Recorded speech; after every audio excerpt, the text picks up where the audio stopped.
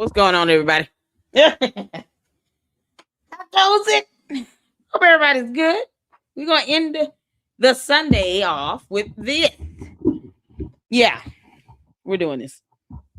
I have done a couple videos of Nick Fuentes cussing out, going off on Candace in the past. I say this flat out. I do not agree with everything Nick Fuentes says, but I probably wouldn't even have to feature him if he had some of these so-called friends of Candace Owens and other conservatives and other people who, have supported her heavily, Megyn Kelly, Brandon Tatum, to actually tell her the truth when she needs to hear it. And we wouldn't have to sit here and play a whole lot of Nick Fuentes videos that she said, Candace said herself, why should anyone be trying to silence Nick Fuentes? Candace said that herself in her show.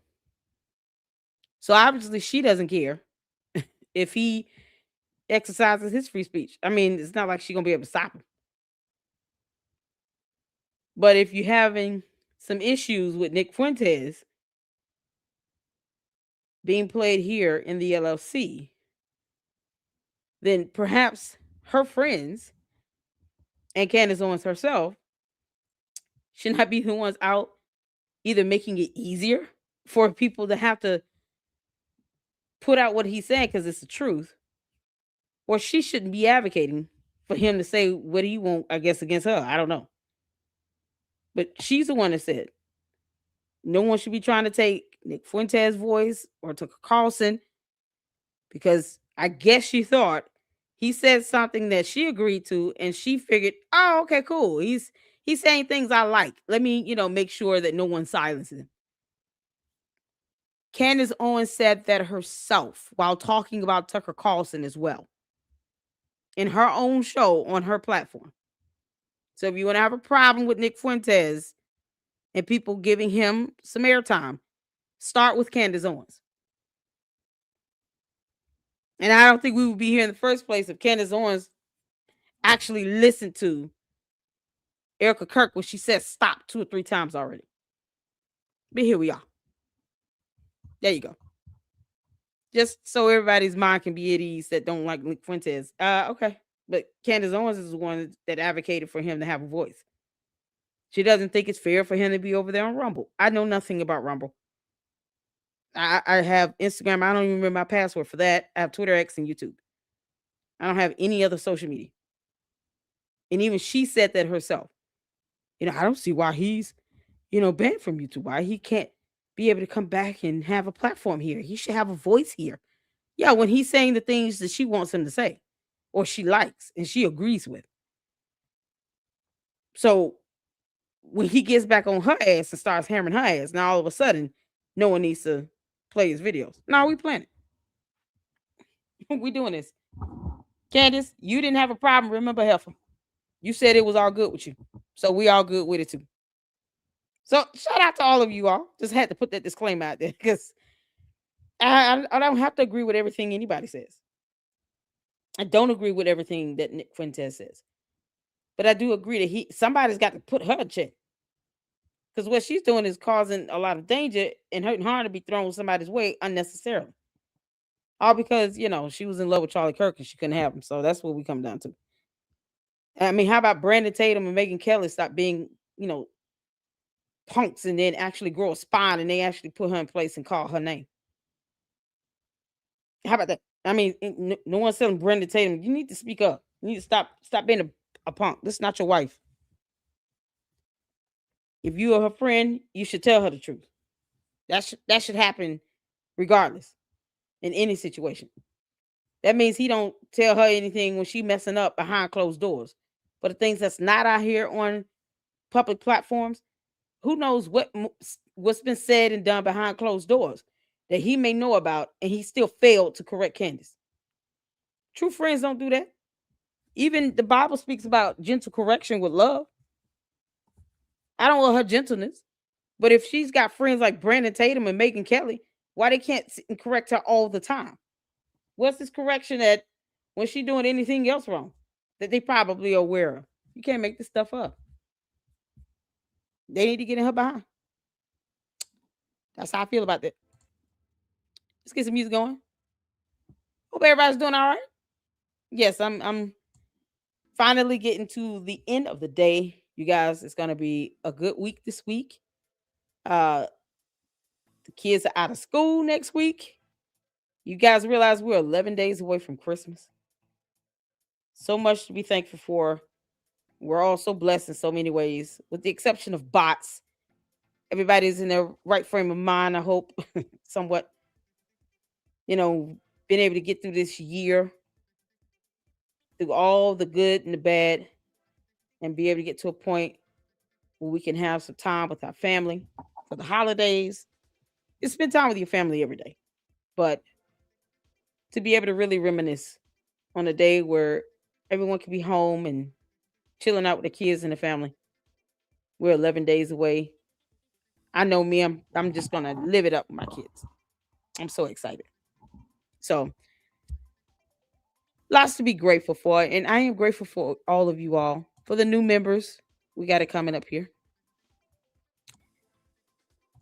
Thank you all for stop giving ear tube. I'm not sure what that means. Airtime. I understand how you feel, but I I want to talk about this here. If Candace says she doesn't have a problem with him having airtime, then I don't, like I said, I don't agree with everything he says. I don't agree with everything Candace says. But we're gonna debunk her and put her in check as well. And when someone else is doing it, whether they're better or worse, when someone is at least telling the truth and putting it out there and saying, or at least asking logical questions, trying to make sense of things, we're gonna do it. We're gonna check it out. Now, her other people around her start stepping up and say exactly what needs to be said, which I can appreciate that. It's the candidness for me and being blunt and direct. Once the rest of them start doing all of that, then we'll play their stuff. But they're not doing it. They're not doing it. So I understand it. But, here in the Lady Luck Club, this is my platform and I'm going to feature what I want. And hey, listen, if you don't want to watch it, I understand. I get it. I choose this topic only because he's going in on Candace. And she's creating death threats and kidnapping threats for people. I don't recall anybody being thrown in jail because they're listening to Nick Fuentes in the last 6 months. 2 people are in jail because they were listening to Candace Owens. And they sent online death threats. I'm trying to figure out which evil is worse.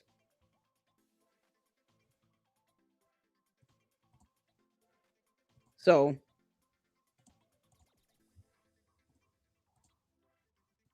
let's see here. What's going on, Saint? I'm just going through some of your comments. I get the dialogue. And the person can feel how they want to feel. But we're gonna listen and check it out. And it's always an option. But there are other, even my brother in Christ, Jay Witt, plays Nick Fuentes videos. Whoever is willing to, with a platform that has the ability to capture viewers on a larger scale, put Candace in place because 2 people are sitting in jail right now because of her influence. Tell Brandon Tatum to step up. Maybe it'd be better if it came from him. I don't know. But he ain't saying shit. Tell him to step up. Yeah, a couple other content creators I can name that play Nick Fuentes. They don't agree with everything. We don't all agree with everything he says. Of course not. But I don't recall anybody going to jail in the last 6 months because of what he said. And send me the names of the people that are in jail right now because of him. 2 people in jail because of Candace. It's got to stop. It's ridiculous. Erica Kirk telling her to stop. She not listening. She got a lawsuit from a whole president of another country. It's ridiculous. So it's an option to watch. It's an option to watch. That's how I put it. What's going on, Ken? How you doing? Hey, Laura. How you doing? Oh, Manny handled it. Okay. And before you guys, like have to block, please let me know.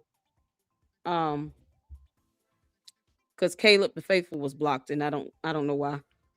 And he's supporter here in the Lady Luck Club. He's a Luckster, and he was blocked. So I had to, I just unblocked everybody except one or two people that I singly blocked myself.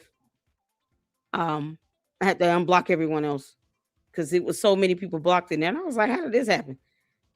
So before you block someone, please let me know.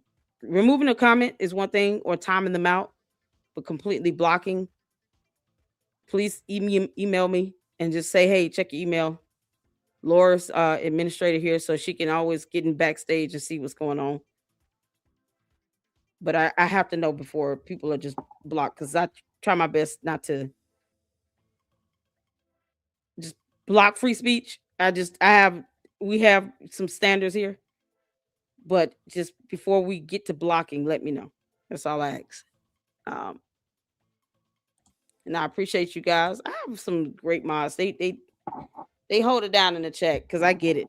It's God, the candy asses can be a headache if you let them.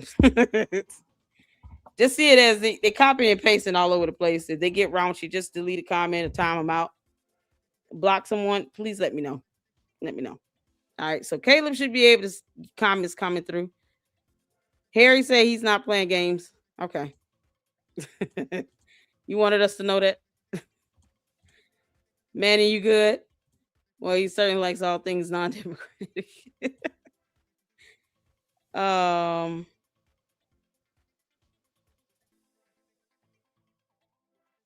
Amnesia, how you doing? Okay.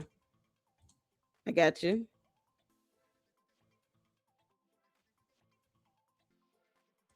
I see the comments come up again. Yeah, see, folks coming up in here, worshiping Candace. It is what it is. It needs to be her damn husband. Exactly, Saint. Boys Club, where the hell you at? And what are you doing? Y'all, he was supposed to have friends coming in internationally. That's what she said. Why she couldn't go to Phoenix tomorrow. Candace, you can still fly your ass out to Phoenix and face these people. I've never known someone talk so much behind a camera with over 5 million supporters like this, cult members and bots and all that, and then scared to go in person to face TPUSA and Erica Kirk because reasons. But we'll go to Dollywood, and they won't ever address that directly. They just beat around the bush with it. Yeah, that's how we saw Nature Boy and Carbonation earlier. We actually watched a series about a real cult where this cult leader is now in jail for the rest of his life plus 10 years. Candace, take a hint. This is the same characteristics. And it's always making excuses and beating around the bush. And they all just think like hive mentality. They say the same thing. It's like auto repeat. Why won't she just go to Phoenix and face them head on? She went to Dollywood. There's no excuse. That's why we're playing these videos. Because it should be her husband. He's the only other person that can tell her to shut up. We're waiting. We're waiting, Boys Club. So even Jewish Uncensored is playing Nick Fuentes videos. Because no one else is being this direct and straightforward with it when it comes to Candace Owens. Everyone else acts as if they're so scared to say something. Even Jewish Uncensored, the YouTube channel, y'all see this here? Jewish Uncensored is playing Nick Fuentes. What are we talking about? I mean, even my brother in Christ, Jay Witt, plays Nick Fuentes videos. Jewish Uncensored. It's the first channel we're going to check out here. This is their video. They even will put up Nick Fuentes videos of him snapping off on Candace Owens because it needs to be said. Jewish Uncensored.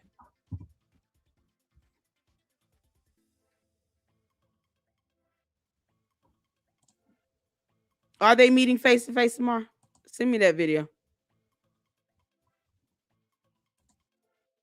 Because if they are, great. I want to play it. Where do you all see that at? No one emailed me that.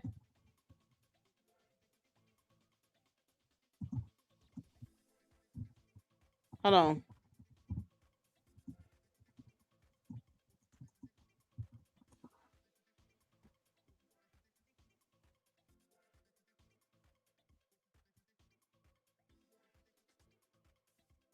When did they say it was meeting face to face?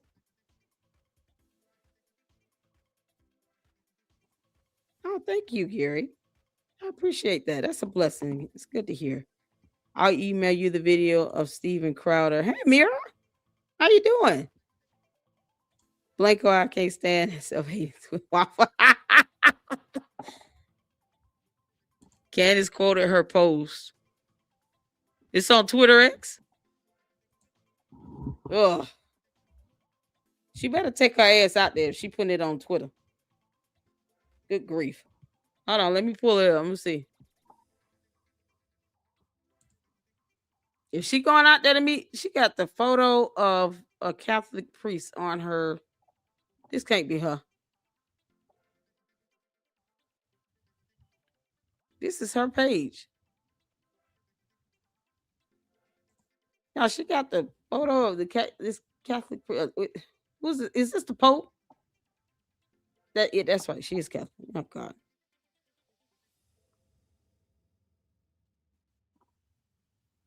Are they meeting for a private? Oh Jesus. Okay, let me go to her page where she's got the post. Candace Owens and I are meeting for a private in-person discussion on Monday, December 15th. Candace and I have agreed that public discussions, live streams, and tweets are on hold until after this meeting. I look forward to a productive conversation. Thank you. You can't make this up. Why?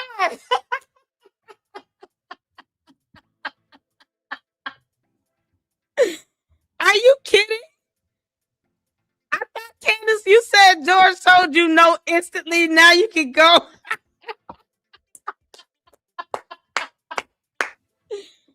Oh, man. That heifer finally said, all right, Lady Luck Club, I'm tired. I'll go out here and meet her face to face. Because I was clowning the hell out of her about this. Erica Kirk, please just record it. Let's see. Is Arizona a one-party consent state?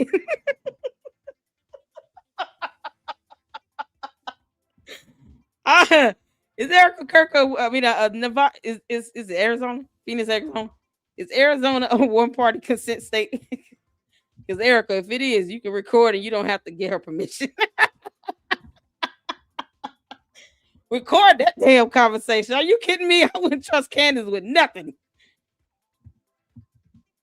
One party consent state. I'm looking this up. Yes, it is.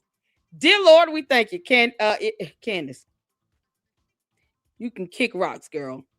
Erica, please record that conversation. Arizona is a one-party consent state, meaning that only one party involved in the conversation needs consent to the recording, and Erica Kirk can give herself consent. Please record that conversation. Dear God, record it. I would not trust Candace as far as she can be thrown. Oh my goodness.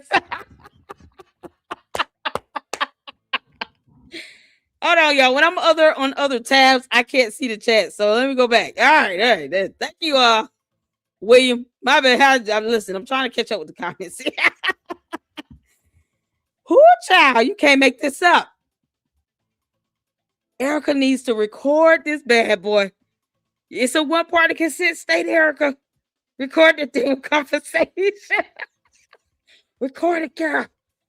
Oh, okay. Meeting tomorrow and the live stream is on hold. Why? Because Candace was going to get obliterated. When did they make that agreement? Oh, let me go back. When was this post up? Today at 8:01 p.m.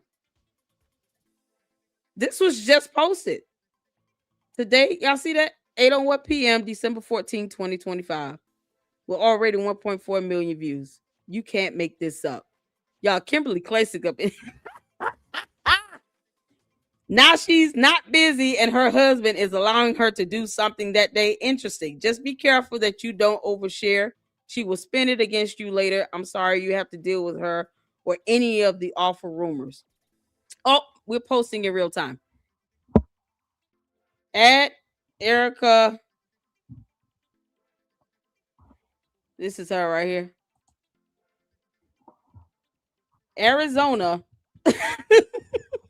is a one party consent state. Record everything. Dear God, hold on. Dear God in heaven. In heaven. Record it. Record that conversation. You can't make this up. There you go. Ah, see, I added to this. Adding value. That's what we do here. Yeah, our heart for Kimberly Classic. We went over her lawsuit too, so. Oh, look at that, y'all. Oh my God. I thought did y'all see the thumbnail? Candace the Grinch. I thought that was scary. Y'all, this is scary. Oh, dear Lord. Blanco said, I'm here for your laughs and for the word heifer. Heifer. Candace, you heifer. You meeting with her? See, I went hard and heavy last week. I said flat out, Candace's little punk ass don't want to fly out there and face Erica Kirk face to face. Because she's still my bits.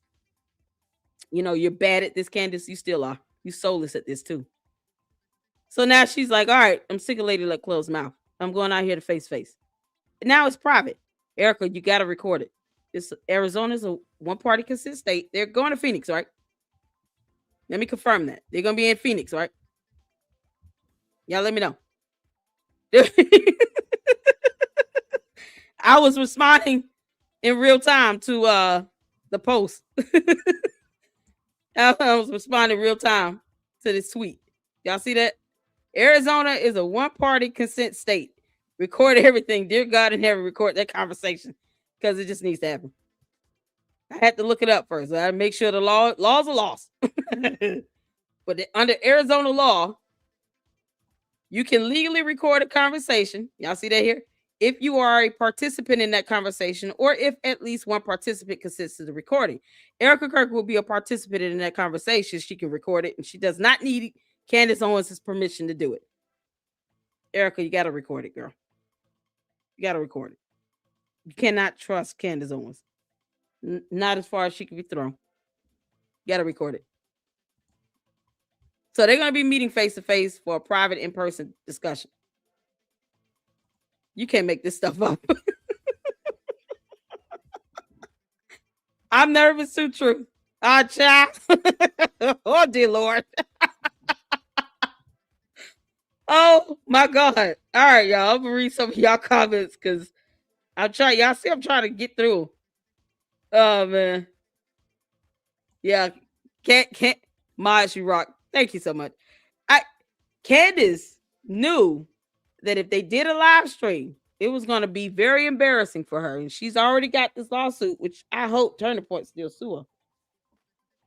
Erica, please ask Candace, why did she disseminate your husband's EMR visit, the ER visit?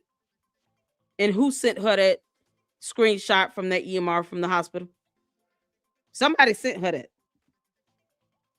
You need to ask her that. Then that way you could call that hospital and say, this staff needs to be fired for violating HIPAA privacy laws. They were not supposed to send Candace that screenshot. And Candace did not have to disseminate that without consent. We did not need to know that.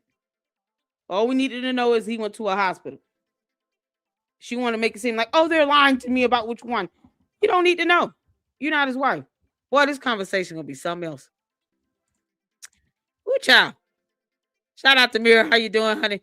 Listen, this is something else. They're meeting face to face in private. Oh, Lord. Can they make sure that Candace Owens goes through a thorough screening before she comes through the door? Make sure there's no needles, hidden weapons, or knives, or, pellet guns. We're checking for everything. No metal. Tell her to take all her jewelry off. Do the metal detector beeping. Make sure she's not wired. If she's meeting them in their territory, oh man.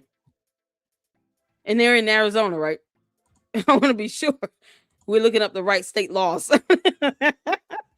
I live out near Phoenix. I don't want that heifer here. Me either. Child. You guys can tell her about Erica's Twitter post. I got that.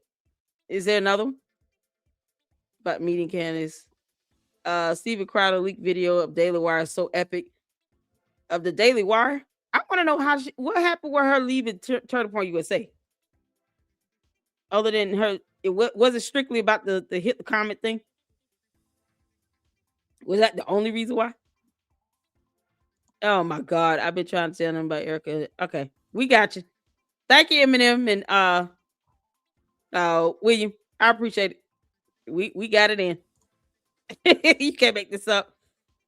Oh my goodness. Email me the video. Okay, we'll check it out. Blako, get his quarter post. It's not she's meeting, no live stream. Oh man. Y'all hit that like button. Do what Mandy says and hit that like button. Thank you so much. That's what adults do. These attacks against them, Islamic love, Candace don't want to look dumb. She don't. Do you all know all the information that they could have put out? They probably would have even said, here is these so-called leaks that Candace claims she has within TPUSA. Because either that would have been proven or debunked. But either way, it would not have been a good look for her. Because she was the one saying, I've got leaks in TPUSA. Oh, okay. You don't think that could be narrowed down to figure out who these people are? You can send an email or make a phone call from any of those offices with any of those electronic computers, laptops, phones registered on the TPUSA. They can check call logs, get emails, and everything. It's their software, it's their computers, it's their property, it's their devices. If I have a work phone, I cannot expect my employer to give me privacy. They can check it in my phone and get call logs and information out of it because it's the employer's phone. It's not mine. I don't pay the bill for it. It's the same thing with TPUSA. So when she's talking about she's got leaks over there, don't you think that they can easily pinpoint down who these leaks may be?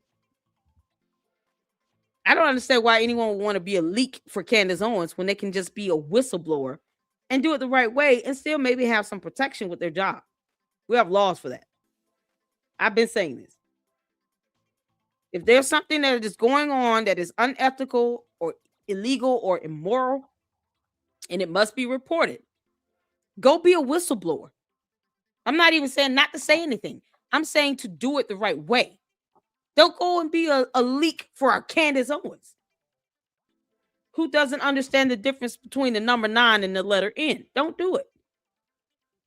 Go be a whistleblower. Then you can have that federal law protection when it comes to your employment. They can't retaliate, but if they try, now it's easier to sue them. But if you truly feel something is wrong, you would do it the right way because you wouldn't have any fear of retaliation. And it might be something that can be resolved before it even gets to that point. But if you're just going out being a leak to Candace Owens, and she hasn't been there since 2019, and we're in the year of our Lord 2025, and you still have people asking, why was she forcefully resigned, or pushed out of TPUSA? then you might want to rethink being a leak for Candace Owens. I don't see how anyone can say, yeah, I'm sending her information. I know I shouldn't be sending her, but whatever. Why? Or how about this? The TPUSA employee can just come out themselves and be a whistleblower. And then they don't have to worry about Candace Owens. They ain't got to fool with them. You got some of these people that claim to be TPUSA employees doing videos now. They're posting them up on Twitter and all this other stuff.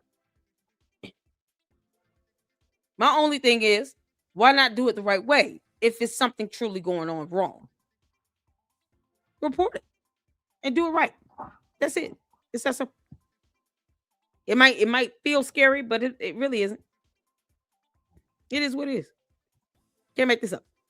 Of course, the Pope is saying Christians and Muslim friends. Is that what she got the Pope's photo on her Twitter X page? It's just a weird thing. She don't have her family and her kids up or anything. She got the Pope. I don't understand it.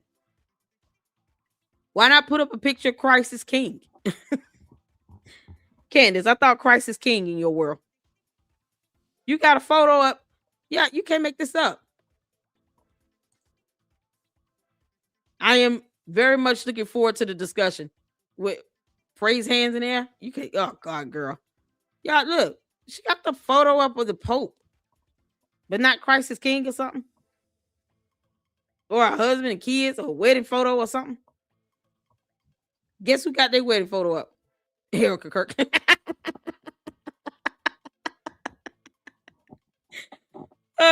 Erica Kirk. You can't make this up. See, Erica Kirk got her wedding photo up. Look at that. Her and her husband. Why Candace can't do this? Candace, why you got the Pope up as your profile pic? Like, it's who?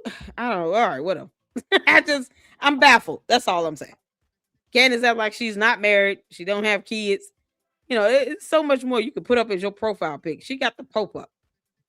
Dear Lord. It's just weird to me. It's weird. It's weird. Because one is always talking about Christ is King. This is your profile pic. How does this reflect Christ being King? This is Candace Owens with a Pope or Bishop or somebody. How does this reflect Christ is King? Where are they? Yeah, this is Candace over here in this black coat. I'm assuming this is her priest or somebody she's standing next to, or the Pope. I don't know. Y'all correct me if this Pope or not. I don't even think this is something the Pope will wear. This is crazy. Lady Luck, I watched an interview with a former Turning Point employee. You should definitely check out. Send me the link to the video. I sure will. I'll check it out. The new black Pope from Chicago make it make sense. I say, yeah. The actual Pope is from Dalton, Illinois. Why does she have this as a profile pic? Her and the Pope. I don't understand it. I just why, man? Erica better record that damn meeting with Candace Owens in private. You know she's not going up with good intentions. And I wonder who reached out to who. Are they gonna ever tell that? Did Candace reach out to her? Did she reach out to Candace? How did this go? They just both did this an hour ago. Yeah, this is crazy. Yeah, I replied all like, yeah, you need to make sure you yeah, make sure you record that, Erica. I wouldn't even trust. This is something else. Somebody said, "Can someone explain to me what's going on?" This is insane. This is insane.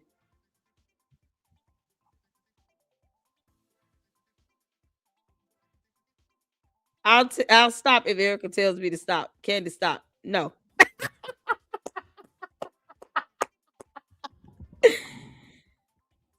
want to sit here talking about, oh, you guys should be, doing this in private. No, no, no, no, no. When you're dealing with a pathological liar who comes out and turns everything into content and twists everything up, even if they're doing it in private, Erica better record it. Record it. Okay, Mir. Thank you. Record it, because why should anyone trust that? Why should anyone trust that? Record it.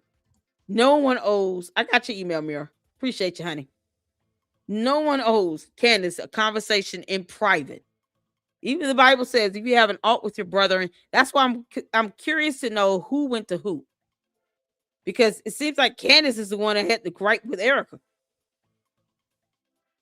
So if you have an alt with your brother, you go to them in private. In hopes. Don't make me have to look up that whole scripture.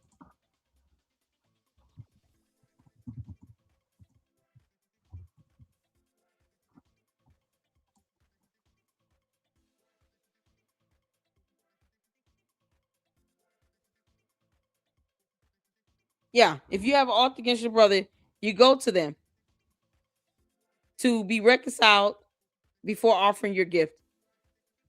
And if that doesn't work, then you go to them with a third party so that they may bear witness to the truth. That's how that goes. Don't give to God when you got a gripe on your shoulder against somebody. So I'm curious to know who reached out to who. Does anybody know?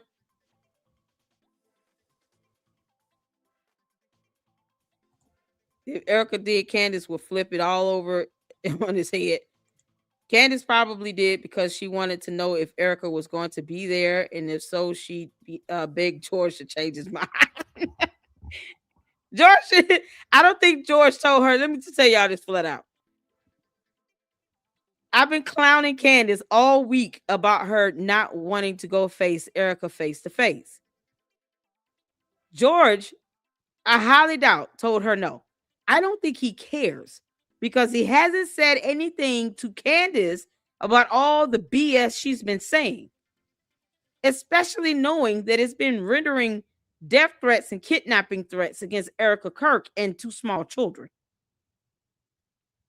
And George is allowing all this crap to flow from his wife behind the camera.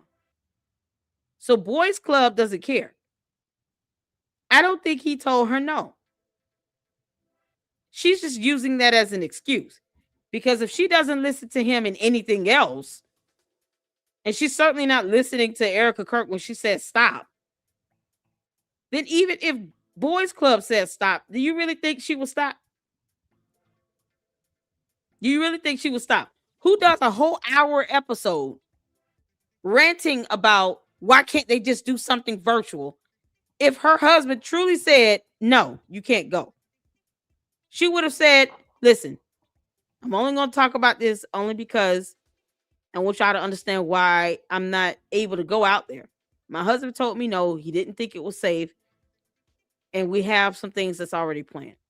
Moving on. She wouldn't have harped on this virtual link or anything, making it seem like they weren't trying to give her the opportunity to come out and face them in person. Either she can go or she can't go. They didn't owe her anything beyond that. She doesn't dictate what happens with TPUSA. She's not the CEO. Erica Kirk is. I don't get to call Coca-Cola Company and say, hey, I want to have a meeting with you all. I want to be able to ask questions, and to try to get information. And then when they say, okay, we're having an event on December 20th, Lady Luck Club can come out if she wants in person and be a part of the discussion. Well, I can't do it because, my dog barked 3 times and that meant that, I couldn't go. My dog was like, bow, wow, wow, wow. And I was like, oh, okay, I guess I got to stay because I think my dog has a sore throat. And now I can't go. But why don't they just send me a link? They can send me a link. Like, I can't dictate what Coca-Cola, Inc. does after that. If I can't go because of something I've got going on in my life personally, my dog has a sore throat, And he's trying to bark and let me know, listen, I don't feel good, Heifer. You can't go nowhere. So I can't sit here and blame Coca-Cola for that. I can't force them to give me a virtual link to join virtually. They're like, we're having this event. The Lady Luck Club can come out in person and ask questions and be a part of it, or she can't. Either way, we're doing it. That's the same thing with TPUSA. It was like, listen, we have to do this, for record keeping. We're making a record here. Now, if she wants to come out in person and ask questions and stuff like that, fine. But we're still doing this either way. She can't get mad at them because she's got something personal going on with Boys Club. Boys Club's got people coming in. So what? You don't run TPUSA. You don't get to dictate, their invite to you. They told you come out in person, Heifer, or go sit down somewhere and leave us alone. So she's the one that said, well, I can't, I can't do it because, George, he instantly said no, but I maybe I can be convinced. No, you said George said no. So why do we need to convince you, Candace? Because words matter. When it's coming out of Candace's mouth, words matter. And I'm very literal with her. That's why I turn on the closed captions. That Heifer would say something where she would say one thing, the first part of a sentence, and then contradict herself in the second part of the same sentence. Just like she says, I hate everyone, but then everybody else is asking, everybody, all these candy ass cult members sitting here talking about, why y'all hating on her? No, Candace is the one that's hating. She said, I hate everyone. She said it. We're criticizing. We're giving free speech, our thoughts and opinion. She said she is the one that said, I hate everyone. That came out of her mouth. That's the epitome of spreading hate. But then she turns around and says, maybe I can be convinced to do another time. I'll just cancel my show if they send me a link. She went on a whole tirade about that for an hour. If it really was about George saying no, that's all there is to it, right? If she truly wants to present herself to be some submissive wife that makes her husband a sandwich when he says, make me a sandwich. She's not stunned George and he ain't stunned her. He ain't stunned her. He don't care what she's doing. Because he would have told her, shut up already if he did. He'd be like, you out here, you got people getting death threats? Stop. He's helping her write these scripts. He's standing behind the camera. And he's not one time said, yeah, now this is going south real fast. No. So I don't believe that he told her no. She's just capping with that and trying to deflect that and putting it off on him and knows that he's not going to say anything. Just like he has not said anything about all this bullshit coming out of her mouth. He hasn't said anything about any of that. So he's certainly not going to go behind her and correct her to say, no, dear, I never told you no. You think he's going to come out and just say that? He's going to come out and literally call his wife a liar? No. It's easy to blame him. It was like she rambling off script. She lies like hell anyway. And then to turn around and say, but I can be convinced, and then try to convince, no, she don't have to convince George of a damn thing. She tells him what to do. And he's like, I just go along with it. Oh, okay. Well, he's already said he gives her glory and lets her shine. So whatever. That ought to tell you who run that house. He don't. Boys Club ain't stunning how he hears it's Raining Man and he just runs up and gets happy. You can't make this up. He's not stunned her. Not at all. But I don't believe that. I don't believe that for 1 second. I don't believe for 1 second that he told her no. Not at all. We got a video to watch. Hold on. And I do want to get to the Nick Fuentes videos because it's just high time people are calling her out for real. Like, and they're not sitting here being shy about it. Say what needs to be said. But this is their post. So if she reached out to Erica Kirk, which would make sense because I mean, you know, Monday was going to be horrible. Boy, they won't shatter her hopes and dreams. And it's only so long they're going to sit here and let you just, even if for the record of making a record, let's say they plan on suing her ass, they can at least show, listen, we tried to correct the record. We told her to stop 2-3 times. She didn't stop. She kept going at this. So we had to do something to correct the record. We did a whole live stream video. We even invited her to come in person. She said no, Your Honor. And then she continued on with the malicious slander and the defamation. So now we're here in court and we're suing her ass. The end. That could be used to help their case if they wanted to file a lawsuit against her, because they would have to prove malice intent. She's a public figure. And Candace, you choose to be. No one forced you to be. So it would have served them some good. They wouldn't have cared about how she felt. This is happening. Lord have mercy.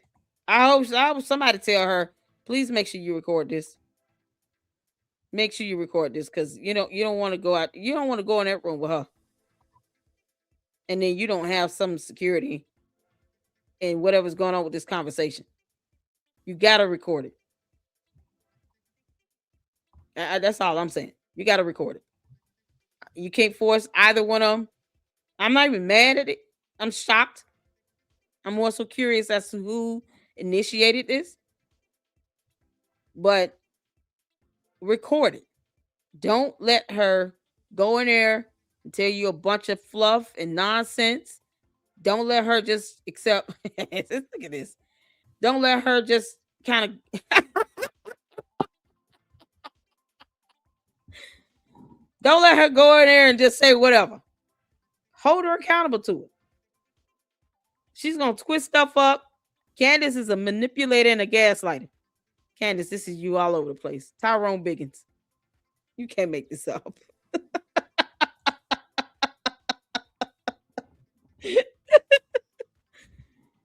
Can't make this up. She's a horrible manipulator, but the way to guard yourself, I'm recording this. She's not getting this over on me. I'm recording all of this. All right, so Mira sent the video from Steven Crowder. You said Steven Crowder did it? Who sent this to Steven Crowder? I'm curious. And this video here is, this is why I don't play this game, from Steven Crowder. What? Oh, y'all. Oh, this is about to get good. Okay. Let me get some more comments in right quick. All right. Well, we're praying for Erica, because that's going to be something else. 12 days of Christmas. Yay. Okay, y'all. We're going to go and check that out at the end. At the end is a shout out to all you in the Lady Luck Club. Y'all, SFL's got the 12 Days of Conspiracy music video up. Oh, that's going to be good. Is that pic of her priest getting ready to do an exorcism on Candace, or what's the point of the pic? I don't know, Susan. That's what I said. Who has a photo of themselves with their priest? Because I highly doubt that was Pope. Priest up like that as their profile pic. It's so weird. That's like me putting up a photo of my pastor as my profile pic on Twitter. Me standing with my pastor. Like, why would I put that up? It makes no sense. Candace got 4 kids. It just be her and boys club. Her and George. One of their wedding photos or something. It's so weird. I don't know anyone that uses the profile pic of themselves standing next to their pastor or their priest or their rabbi as their profile pic for Twitter. And you're talking about someone with a huge platform. It is so weird. Somebody call that priest and ask him what's going on.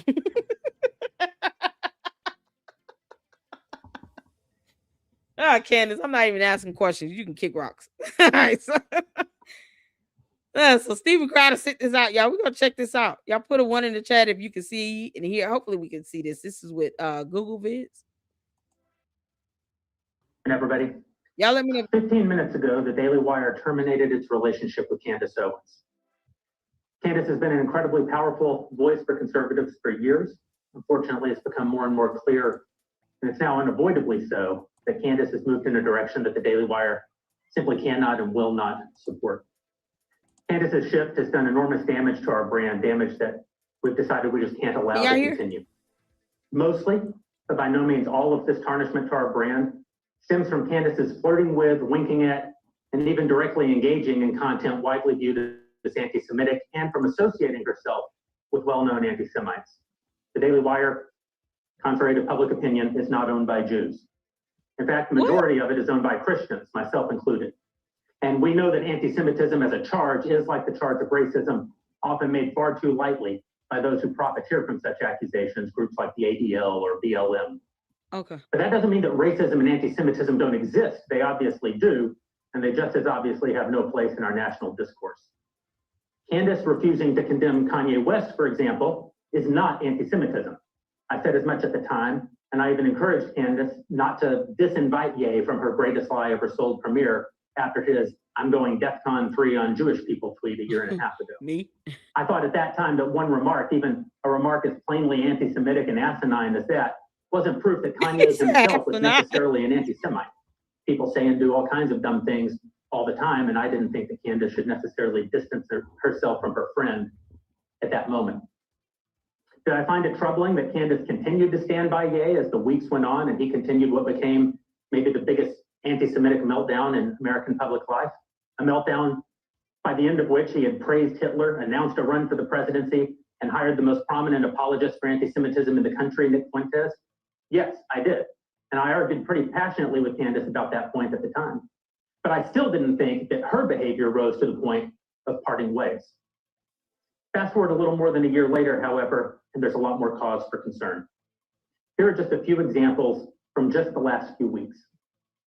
Candace appeared on the Fresh and Fit podcast, which itself skews anti-Semitism and talks about the JQ, which means the Jewish question, routinely. And Candace said nothing while the host played a cha-ching cash register sound at the mention of any Jew or Israel, including Ben Shapiro's wife. We have a clip here of that for you.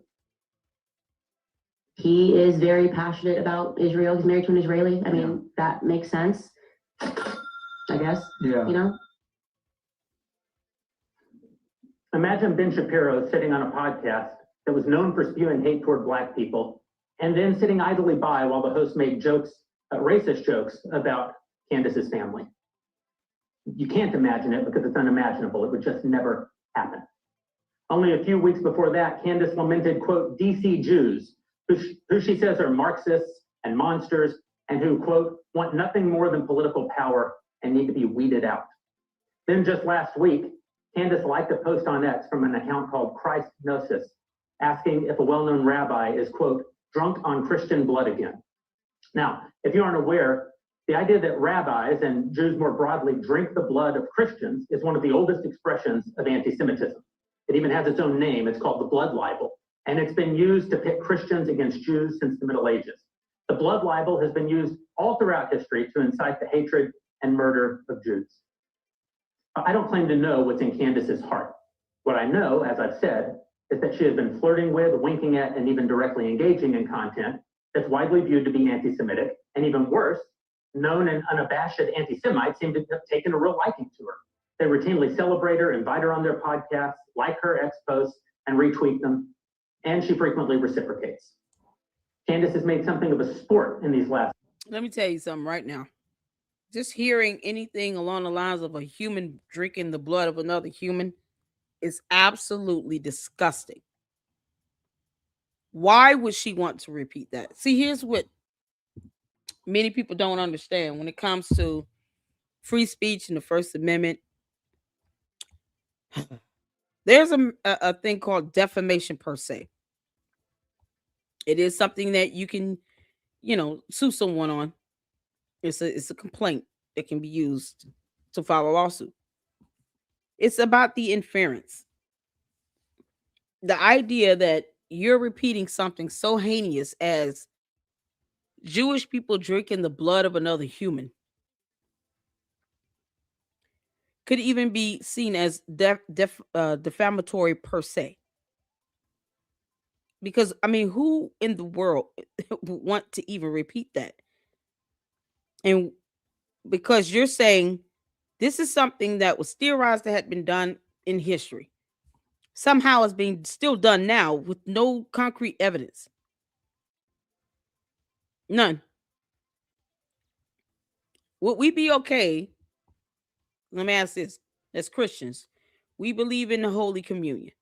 Do we not? The Holy Communion is symbolic for, eating bread or unleavened bread, representing the body of Christ, and drinking wine, representing the blood of Christ. As Christians, which is what Candace Owens professes to be, even though she's weird. God. She has a profile pic of her and her precept, not her and her husband. Whatever. As a Christian, would you want someone to go out and accuse you of literally drinking blood when we're doing communion? Would you want as a Christian, would you want anyone to go out and say, I went to this church today and they all supposed to be Christians and they did communion, and these Christians are drinking real blood in here, talking about it's supposed to be the body of the blood of Christ? I mean, as Christians, how we feel about someone saying that about us? She's repeating something about blood libel in the aspect of anyone drinking human blood, whether it's for purification or whatever it's the meaning for it, just the aspect of someone drinking human blood is absolutely disgusting. As Christians, because let's not be hypocritical about this, would anyone as a Christian, something Candace Owens professes to be, want to be accused of drinking human blood when we're doing communion? Human blood. Because that's what's said in communion. That's what the word of God says. Take this, eat this bread. This is representing my body. Drink this. This wine represents my blood. How would Christians feel if you had people running around like somebody like a Candace Owens that works for a Christian organization, and they're saying that people who represent this organization, Christians, are now drinking human blood when we do communion?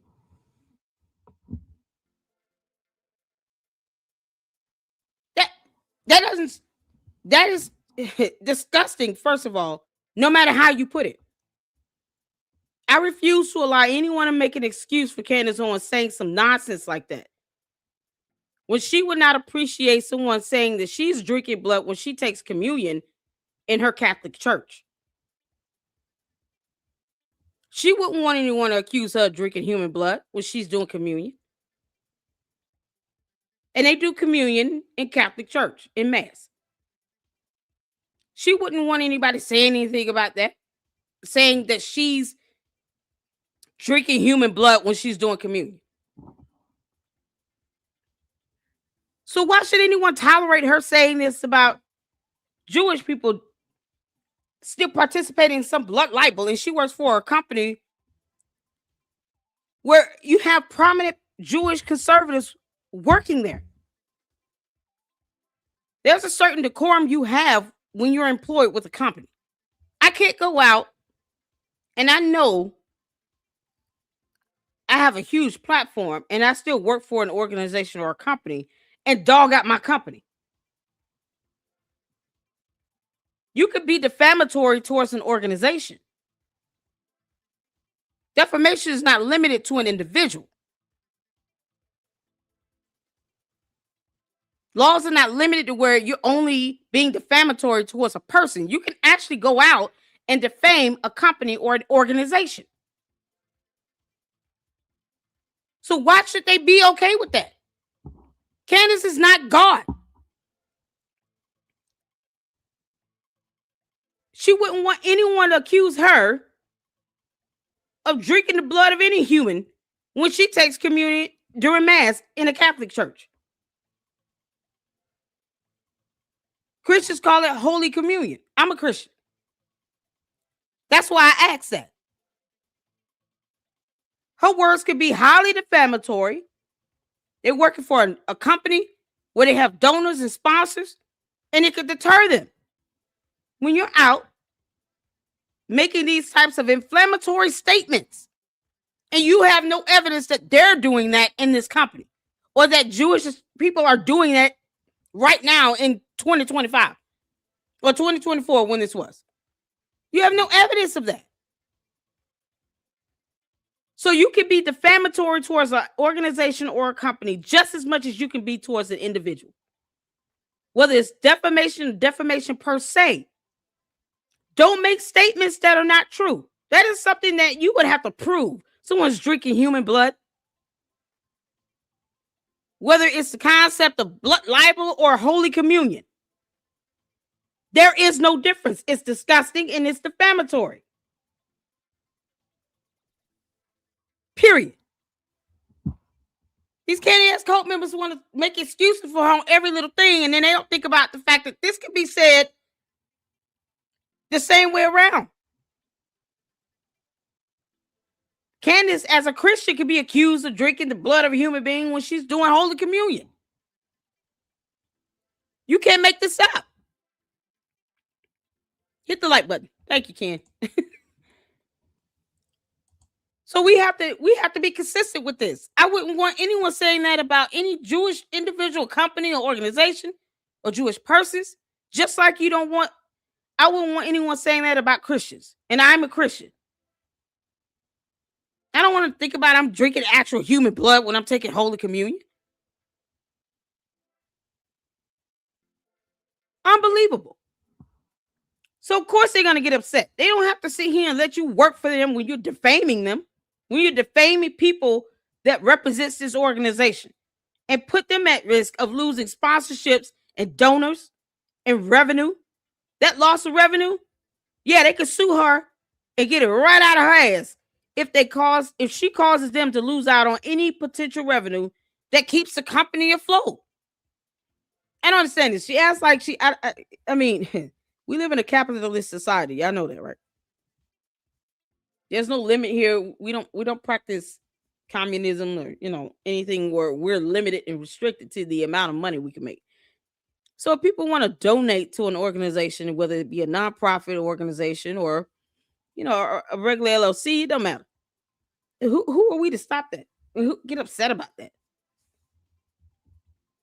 Especially when you make defamatory statements like that. Bottom line, the fact is, Candace wasn't even born during this era where she's alleging that this happened historically, and she herself has not witnessed that happening with any Jewish person doing blood libel, and she would not want anyone accusing her as a Christian of drinking human blood during Holy Communion. What's good for the goose is good for the gander. Can't make this stuff up.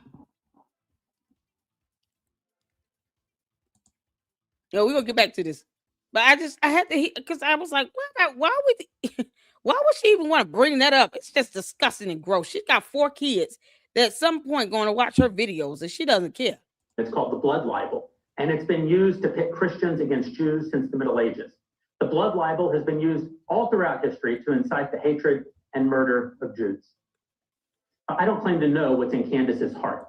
What I know, as I've said, is that she has been flirting with, winking at, and even directly engaging in content that's widely viewed to be anti-Semitic, and even worse, known and unabashed anti-Semites seem to have taken a real liking to her. They routinely celebrate her, invite her on their podcasts, like her ex-posts, and retweet them, and she frequently reciprocates. Candace has made something of a sport in these last months out of strongly implying negative things about Jews, only to then deny that she was ever actually talking about the Jews in the first place. Candace made no statement at all in the days after Hamas terrorists raped, murdered, and tortured over 1,000 Israeli civilians, mostly Jews, some Americans. And then they took hundreds more hostage.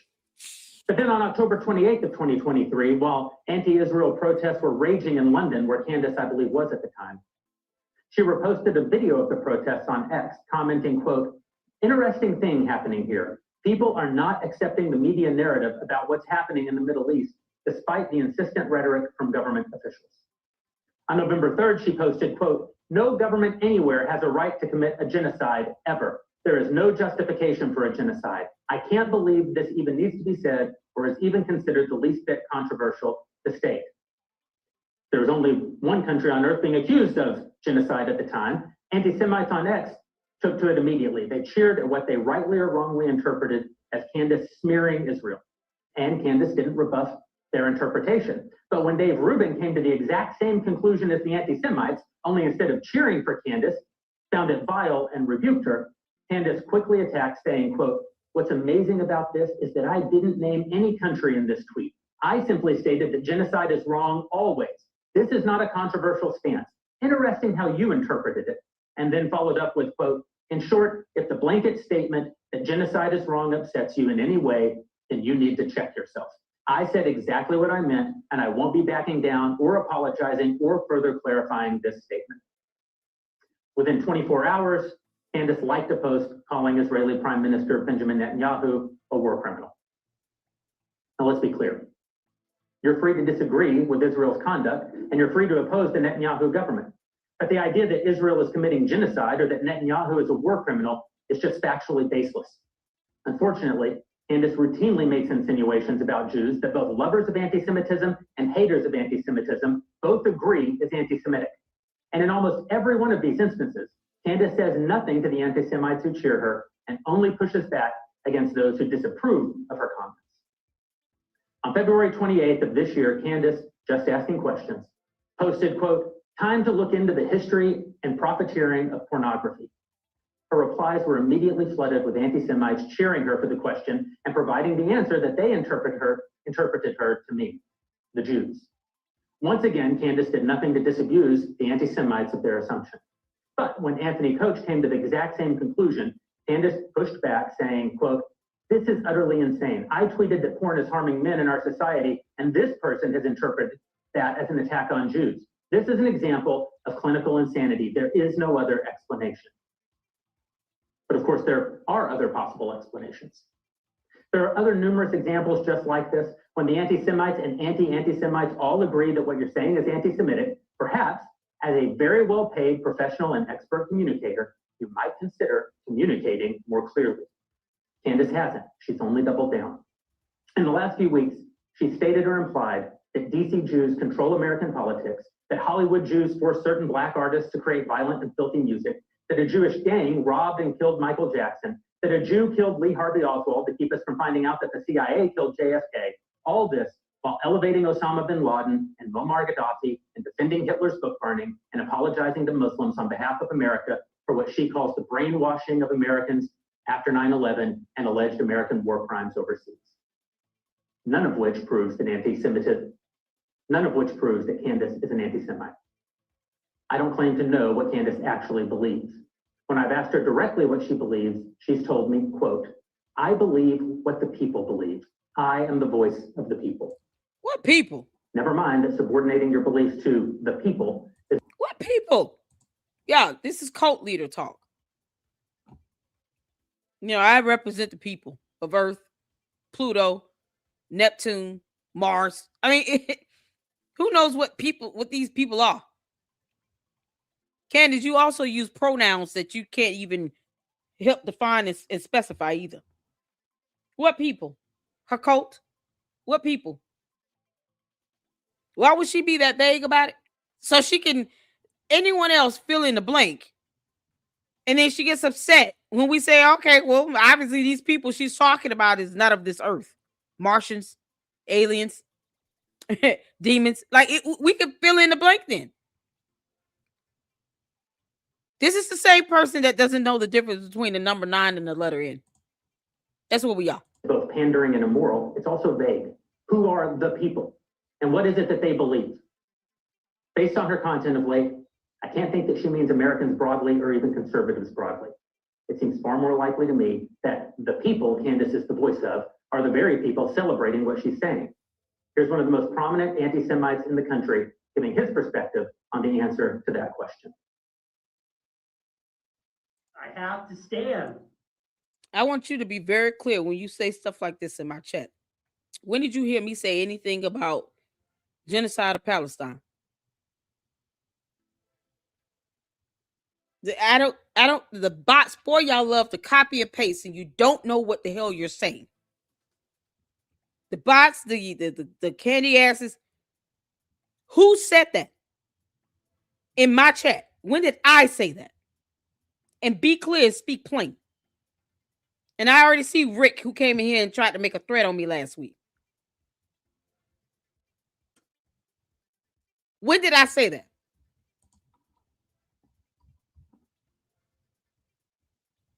Don't put words in my mouth. When did I say that?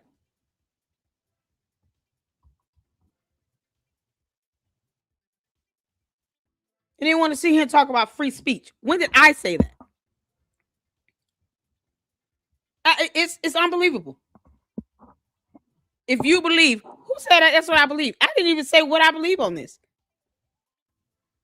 I said it needs to be some consistency. Candace shouldn't be hypocritical when she doesn't want anyone accusing her of drinking blood when she does Holy Communion.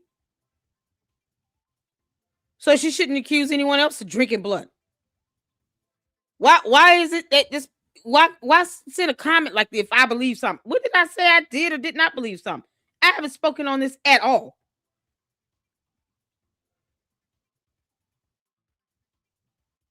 It makes no sense. Hey, Tavares, how you doing, honey? Good night. I have to stand because she's cooking. She cooked. That's crazy. She tweets a picture of Rabbi Shmuley. Bill, she writes. Bill. Nothing else. Incredible. She writes, Bill. She called him an unholy rabbi. I'm stealing that, by the way. If you hear that in my AFPAC 4 speech, I'm giving her credit. I'm stealing that from her. She said, the unholy rabbi. Dude, goated with the sauce, f***ing cook. Fuentes went on for about an hour celebrating Candace in that episode from 2 weeks ago. Of course, it's not just her associations with anti-Semitism that are damaging to our brand. Over the last few months, Candace has embraced the worst conspiracy theories and the worst people. When she traveled to Romania to interview Andrew Tate, Caleb was... I'm so glad you said Candace does not even read the Bible. That girl can't quote a scripture to save her life, and you would think she would just... Okay, well, let me just make sure I quote this correctly. Let me Google it up right quick. She won't even do that. Her profile picture on Twitter is a picture of her sitting next to her pope, or her priest, rather. Her priest. I don't. How does that represent Christ as king? She's Catholic. How does that represent Christ as king? I'm just trying to understand this. Clear that we wouldn't pay for her to rehabilitate a pornographer, con man, and an accused rapist. Candace assured him that hers would not be a softball interview. But of course it was. Candace not only allowed Andrew Tate to misrepresent his past statements and the charges against him, she helped him do so. Last week, Candace put out a long tweet trying to frame her position not as supporting the Tate brothers, but simply as being fair-minded about the charges brought against them. That might have been more convincing if she had ever said a single negative thing about them, or if she hadn't liked, responded to, or retweeted them 73 times in the months since the interview. I want to be clear about this. Andrew and Tristan Tate are very bad men who have boasted and even sold courses teaching how to manipulate women through sex into doing pornography for your profit. And again, Candace is a professional communicator. She's very effective at saying what she wants to say. Probably as effective at that as anyone alive. And of course, Candace has recently said that she's willing to stake her entire professional reputation on the fact that French President Macron's wife was born a man, despite the claims already having been proven false in French courts. The lady has 3 children. She and her brother, whom the conspiracy theorists suggest is actually her, jointly sued and won against the people who first popularized the conspiracy theory in France. But most troubling to me is Candace's deeply disingenuous use of the term Christ is King. As best I can tell, her first use of this term publicly was in response to Ben. If you recall, Ben was asked at a small private event in a Jewish home how he felt about Candace's behavior post-October 7th. Ben was caught on camera saying that he found her behavior disgraceful and disreputable. That day, Candace posted a verse from the New Testament that man cannot serve both God and money, with a follow-up comment of Christ is King. The remark was widely interpreted as a rebuke of Ben and to mean that Candace could not be bought off by Jewish Ben Shapiro. She and her opinions are in service to God. Ben responded in anger. He said that if Candace believed her contract with the Daily Wire was standing between her and God, she could quit. Candace's response was classic Candace. After saying but not saying exactly what she meant and then being called out on it, she denied that she ever meant it in the first place, and how dare you suggest that she did. She said, quote, That's interesting. She said Christ is King. Where's Christ in this video, in this photo? Somebody point out Christ in this photo. Y'all see Jesus Christ anywhere in this photo? I don't see no Christ in this photo. She's standing next to her priest. Where's Christ in this photo? I have to assume this is a Catholic church she attends. Where is Christ in this photo? You don't even see the word Christ. Where do you see Christ in this photo? I don't even know what this painting is up here. What is that painting up there? That's a weird painting. Where y'all see Christ at in this photo? Help me out for the candy asses. When y'all point out where's Christ in this photo, let me know. Because she says it like a slogan. Like a euphemism. You know, like a chant. Something to shout at a football game. Christ is King. Christ is King. Where's Christ in this photo? This is her Twitter X profile picture. Candace Owens. This is her profile picture on Twitter X here. With the blue check mark and everything is verified as hers. Where y'all see Christ at in this photo? Christ is King. Candace, you heifer. Where's Christ at in this photo, girl? You would think she would just have Christ is King as her profile picture, right? She has a photo of herself on her YouTube channel, a photo of her and her priest on Twitter X. I don't know what she has on any other social media platform, but Christ is King, no. Ain't no Christ in any of the photos, nothing on her pages, nothing. She just says it as a slogan. Candace not about that life. I mean, if she had to endure half of what Christ endured on Calvary, on the cross, she would have given, she wouldn't even thought to go that far. What Christ went through that entire day before he was even put on the cross, Candace wouldn't be able to endure 10 seconds of it. Where's Christ is King in this photo? And yet, people think this is cute for her to just throw it out as a slogan. Gotta be kidding me. You've been acting unprofessional and emotionally unhinged for weeks now, and we've all had to sit back and allow it, and have all tried to exercise exceeding understanding for your raw emotion. But you cross a certain line when you come for scripture and read yourself into it. I will not tolerate it. She posted again, quote, "You are utterly out of line for suggesting that I cannot quote biblical scripture. The Bible is not about you." Then commented on that post, again, Christ is King. Here's the thing. I agree that Christ is King. All Christians agree that Christ is King. But why say so here? What's the implication? If not that Candace serves Christ and Ben doesn't. It certainly appears to me that Candace is attacking Ben for the very fact of his Jewishness.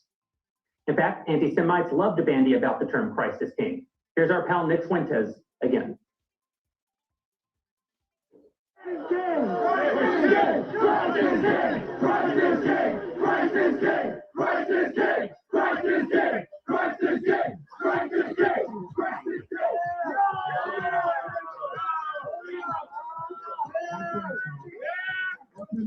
What did I tell y'all? It's like a euphemism at a football game. When I For them. come out to these rallies and I see everybody and they bring their rosaries and crucifixes, and their American flags. I know we're on the right side of history.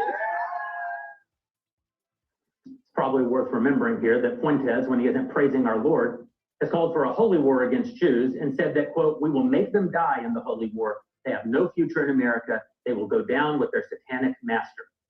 Christ is king. Yeah, Christ is king. But the term Christ is king is not a gang affiliation. Christ isn't glorified by your using him as a weapon to cudgel your enemies.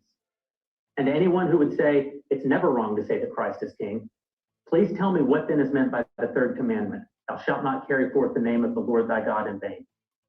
Surely if one were to rape and murder someone, like Hamas did on October 7th. Let me rewind that, because apparently, to the candy asses, y'all might want to listen in. This is probably the most biblical scriptures you're gonna get for today.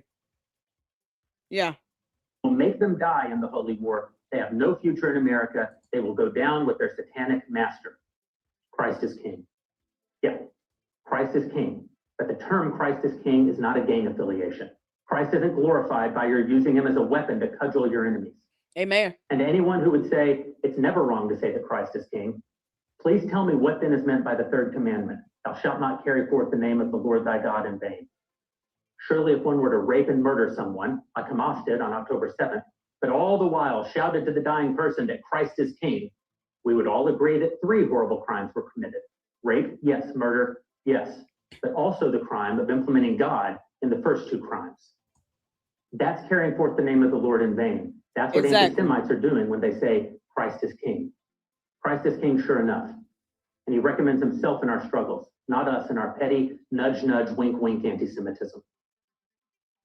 All of this has badly tarnished the brand and reputation of the Daily Wire and of me personally as the front-facing CEO. One need only revisit the thousands of virulently and overtly hateful commenters celebrating what they see as Candace's turn against the Jews, the remarks from Nick Fuentes, the myriad stories written in journals from Mediaite to the Washington Examiner to the Jewish Journal to the Times of Israel, the New York Post, the Daily Mail, and on, or from the many, many people disappointed with the Daily Wire and with me and even with Ben for not acting sooner to see how badly marred our reputation has become. And so we're ending our relationship with Candace effective immediately. We're not canceling Candace as in cancel culture. Candace has every right as an American to damage her own brand. If I were the CEO of a platform like X, I wouldn't kick Candace off of it. But I'm not the CEO of a platform like X. I'm the CEO of the Daily Wire. The Daily Wire is not a platform. The Daily Wire is a publisher. Daily Wire is not a place where people publish their own thoughts. It's a place where we curate the thoughts that we largely align with and voices we believe are doing good in the world. Not just thoughts and voices who happen to agree with Jeremy or happen to agree with Ben all the time. Obviously, I disagree with all of our hosts some of the time. But Candace has now become a voice I simply cannot align with. I believe that she's doing great harm in the world and to the brand that I've worked really hard to build over this last decade, and I'm just no longer willing to subsidize it. And I want to be clear about one more thing. We're not giving in to any pressure from any outside group. Rabbi Shmuley, who Candace has called unholy and accused of blackmailing her, is, as far as I can tell, an abject attention whore. I don't much care what he thinks. I don't much care what kinds of threats that he makes. He's continued to demand that Ben and Dennis Prager fire Candace, but of course, as both Ben and Candace and I have said publicly again and again, Ben doesn't have the authority to fire Candace because he's not a majority owner of the business and he's not an executive in the company. But he's famous and he's Jewish, so Rabbi Shmuley is happy to grandstand by demanding that he do so anyway.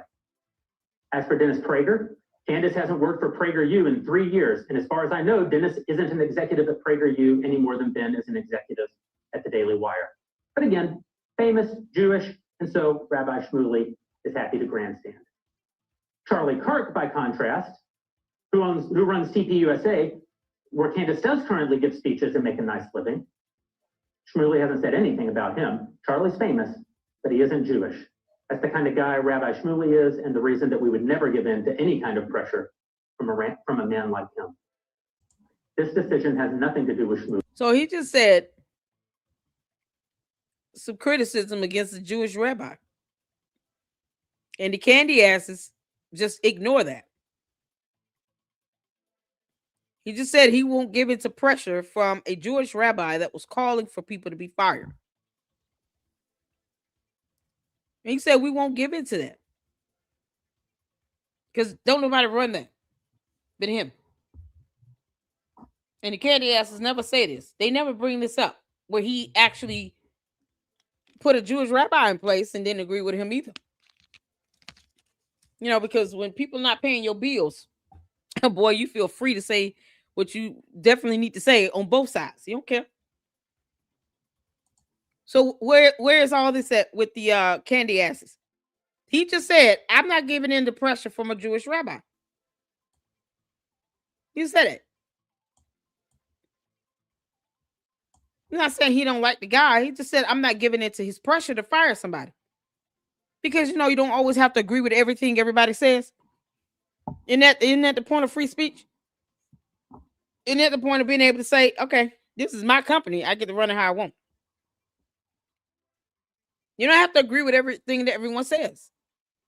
He's standing here saying, I don't agree with this Jewish rabbi trying to put pressure on us to terminate people. But it doesn't mean he's not supportive of Israel. It just means he's not agreeing with this one Jewish rabbi that's trying to get him to fire people. Or wants people to lose their jobs. Or want to put pressure in areas he can't control. Candy asses never mentioned this. Can't make this up. You know, because hypocrisy and all. And of course, Candace is going to be misleading and deceptive no matter how she do it. The same way with Charlie Kirk, not agreeing with everything that goes on in Israel. Doesn't mean he stopped being pro-Israel. He just didn't agree with everything. Same way this man was able to sit here and say, I'm not going to give in to some pressure from a Jewish rabbi to fire people. He don't run this, I do. Sometimes people can be wrong. Doesn't mean you change your whole stance on being pro-Israel because you got one Jewish rabbi that's saying, y'all should do this. And you say, no, we're not going to do that. What you talking about, bro? Don't put that pressure over here. We got this over here. Thank you. What's so hard about saying that? Why is it so bad? When you give criticism, why does it have to be so extreme? Charlie Kirk didn't agree with this, so he was leaving pro-Israel. No, he just didn't agree with it. Same way with this man here. He didn't agree with one Jewish rabbi. It doesn't mean he stopped being pro-Israel. He still is. Sometimes you have to just be firm and say what needs to be said and tell the truth. I'm not going to let you put no pressure over here this way. You don't run this over here. We got this. Thank you for telling us how you feel, but we're not doing that. We also have laws in place with wrongful terminations. You know, so if Candace was wrongfully terminated, don't you think she would have sued them and won? I'm just saying. Like they said, she can say whatever she wants on her platform. She could tarnish her own brand. But he just said, I'm not going to let one person sit here and tell me what to do. I don't care what they profess to be, what they are. You got to stand up for yourself. And there's nothing wrong with that. It's nothing wrong with defending what's right. It wouldn't be right to just go firing people because someone said do it. Then you'll be sitting here at the whims of somebody telling you to do something because you're scared to say no. It's not how it works. That's why God and then I run this platform. Candy asses don't like it either way. But it doesn't stop me from saying what I need to say and what I want to say over here. You don't have to agree with everything that is said and done from anybody, regardless of their ethnicity or religion or race. But it doesn't mean that you automatically attacking the entire race or ethnicity or group of people either. You just don't agree with what one of them are telling you. You don't agree with this pressure that is coming from one person. You can say, no, we're not doing that. We operate in a specific way. And when it's not going to go around here doing stuff like that because you think it should be done that way. Much love to you. Thank you for telling us you're not happy. We got it. But that's not how we're going to handle this. It doesn't have to ignite World War III. That's the whole point of all of this. You can say what needs to be said without it causing a whole war. and a meltdown. People throwing tantrums and stuff over things they can't control. It's not how that works. You don't get to dictate. You give your opinion, people like it or not. But he just said this. He just proved that. And Candace, she's never going to bring this up. You think she went out and said, you know, he actually stood up to a Jewish rabbi. Good for him. Nope. It makes no sense. Brand. If I were the CEO of a platform like X, I wouldn't kick Candace off of it. But I'm not the CEO of a platform like X. I'm the CEO of the Daily Wire. The Daily Wire is not a platform. The Daily Wire is a publisher. Mm-hmm. Daily Wire is not a place where people publish their own thoughts. It's a place where we curate the thoughts that we largely align with and voices we believe are doing good in the world. Not just thoughts and voices who happen to agree with Jeremy or happen to agree with Ben all the time. Obviously, I disagree with all of our hosts some of the time. But Candace has now become a voice I simply cannot align with. I believe that she's doing great harm in the world and to the brand that I've worked really hard to build over this last decade, and I'm just no longer willing to subsidize it. And I want to be clear about one more thing. We're not giving in to any pressure from any outside group. Rabbi Shmuley, who Candace has called unholy and accused of blackmailing her, is, as far as I can tell, an abject attention whore. I don't much care what he thinks. I don't much care what kinds of threats that he makes. He's continued to demand that Ben and Dennis Prager fire Candace, but of course, as both Ben and Candace and I have said publicly again and again, Ben doesn't have the authority to fire Candace because he's not a majority owner of the business and he's not an executive in the company. But he's famous and he's Jewish, so Rabbi Shmuley is happy to grandstand by demanding that he do so anyway. As for Dennis Prager, Candace hasn't worked for PragerU in 3 years, and as far as I know, Dennis isn't an executive at PragerU any more than Ben is an executive at the Daily Wire. But again, famous, Jewish, and so Rabbi Shmuley is happy to grandstand. Charlie Kirk, by contrast, who runs TPUSA, where Candace does currently give speeches and make a nice living. Shmuley hasn't said anything about him. Charlie's famous, but he isn't Jewish. That's the kind of guy Rabbi Shmuley is, and the reason that we would never give in to any kind of pressure from a man like him. This decision has nothing to do with Shmuley or any other Jewish pressure coming to bear. This is about the very Christian CEOs of the Daily Wire finally seeing what we were both loath to see before, what I was loath to see before, that Candace is not on our team. She's not pursuing the future that we're pursuing. She's not appealing to the audience we're appealing to. She does not hold the values that we hold to. I gave her every benefit of the doubt. I gave her far more benefit of the doubt than I should have, and I'm done. Candace has violated the terms of her contract in myriad ways. She has a contractual obligation not to tarnish our brand, but she has. She has a contractual obligation not to do anything that a reasonable person might construe as anti-Semitic or to align her brand with anti-Semites, but she has. And by the way, it was her attorney who suggested that we put that clause in her contract in the first place after the Kanye mess. It wasn't ours. So y'all see and hear what he's saying. When it comes down to it, it's a matter of a breach of contract. And of course, defamation per se, if they really wanted to go there.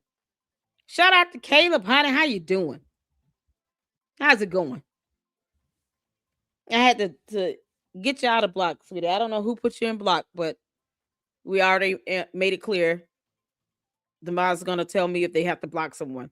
Remove a comment is one thing, but he was blocked, y'all. So I don't want the Luxers to get blocked like that. It probably was by accident. I have no idea how that happened, but I got you out there. Shout out to you. But she breached the contract here. And yes, they have the right to say, you're not going out and tarnishing our brand and making us look bad. You're not going to go out here and defame us and expect us to keep you gainfully employed. We don't have to do that. You're hurting us on the back end. This sense of entitlement, I don't know what it is. With some of these people nowadays walking around with this sense of entitlement, like they got a silver platter in their lap. But I've never heard of that. I've never heard of anybody thinking that they're supposed to keep a job while they go against their own company and tarnish their brand and slander and defame the company or people in the company that could eventually lead to them losing some level of revenue. Why would you want to do that? I want my company to make all the money they can, so when I ask for a raise, They can say, yeah, okay, we got the money. We'll do it.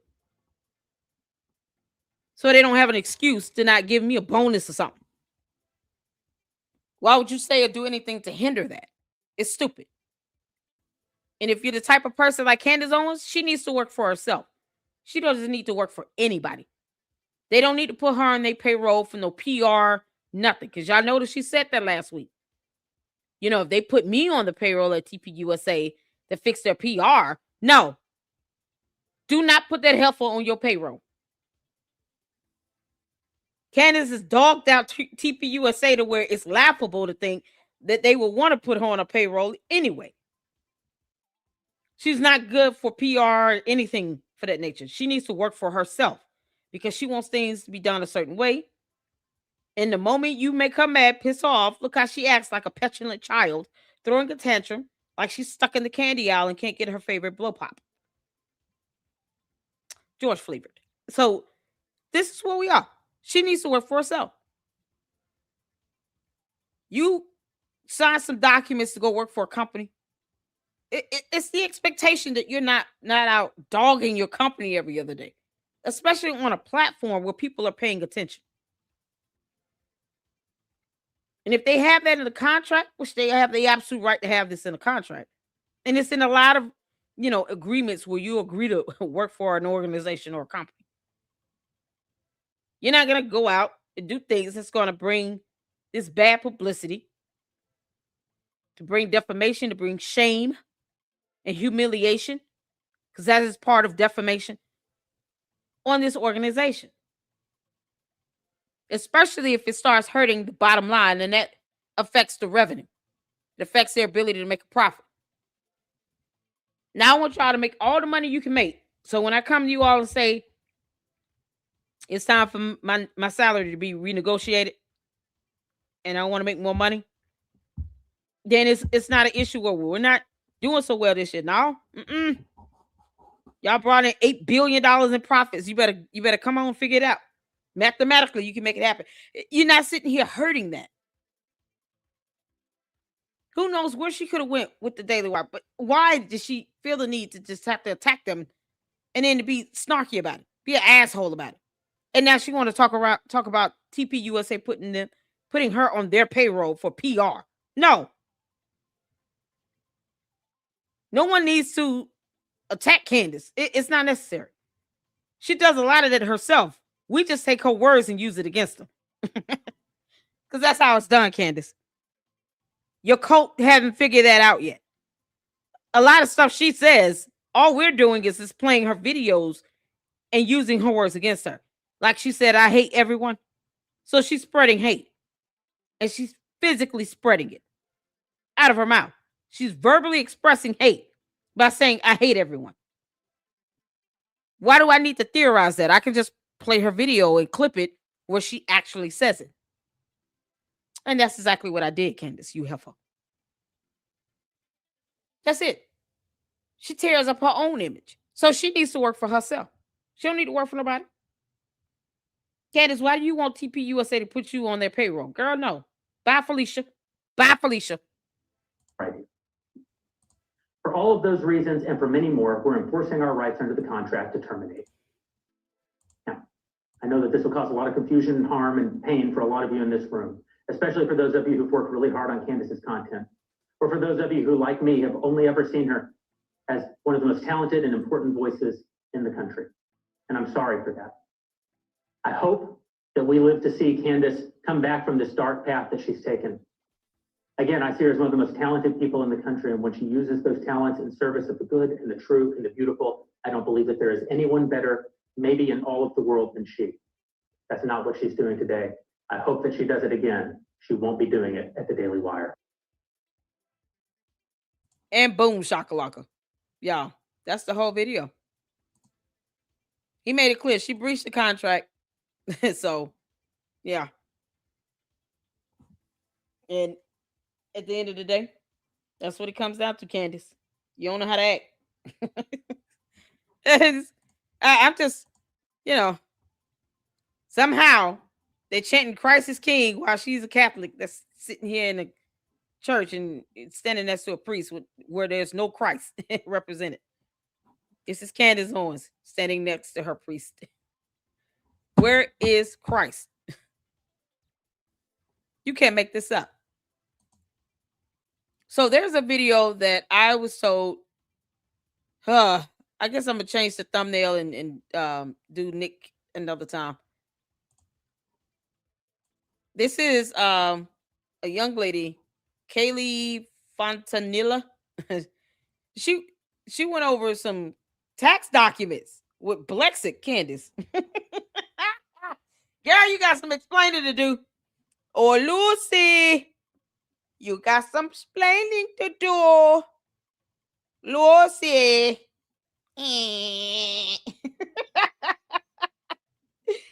Candace, what the hell were you doing with the money over there in BLEXIT, girl? You can't make this up. So the moment she thinks she's investigating something, because she's not an investigator, Candace, somebody comes out and they put out some of these tax forms. Ooh, child, I don't know who this lady is. And shout out to you who sent me the video. You know who you are. I don't like put it out there unless you want me to. I'll say your name if you want me to. Or you can put in the chat who sent me the email of this video. Candace, this lady came out and put BLEXIT tax documents out on social media. Candace was the owner of the CEO or something of BLEXIT, right? Yeah. Candace, she's in front of you. What the hell happened with the money at BLEXIT again? Since you want to sit here and be concerned about some finances. You know, I just love when hypocrites really get that karma they got coming their way. You can't make this up. You can't make this up. We'll do Nick another time. I want to do this video and then, you know, we'll check out our S-Files got a music video. Candace has got some explaining to do about some BLEXIT money. Because we all wonder, why did TPUSA acquire BLEXIT again? Especially if they were in the hole. Not even profitable. I feel like Charlie did that as a favor to her. I would have been like, why are you broke? How are you spending this money? Y'all, let's check this out here. I'm gonna speed it up a little bit. But she goes over some information on these tax documents about BLEXIT money. Candace, you pissing off people left and right, and they calling your hypocrisy out. And they're not even mad. They just, you want to sit here and say what's good for a goose? Let's say what's good for a gander. So what's good for the goose is good for the gander. So y'all go check out Kaylee Fontanilla.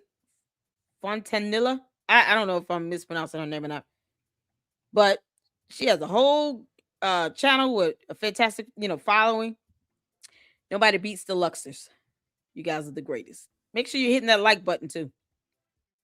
You're gonna see a lot of weird comments flow through, because I took everybody out except 2 people out of YouTube jail. So you're gonna see a lot of people flowing through with these weird ass comments. It is what it is. But make sure you guys go check her out. And I think she either volunteered or worked for BLEXIT. But either way, we're about to find out. All right, let's get to it.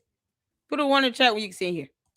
It's been a long time since I've done a longer form video on YouTube. In fact, it's been about 5 months. I've gone through a lot. And even then, I wasn't doing them regularly 5 months ago. I'm also demonetized on YouTube. I've been demonetized for over a year. So it's not a lot of incentive to create on here, except to connect with YouTube people who tend to be critical thinkers. I really like this platform for that. But I'm also a busy woman. This is my husband, Joshua. We run an online school. We also both work as writers. And being on social media and posting on social media is not our job. It's not how we pay our bills. So Yeah. I am not excited to make this video today. I'm not excited even a little bit. And in fact, I'm quite nervous to make it, but I have not been able to be at peace about this. Yeah, shout out to Conscious. Somebody put a Conscious YouTube channel link in the chat. How you doing, lady? What's going on? Carl! Happy birthday. I love it. Shout out to Conscious. She's another content creator. I appreciate you for tuning in. Hit the like button for me. Y'all go check out Conscious. If I get one of the monsters, drop her YouTube channel link. That would be fantastic. Carl, happy birthday. Oh man, that cartoon is epic. Good to see you. And whenever God wants me to speak up about something, he does not give me peace. Yeah. So Thank you, Being honey. pushed. I think everyone is talking about Candace Owens right now. I think she's probably the most talked about person on social media at this current time. And there is a lot of people speaking against her. There's a lot of people that are super, they love what she's doing right now. And they're on her side. They're Team Candace. And I just want to share what I know and where I'm at on all of this. And before I start all of that, I want to make it 100% clear that I'm not being paid by Israel. Some of you guys need to go check my husband's ex account. They would never choose me. Thank you, S-Files. Not the biggest I am not being fan. paid by anyone. In fact, I have Y'all go check out Conscious YouTube channel. Link is in the chat, and I just highlighted it. Thank you so much, S-Files, for posting that up. I appreciate you. Go over there and check out her great content. Give her a like for me. Thank you. spoke against right-leaning paid commentators. It's very common on our side for them to be paid behind the scenes without disclosing. And I am a commandment keeper Christian, a commandment keeping Christian. And I believe that it's a lie to not disclose to your audience when you are doing paid talking points. And sadly, most people on the right are doing this. I did not know this when I first started speaking up. And if you don't know who I am, I'm a former public school teacher of 15 years. My name is Kali Fontanilla, and I was teaching in California when I saw a lot of left-leaning craziness being forced on our nation's children. And I decided to start speaking up very anonymously online about it. And this was in 2020, and trying to protect my job at the same time and exposing critical race theory, exposing the, gender, the multiple gender agenda, the trans agenda, all of that. It's been exhausting. It has not been easy to do what we do, or what I do, and what my husband has helped me to do. And he also does speak up, my husband, but he gets banned and frustrated. Hang on. I've been banned a lot. I was banned 20 times on TikTok. It's frustrating. It's really frustrating what we do. It's not fun. And I have not experienced any of the fun part, the exciting side of it. It's been hard for me. I am wildly introverted. I don't really like putting myself out there. And I'd rather just live in my husband's pocket and observe the world from the outside looking in, but God put it on my heart to speak up, and that's what I decided to do. So again, we don't get a lot of the money part either. No, we don't. I mean, you just barely got monetized on, after years on Facebook for a little bit. That's the one. Like 2 yeah. months. Yeah. But it won't last. It won't last. Yeah. I've been Have you ever been monetized on YouTube? YouTube, I was monetized for about maybe 6 months, and Yeah. the biggest check I got from YouTube was $600 for that month. For This is with 11 million views. So yeah. I'm not in this for the money. Yeah, I'm like not being paid behind the following. scenes. Yeah. You can still believe that if you want. Yeah. But it's now to the point where anyone who dares to speak against what Candace Owens is doing right now on her platform, you will be accused of that. Yeah. So I just want to make it 100% clear that that's not something that I would do. Like I said, I'm a commandment keeping. Girl, you can't be studying these candy asses. They know they come over here and enter at their own risk, at their own peril. Anybody stun them? They tell me that all the time, and I'm just sitting here like, okay, well, when you gonna send me that $7,000 check, then? Whatever. I don't care about Bible-believing Christian with a genuine faith in God. I would not be here if it wasn't for Jesus, and I would not lie about that, but you can believe what you want. Yeah, believe what you want. So the title of this video is Candace Owens, a Liar. And before we get started, before I go deeper into that, I just want to share with you guys my history with her. First of all, I had a lot of respect for her when I first saw her come onto the scene, because I left the left during Obama and before Candace Owens, but I wasn't speaking up about it. I was a public school teacher, and I was enjoying my job as a public school teacher. It was what I was born to do. And I had beliefs that were being, I woke up, I left the left during Obama, and that's a long story. I'm not gonna share it right now, but I didn't vote for him second term. And then Trump came onto the scene, and my husband was a big Trump fan at the time. And I was like, I don't know about him. I just really hate Hillary, so I'm gonna vote for Trump. And then Trump's first term was super exciting as president. Oh, yeah. I wish we could rewind to Trump 2016 again. There's so many things I would do in my life that I wish I had started sooner during that time, because it was a beautiful time. The economy was great. People got to loved go to the Trump. White House. Yeah, people loved Trump. He was doing a great job as president. And there was also a time where you could still speak up and you weren't being censored. And then in 2020, everything changed. We really got censored. So Candace Owens' voice began to rise during that time. And I didn't really hear about her until she started the movement BLEXIT. I didn't really know who she was until, because I wasn't a big social media person. I didn't really consume a lot of social media. But when I found out about BLEXIT, I thought that was super amazing what she was doing with Kanye West, and was basically, and then the branding was amazing. And I remember the shirts they came out. The and aesthetics were awesome. I bought a BLEXIT shirt. I was like, this is great. Black and Latino exit from the Democrat Party. Mhm. And I was like, that's me. I'm part of that. And I'm so glad she's starting this movement. And I got so into it. My husband and I got so into it that we volunteered for it. And my husband became the chapter leader of BLEXIT, or founder of, not founder, but basically, well, I was the first state director of the California chapter. California, and it became the fastest growing chapter, and we were super excited to do it. And of course, we were doing it all without compensation. Eventually, to the point where I'm going to share slides now. How do I add this? Oh, you have to share it. Oh no, we just need to change the screen here. Okay, there we go. To the point where I wrote a guide against critical race theory for BLEXIT. We did cool events with the California chapter. It was such an exciting time. And we also went to DC for a leadership retreat. And at that time, I got to meet Candace Owens and Brandon Tatum. And it was pictures of that. That year was really a fun year. It was 2020. It was 2020 and 2021. And everyone else, all the left, was sitting inside with their masks on and getting weird shots while we were weird vaccines while we were enjoying ourselves and fighting for the freedom of this country. I think one of the first national articles about you on the Epoch Times, they used the picture of you in between Candace and Brandon. Yes. And I was since I was newly learning about the right and people, these new commentators that are coming out, because during Trump, a lot of voices, especially before 2020 and all the censorship, all these incredible voices came out. You know, all the people that are super big right now, the ones that are doing this full time for a living and make a lot of money, they all came out during Trump. Well, there was that little window where they still allowed the right to grow quickly, to go viral. And she got in before, the censorship. And then once you got in and then they cracked down, it was like no one else could, really get as big as the first people. She was one of them. Exactly. Yeah. And writing the guide against critical race theory, I actually didn't get paid to write that. I did not do that voluntarily. It was 20 pages and it's free to download. I don't know if they still have it on the website because now TPUSA runs BLEXIT.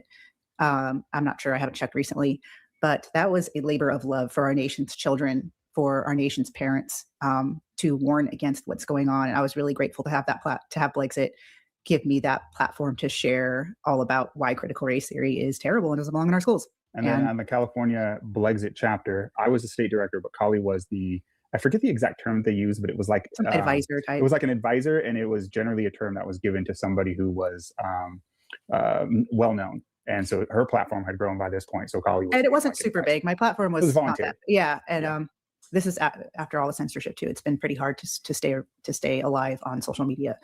Anyways, so there's a picture of one of the BLEXIT events for the California chapter where they were delivering meals to the police, and this is in San Diego. Here's another event we had with some of the BLEXIT members. There I am in the middle. And it was such a blast. It was really fun. And that year was probably one of the funnest years of my life. So, and exciting. Yeah. I mean, just to kind of emphasize that a little bit, when I became the state director for the BLEXIT California chapter, it was before they really cracked down on Facebook, and we were using Facebook groups. I don't know if people remember that time when Facebook groups, before they killed like all the big pro-Trump groups and all the conservative groups. Our BLEXIT California chapter Facebook group was popping. Like, we were meeting so many new people. It was so alive, and our chapter was growing insanely quick because largely of those groups. And then, they just overnight, they just killed it all. You couldn't, and they took all the, oh man, I remember this picture. The one on the right there was our first event, right? That was the first one of the California chapter. And it was so fun meeting these, other conservatives. We drove down south like 6 hours to go to this little group, and people drove from all over the state, and it was great. It was fantastic. So we were part of BLEXIT, and Joshua, my husband, actually became a state, not just a state director, but regional director for the Western states. Yeah. And you were also required to sign an NDA, a non-disclosure agreement. Everyone that works for Candace as an employee is required to sign a non-disclosure agreement. So they are not allowed to talk about their time. Did you hear that? So you got Candace, you're making people sign NDAs if they work for you. She claims she has a small team now. George, did you have to sign an NDA to stand behind the camera with Candace? George probably has an NDA with Candace. That's their prenup. NDA. Is that why we can't figure out why you sitting here getting photographed, Candace, while you pregnant, grabbing another woman's butt? You know, yeah, I can imagine her making George sign an NDA. You can't make this out. Candace making people sign NDAs to work with her. Candace, you're a walking contradiction and hypocrisy to life. And you're making people sign an NDA, so nobody's supposed to talk about all the dumb things you say and do, girl. You can't make this stuff up. But yet and still, she wants to know about some finances going on with an endowment that's created and designed to invest and generate an ROI or profits so that the profits can be used to cover expenses. You know, because she didn't want to look up what an endowment is. Her that Wolves in Finance, both of them failed miserably to Google endowment. But she makes people sign an NDA. This is absolute madness. Not as nosy as hell as she is with TPUSA. So she's going out to TPUSA to have a face-to-face that I pray Erica Kirk records, because Arizona is a one-party consent state. So hopefully Erica Kirk is recording that, because Erica Kirk, you should record it. Nobody should trust Candace. No one owes her anything. And she makes people sign an NDA to work with her. You cannot make this up. I'm working with her. I didn't sign that because I wasn't a formal employee of hers. So we were deep into BLEXIT. Joshua, there was a funky exit, and we can't go into that because of Joshua's NDA. And it's not really the intention of this video anyways. The intention of this video is to show you guys what Candace has done and demanded of TPUSA and even Kimberly Klasick. I don't know if you guys remember her, but remember or at least remember when Candace exposed her and shared. How do you all see why I go over these court documents? Y'all understand now even more why I went over these lawsuits with Candace Owens. We went over the lawsuit regarding what she filed against, or what Kimberly Klasick filed against her. Candace was the defendant in that, and she asked for yet again a motion to dismiss. It was a joint stipulation, Candace. You didn't win a damn thing, girl. You can't make this up. She agreed to have that case come to a close. She could have said, nope, I don't want a joint stipulation. I want to finish this trial. She agreed to a joint stipulation. We went over the court documents. For those that keep praising and worshiping Candace and the ground she walks on, why don't you ask her, why does she keep filing motions to dismiss every time she gets sued? And then when she sues someone, she loses. She lost the one against the apartment complex. You know, that one where she claimed she was having recurring yeast infections from black mold. The one against USA Today.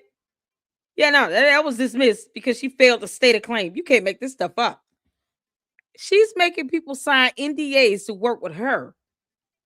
But she wants to know every little thing going on with TPUSA. Erica Kirk, you better record that conversation, girl. And you do not need Candace Owens' permission. And if she doesn't like it, you tell her, I said kick rocks. You can't make this up. Her finances, her campaign finances, and a misuse.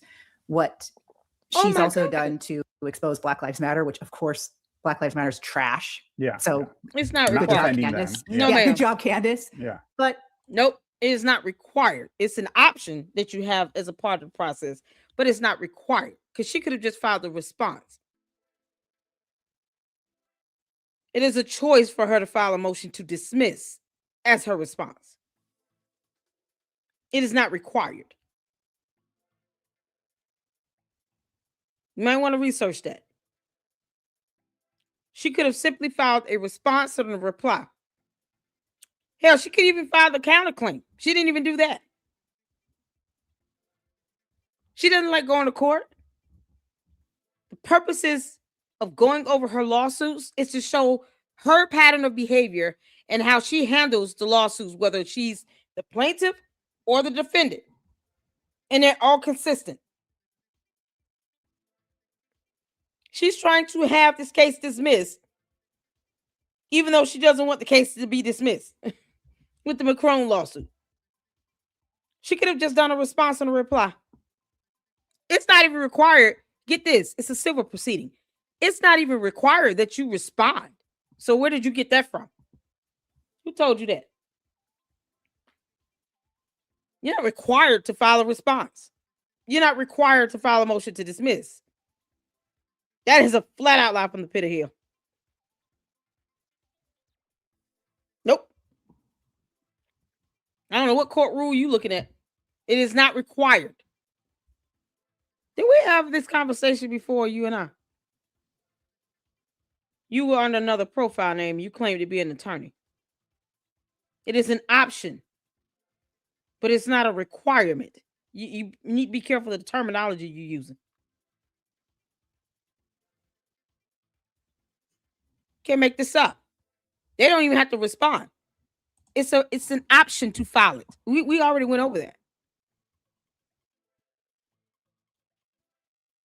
It's an option. It's not a requirement. No one is required to file a motion to dismiss in a civil proceeding. She didn't even have to respond. As a matter of fact, she didn't even have to participate. That's why you have what's called a default judgment. And so if she never responds, then the default judgment would go to the plaintiff. It's not a requirement for them to file a motion to dismiss. It is an option that they have. If they want to exercise their right to file it, it's not a requirement. There's a difference. That's why I say you need to be careful of the terminology you're using. It's not a requirement. The defendant does not even have to respond. They could just let it happen. Like what Candace did when she failed to show up for court when she filed the lawsuit against the apartment complex that she didn't pay rent for 7 months. And then hired the wrong type of attorney. And then realized when she was losing, she just didn't even go to court. So the apartment complex won by default because she failed to show. It's so crazy. Federal Rules of Civil Procedure outlines the process for a civil proceeding. If you choose to file a motion to dismiss, it gives you an outline on the motion itself, all the components that should be included, certificate of service, as well as the brief to support the motion. But it's not required for a defendant to file that motion to dismiss in a civil proceeding.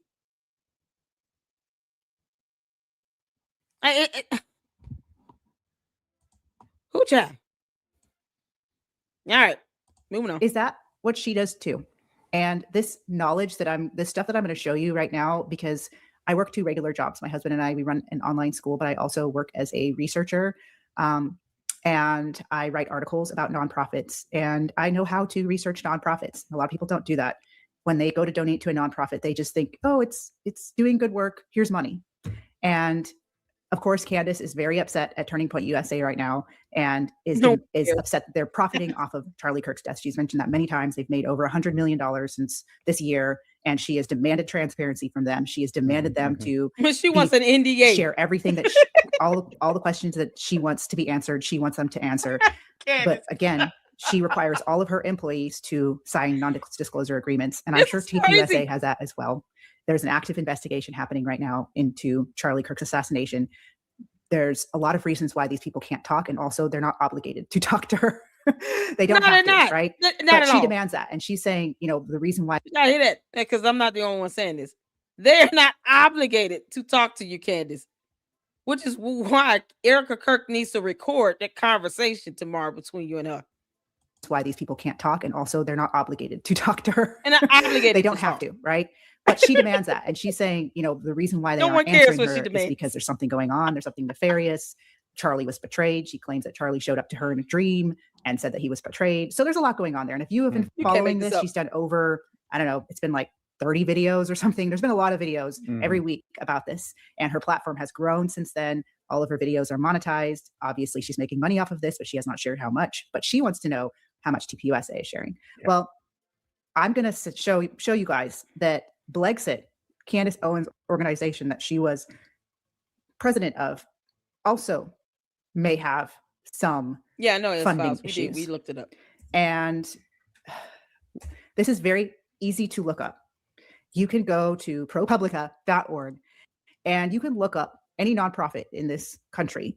And I highly recommend people doing this because you learn a lot from these, from what they need, what they have to disclose to the public. And Yep. BLEXIT, I don't know if you guys know this, but Candace Owens' organization, her nonprofit, Oh, was taken over by taxes, y'all. TPUSA, or she handed them over to handed BLEXIT over to TPUSA in 2023. I think Before it was that, sold. Sold. I don't know. I Maybe think, I don't know. I don't know I the think details so. on that. I don't want to, no matter what, TPUSA took it over because it was in trouble. BLEXIT was $1 million, $1.7 million in the hole. Mhm. And Yeah, that's not normal for a company to want to take over a company that's in the hole. So you have to understand, more than likely,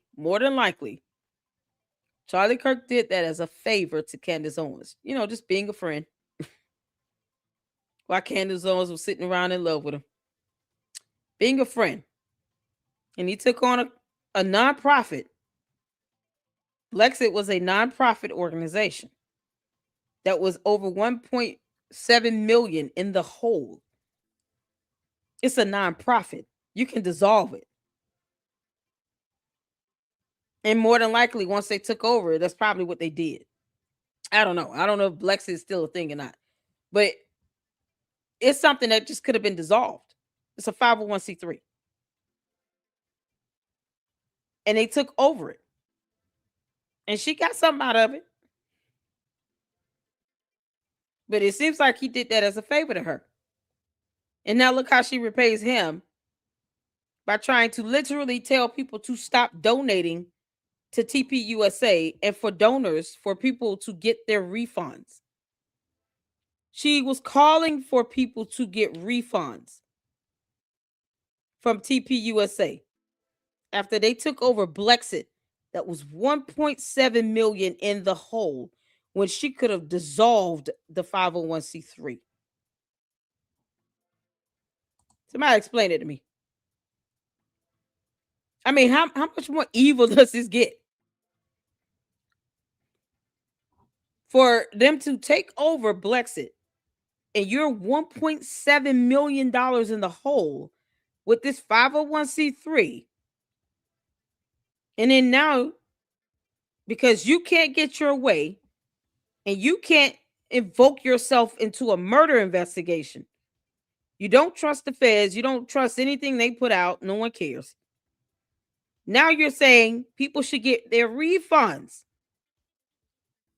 She said she was going to drop names. Did that ever happen? She never told us why people should be trying to get refunds from a nonprofit organization. You understand, when you're giving contributions and donations, you don't get that refunded.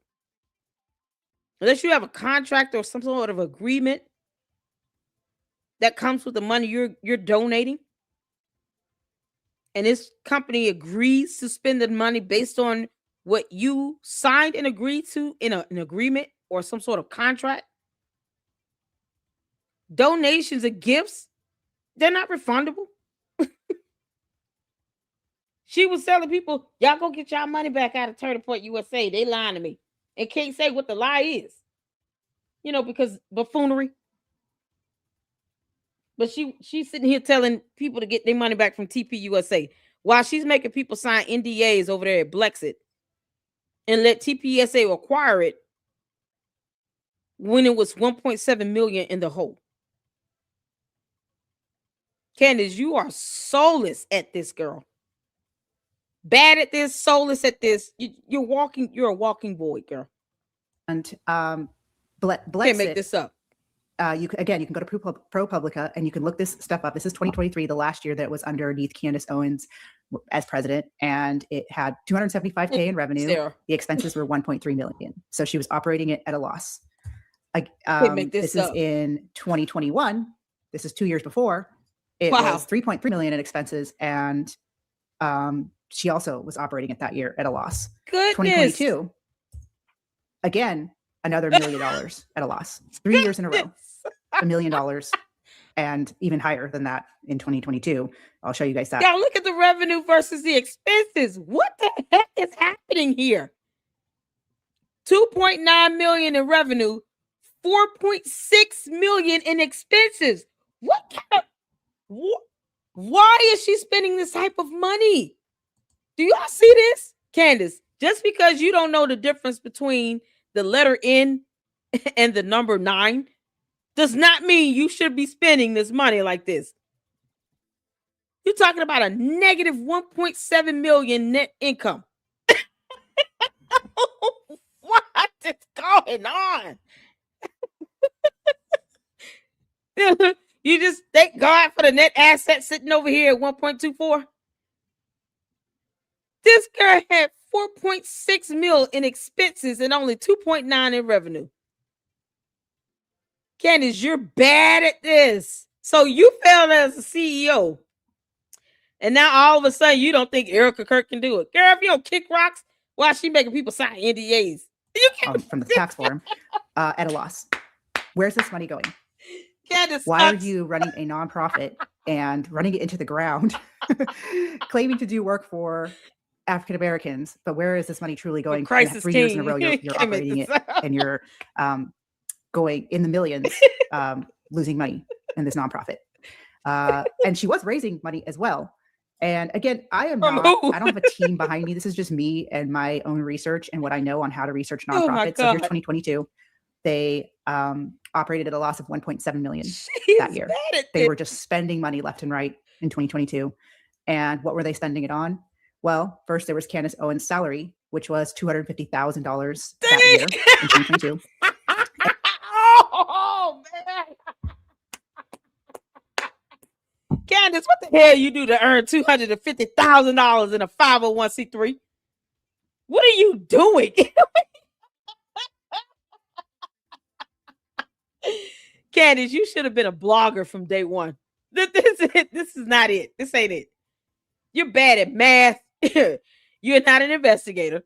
You don't even research. You barely read. You can't make this up.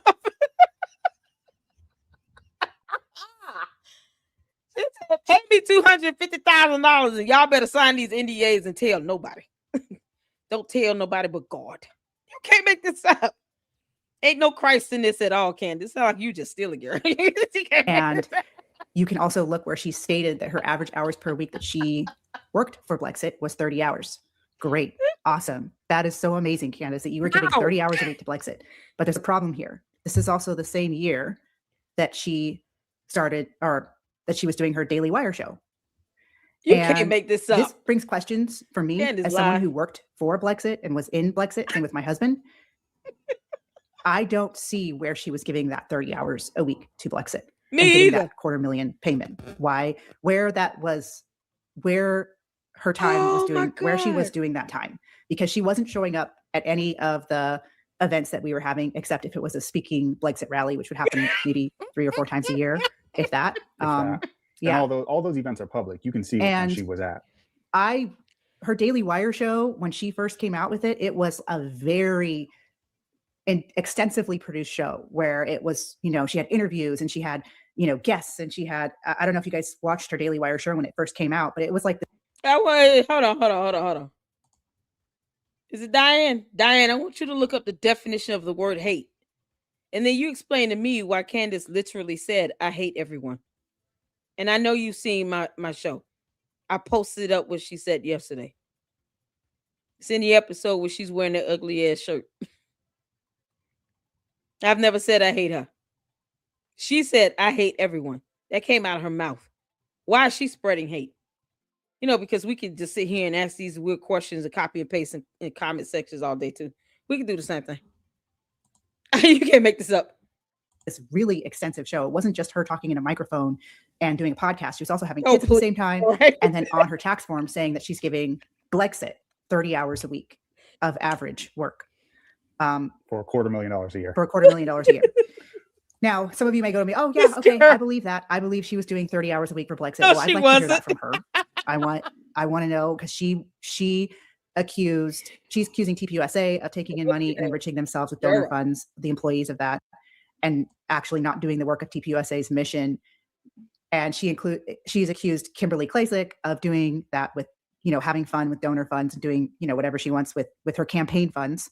Right. So You Candace, can't make were the- you actually giving 30 hours of your That's what she was doing, except with Kimberly Klasick. She was taking baseline information and then lying about it. So Kimberly Klasick filed the lawsuit for defamation because she got sick of it. And what Candace was doing in that lawsuit is what she did with the Macrons and what she's doing now with TPUSA. She says baseline things, and then she demands that the person she's talking about to respond to her like they owe her that. And then she keeps it general. That way, when they respond, they're giving all this specific information out. Nope. That's why I'm curious to know who set up this one-on-one between her and Erica Kirk. Because, see, Erica Kirk didn't have to say her name at all. Candace was starting to get a lot of backlash from people, from real people, not bots and, cult members, but real people who were like, no, you said you would stop. If she said stop, she said stop 2-3 times, and you said no. Well, And you trying to add words in her mouth, said stop lying. No, stop. Shut up. Be quiet. All those things you said, if she said for you to do, Candace, you said you would do it because you're a liar. And you try to bend and manipulate and gaslight and all this other stuff. But here you got this girl was going in on, just putting all kinds of stuff out there. But then when Kimberly would respond, Kimberly was having to debunk things and show specific information. See, you got a 501c3 or something like that. You can look up this stuff. ProPublica is pretty good with posting up tax forms and stuff like that. That's why we're looking at BLEXIT right now. Because Candace is no exception to this. But it got to a point where she started lying about things, and then it became just highly defamatory. And Kimberly Klasick is like, look, this is enough of this. You want to talk about tearing somebody down, somebody hated on it. She was doing this to Kimberly Klasick, and that girl was considering running for an elected position. No rhyme or reason. Just, it's like Candace doesn't want any other Black woman in the conservative movement to have a voice. And she feels like this person could, even though it should be room for any Black woman conservative that wants to have a voice in the conservative movement. It feels like she thinks that it's competition for her.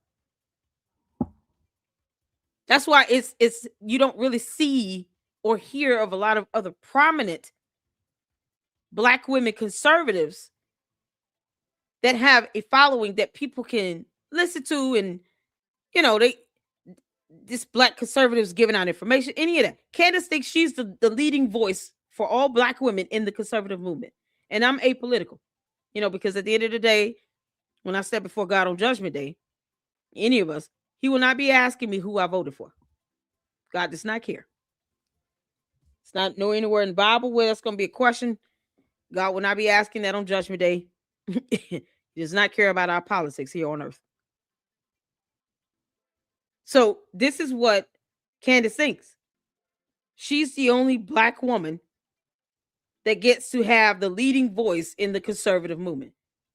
And it's so far from false. There are a lot of Black conservatives that are out here doing content, political commentators, legal analysts, financial analysts, that are giving information, facts,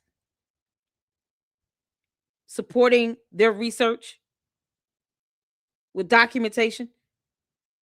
Candace ain't the only one, but she acts like she is. So it's like she saw Kimberly Klasick as competition for her. No. Because people were wondering, why is she going after this woman so hard? You have someone that's smart. Kimberly Klasick is a pretty girl. And then, she has the ability to have a following and to make some changes happen. People were voting for her. People were following her. She was picking up, platform and everything. She still has a platform, I think. I don't know what's I don't remember the name of the platform. But I sure wish she would come on YouTube. But she has a platform similar like Rumble or something like that. And then she's also on Facebook. Yeah, I don't have Facebook. And she still has a supportive system.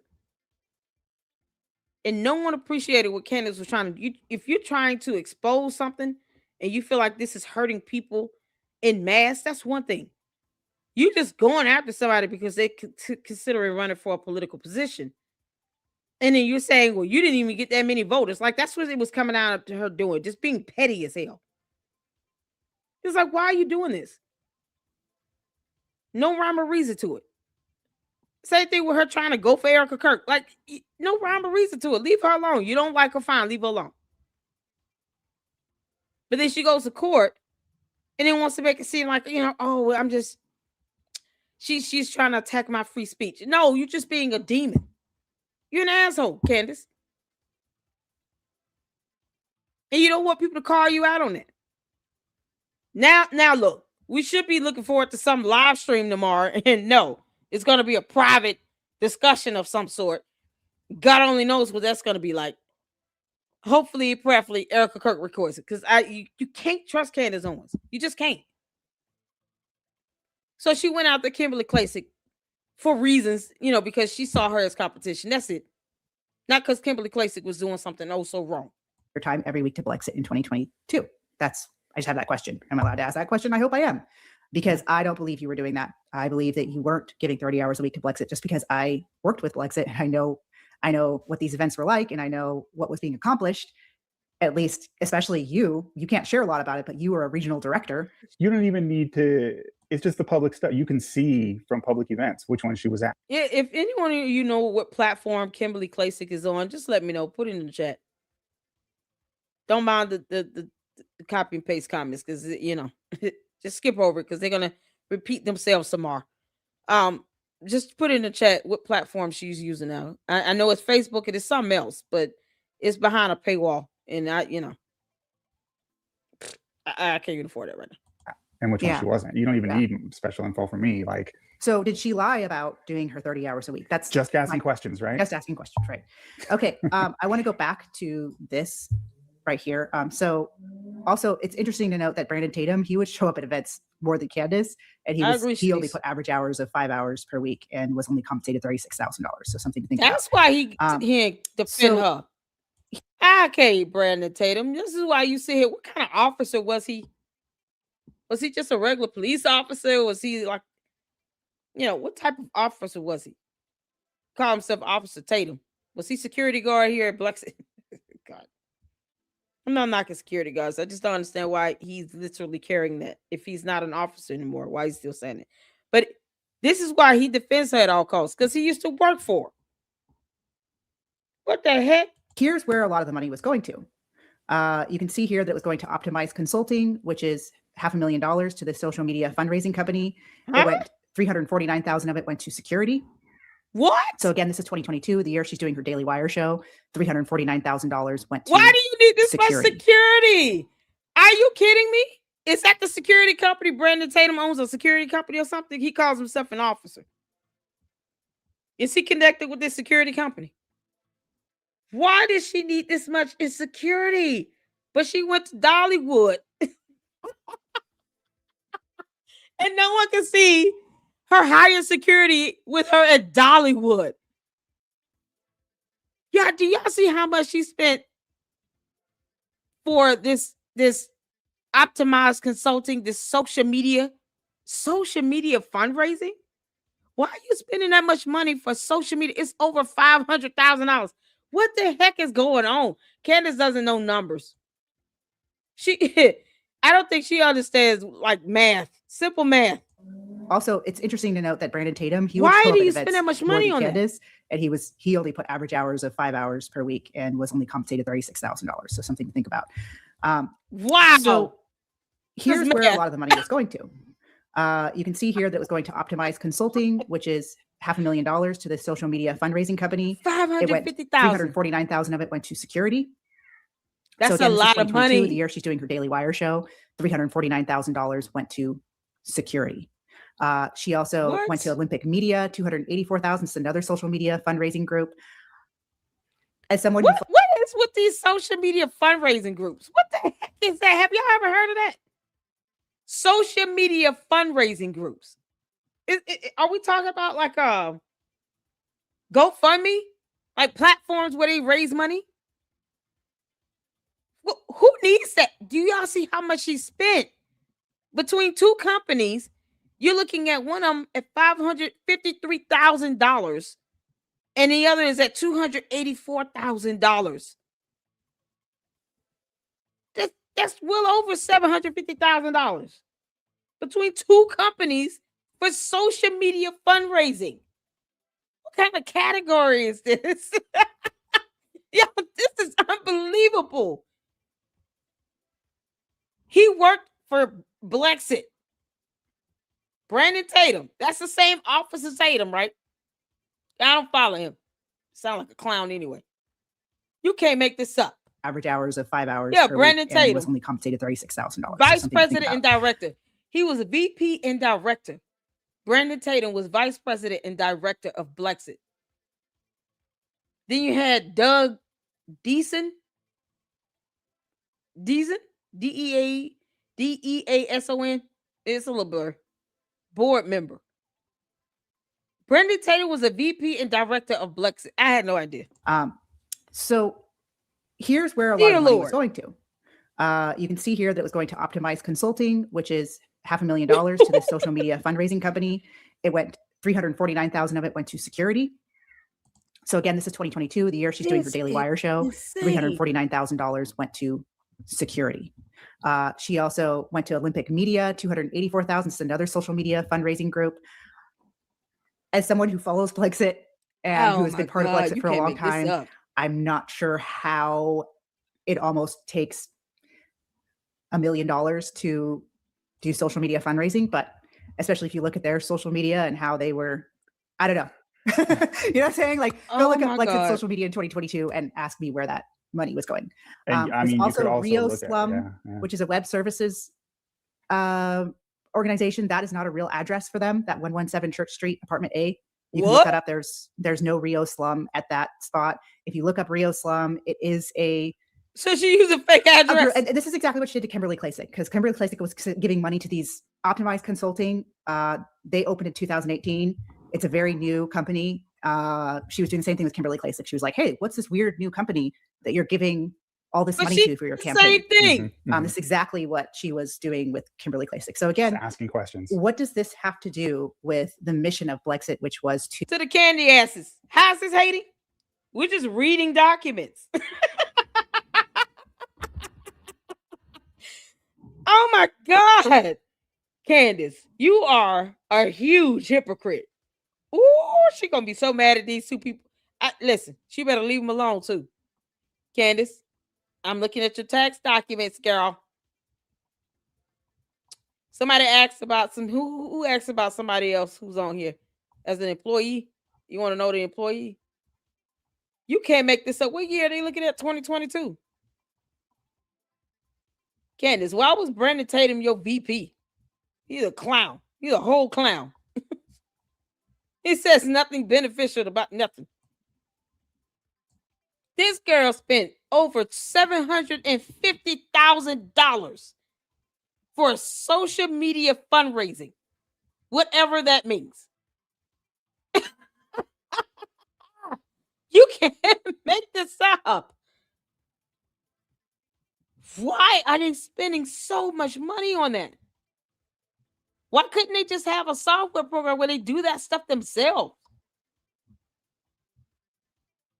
Okay, somebody asked about. Okay, y'all see here. Candace Owens, $250,000. You can't make this up. Brandon Tatum, VP and director. Doug Deason, board member. Lawrence Elder, board member. Alice Hanley, board member. Rebecca Mercer, David Panton, Bob Wheatley. Did I say this? David Panton? Yeah, David Panton, Bob Wheatley, Victor Papp, whoever that is. I don't know most of these folks on here. George Farmer is the treasurer. Yo,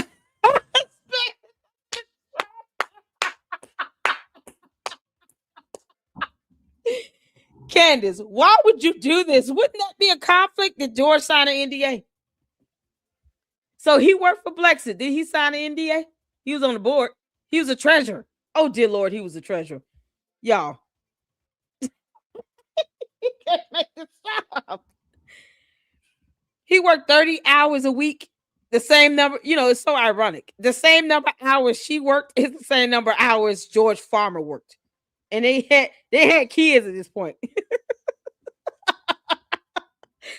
Melissa Nunez, Chief Operating Officer, Ashley Alexander, Development Director.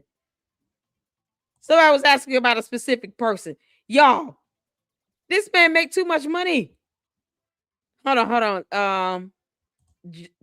Doug Decent. What's his last name? Deason. Deason. Like Deacon, except D with an S. You can't make this up. You asked me about somebody else, Trey. Who was the other person? Because maybe they're on a different tax return. Oh my God, y'all. Right-wing version of BLM. Okay. Coleman Hughes. Let's see. I don't know who that is. Let's go to another year. Candace. I guess we're just gonna have to do the same for Candace LLC. Candace Owens LLC and George Tommy Candace. If they're 501c3s, we're looking at them tax documents. You're a clown, girl. Let's see if he was there earlier year. Yeah, this is 2021. She had been in the negative. When did this start? Candace, you spending money like popcorn. Why are you spending money like that on stupid stuff? Social media fundraising. That makes no sense. BLEXIT Foundation is a 501c3 nonprofit organization dedicated to the advancement of urban and minority communities by encouraging youth to seek and take advantage of opportunities in the 21st century America. Because North America and the United States of America. She got to name the continent and then the country. Like she did with Africa, Angola. Because, no one knows that Angola is in Africa. Candace. 21st century America. 21st century period, Candace, is how you end that. Who typed this up? You can't make this up. Let's go to see who was employed there when it first started. Yeah, maybe they're on here. This is insane. 21st century America. Because it's not like Canada or Mexico. You can't make this up. All right, Candace Owens was saying she was doing 40 hours a week when it first started at $230,000. So Candace gave herself a raise because, she needed a raise, I guess. Candace gave herself a raise. Candace, you're the CEO. Why do you need a raise? Whatever. All right, yeah, moving on. Gina Florio was the live events director at 40 hours. They said they're doing this per week. That's a full-time schedule. You realize, Candace, that's a full-time work schedule, 40 hours a week.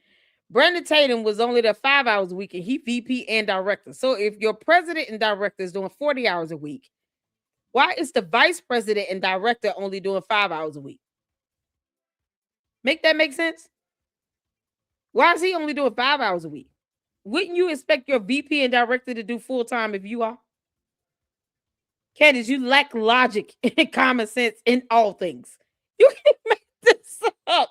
Neil Corkery, y'all, I don't know who he is, was the treasurer until 2020. Neil Corkery. And then George, came into the picture. Boys Club was doing 40 hours a week because Candace was doing 40 hours a week. Everybody doing 40 hours a week except the damn VP and director. And then you had Alice Hanley as the board member. You can't, what kind of, the work schedule is weird. How is George, the board member, the treasurer, doing 40 hours a week again in 2020? Didn't he have PARLER? Wasn't he the CEO of Parlor around this time? Or did he sell it in the 2020? Was it 2019? When did he sell Parlor Inc? George, how the hell are you doing 40 hours a week? And you had your own thing going. Man, this is something else. We're looking for this this Coleman Hughes. I'm assuming that's a guy. Let me see. Let's go to 2021. Now I'm just curious. Can I make this up? This girl got 40 hours a week. Oh my dear Lord. George working 40 hours a week, and he was the CEO of a whole nother company. And he the treasurer. Your husband is a treasurer. That's a conflict. I wouldn't even want to give the impression or the perception that I'm creating a conflict of interest like this. Hold on, I'm trying to find the staff. Where is this at? I wouldn't even want to give that impression that I'm creating a conflict of interest. I would think twice before I go hire my spouse to work with me. And you can't make this up, man. And she want to sit here and ask another company about some money. I'm only seeing this for, this is part 2. She see, by this point, she making $250,000. Non-taxable benefits at $15,000. So her total income was $265,825 for tax year 2020. She filed this in 2021, right? Oh, this is 2021 taxes. I'm trying to see where's the salary sheet. How did we miss that?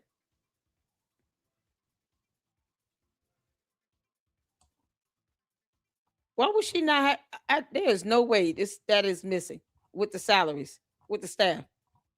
No way that's missing from here. There is no way that sheet is missing. And she want to sit here and talk about TPUSA missing a deadline. And I'm not seeing salaries for staff. Only that one sheet.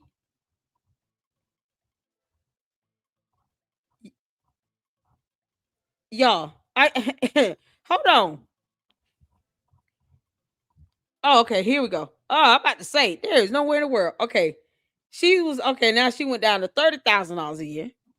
Gave herself a raise to $250 a year plus $15,000 of compensation. Probably like travel some, but $15,825. Her live events director was making $113,000 a year. The VP and director working only 5 hours a week. She was working 30 hours a week. Why do you have a VP and director that's only working 5 hours a week, but your treasurer is doing the same amount of hours you're doing and y'all married? Then you got Doug Deason, board member, Lawrence Elder, Alice Hanley again, David Panton, and Bob Wheatley. So I'm not seeing this person here. You let me know if you know who Coleman Hughes is. Somebody tell me ways. Maybe I come across it. This is crazy. You can't make this up.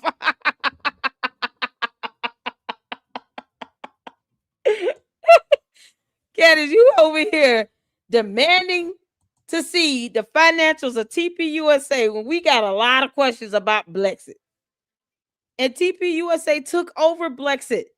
And you were 1.7 million in the hole with George. To help African Americans leave the Democrat Party and to enlighten them on the truth and help them with their education and help them to, the mission of BLEXIT was not social media fundraising. And also, again, where was the social media fundraising going? I'm just asking questions because I don't see on the BLEXIT, I don't, as far as what I know of BLEXIT, I don't see that almost that $800,000 being used for social media fundraising, logical, especially with such a small, not even logical overall budget. Mm-hmm. So, I'm just asking questions. Candace, where We all are. you demand transparency from TPUSA. You demanded transparency from demand Kimberly nothing. Klasick. She's being nosy. Where's the transparency from you? And also, this was a year where she ran, again, here's that same year, $389,000 on travel.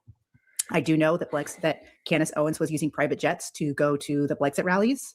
So how much of that money was going towards Candace's private jets? Again, was this a way for her to pay for her security through her nonprofit instead of, paying for it herself? That's a very high security bill, $349,000. What's worse is, here's what social media fundraising is. It is like GoFundMe. See, GoFundMe. I have to look this up because I'm like, what the heck is a social media fundraising category, right? You're spending over $750,000 on social media fundraising. Is effective strategies for leveraging social media to maximize fundraising efforts and engagement. So you're paying $750,000 to 2 different companies total, so that they could go out and just maximize ways to fundraise and increase engagement. And she gets mad when people say that she has bots. Because these bots add to her subs, her likes, her views, engagement. Therefore, giving her more money. Candace, you understand how the likelihood of you having bots is even increased even the more now? With you spending over $750,000 in social media fundraising. You have social media to help you fundraise as a nonprofit when you could have just had a website and just did things to help fundraise. I thought BLEXIT was supposed to be more about educating African Americans in the community, because politics and all. When you're spending $750,000 a year on social media fundraising companies so that they can just help you raise more money. And increase engagement. Like what bots would do. And your cult members. They do that for free. The candy asses increase her engagement for free. Hell, they give her money. If you don't believe me, check out her live stream, her premiere videos in the live stream chat. They give her money. She don't need to pay $750,000 to increase engagement on social media. She has a whole cult that does that for free. What the hell? You can't make this up. Candace, you are paying companies to just help you raise more money. When you've got bots and cultists that are just the candy asses, they do that for free. They give you half their paycheck. Why do you need to spend so much to get something that can be done for not even $50,000? You won't even have to spend $50,000, girl. Whatever you're paying for your bots, and that's about it. You can't make this up. One cause is an online fundraising. These are social media fundraising are just websites that you use to help you raise money. So BLEXIT was supposed to be about something. Turns out it was all about fundraising, because that's what she's spending the bulk of her money on. That's what BLEXIT was. One big ass crowdfunding website. That's it. None else. They did nothing else for no one else. Is this a way for her to pay for private jets to travel? Because she does use private jets to travel often. And I know that because she would travel with private jets to rallies that we went to. And so that's $389,435 for travel, conferences, conventions, and meetings, $518,000. That could be some of the BLEXIT rallies. No, I don't have a coat, honey. Cool. I don't want y'all to let's see some transparency on that, And then again, she was operating BLEXIT at a loss every year. There's $925,000 that they were in the Oh my hole in God. 2021, I believe. And then at the end of 2022, they were $1.7 million in the hole. And in 2023, I think it was another $1 million. And that's when TPUSA 1.7 took mil. over BLEXIT.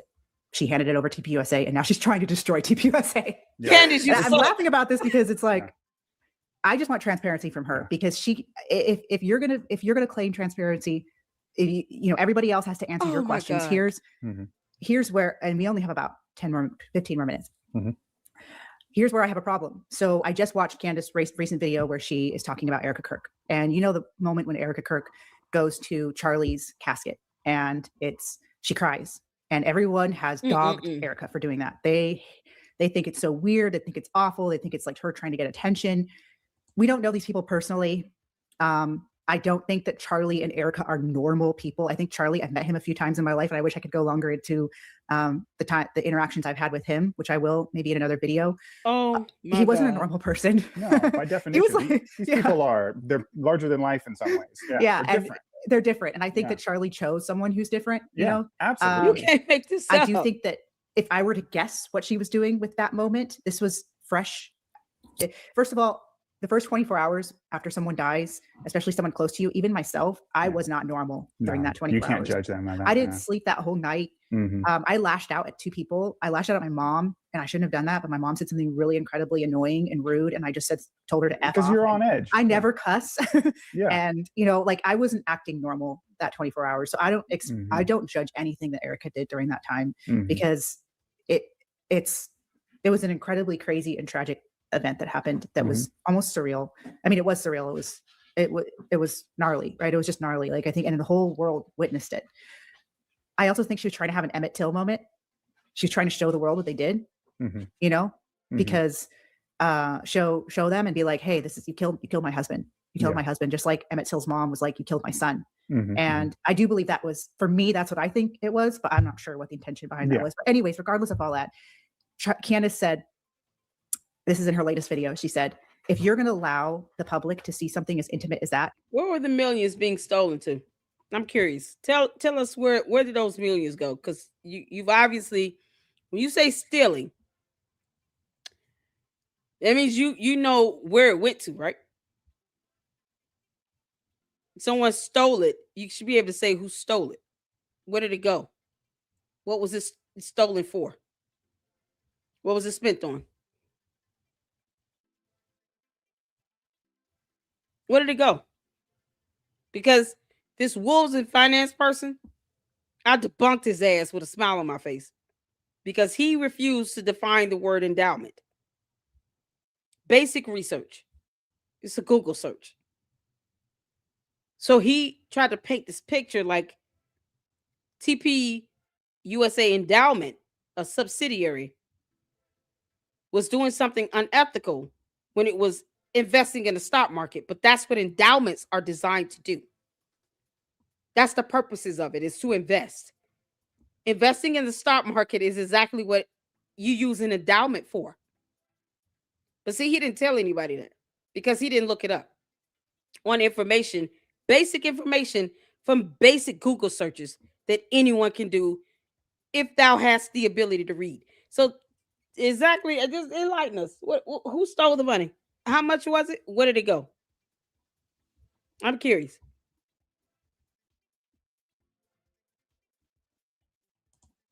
Who? Where did the money go? Where did it go? See, Candace tried to make it seem like it went to that TP endowment. You do realize what an endowment is. That means you should understand what an endowment is.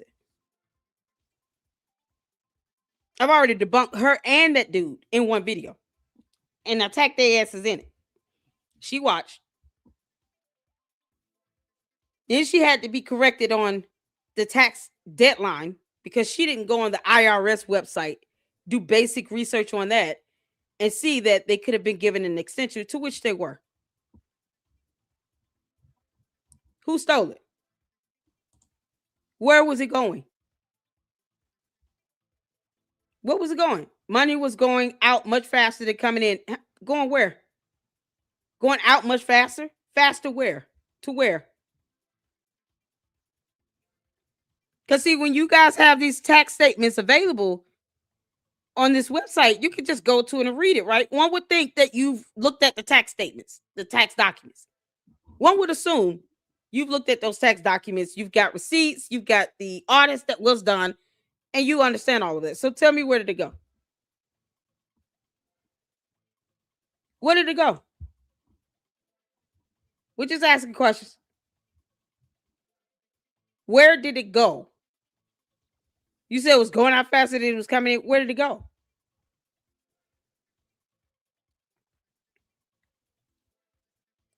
Wills and Finance is an idiot. Because you would think before you speak on an endowment, you would actually present basic information about an endowment. He said it was unethical without even looking up what an endowment is designed to do. So where did it go? No, where did it go? Stop beating around the bush. I'm asking a very direct question. Where did the money go and who stole it? You're beating around the bush. I don't care about nothing you asking right here. That's irrelevant. Where did the money go? Who stole it? What Swiss bank accounts? Show the evidence on that. I want to see these bank accounts. You said it went to Swiss bank accounts. Show the evidence. Whose names were these bank accounts in? And where's the evidence on that? If you say that, that means there's evidence that there's bank accounts where this money went to, where somebody stole it. You know, you stealing something, you wouldn't be able to like trace that money, right? So whose names these Swiss bank accounts in? Name the bank. Let's start with that. I want to know the name of the bank. Name the bank, because there's more than one bank in or a Swiss bank. Go ahead and name the bank. I want the specific name of the bank and the account holders. And what type of accounts are we talking about? I'm asking questions. I'm just because they say stuff like this in my chat, and I'm asking questions. Erica made a name. I want to see evidence on that. Name the bank. I'm just saying. They come in and they say these things that you need evidence to prove. They're not giving an opinion of anything. Just like the Wills and Finance person. They sitting here saying that I know more than him because I Googled. Yes, that means I have a lot more knowledge than he does because he failed to even read and research an endowment. So by its definition of gaining more knowledge means, yes, you are more knowledgeable than that person. This definition of terms, reading comprehension, mathematics, it goes over their heads. I want to know the name of the bank. What type of bank? What type of bank accounts are we talking about here? When you make these statements, you gotta be able to prove this stuff. You're saying someone stole money, but you got tax statements, tax documents, and audit. I mean, you said in the Swiss bank accounts, that's very specific. Who are the account holders? Erica made a name. Why aren't you able to tell me the name? You see, this is what I mean. You put Erica and then made a name in quotations, but not the actual name. Because if you're saying Swiss bank accounts, that means you know who the account holders are. You can tell me the name of the bank. It makes no sense. Why say dumb things like that you can't prove? It's not even a matter of defending one or the other. I just want to see the evidence. The fact that they could not give me her maiden name, you would think they would know that. You got to put maiden name in quotations. It's stupid. No, don't beat around the bush. Put the name of the account holders and the name of the damn bank. I want evidence on you saying someone stole something. It went to a Swiss bank account. Name the name of the bank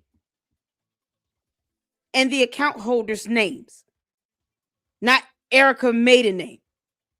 Because, I mean, if you really knew that, you would just Google her last name, maiden name.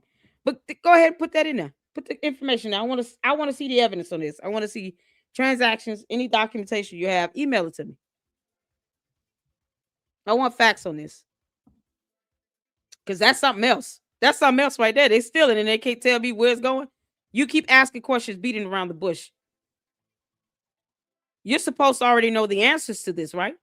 Because you're alleging that they stole money. You made a flat out accusation that they're stealing. So why ask me anything like that? You should be telling me information and evidence and showing me the proof. Why even ask me that? You should be telling me the answer. Can't make this up.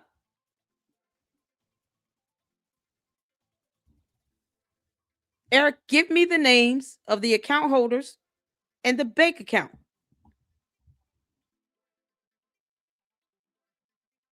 They ask questions to beat around the bush. It makes no sense. That's all that is. It makes no sense. Swiss bank accounts. They just said Bahamas, all right? It could have been Swiss bank, Bahamas, St. Croix, it's just Africa. Like, it's random stuff thrown out here. This is the stuff they copy and paste and put in everybody's comments. It's like, just send the evidence.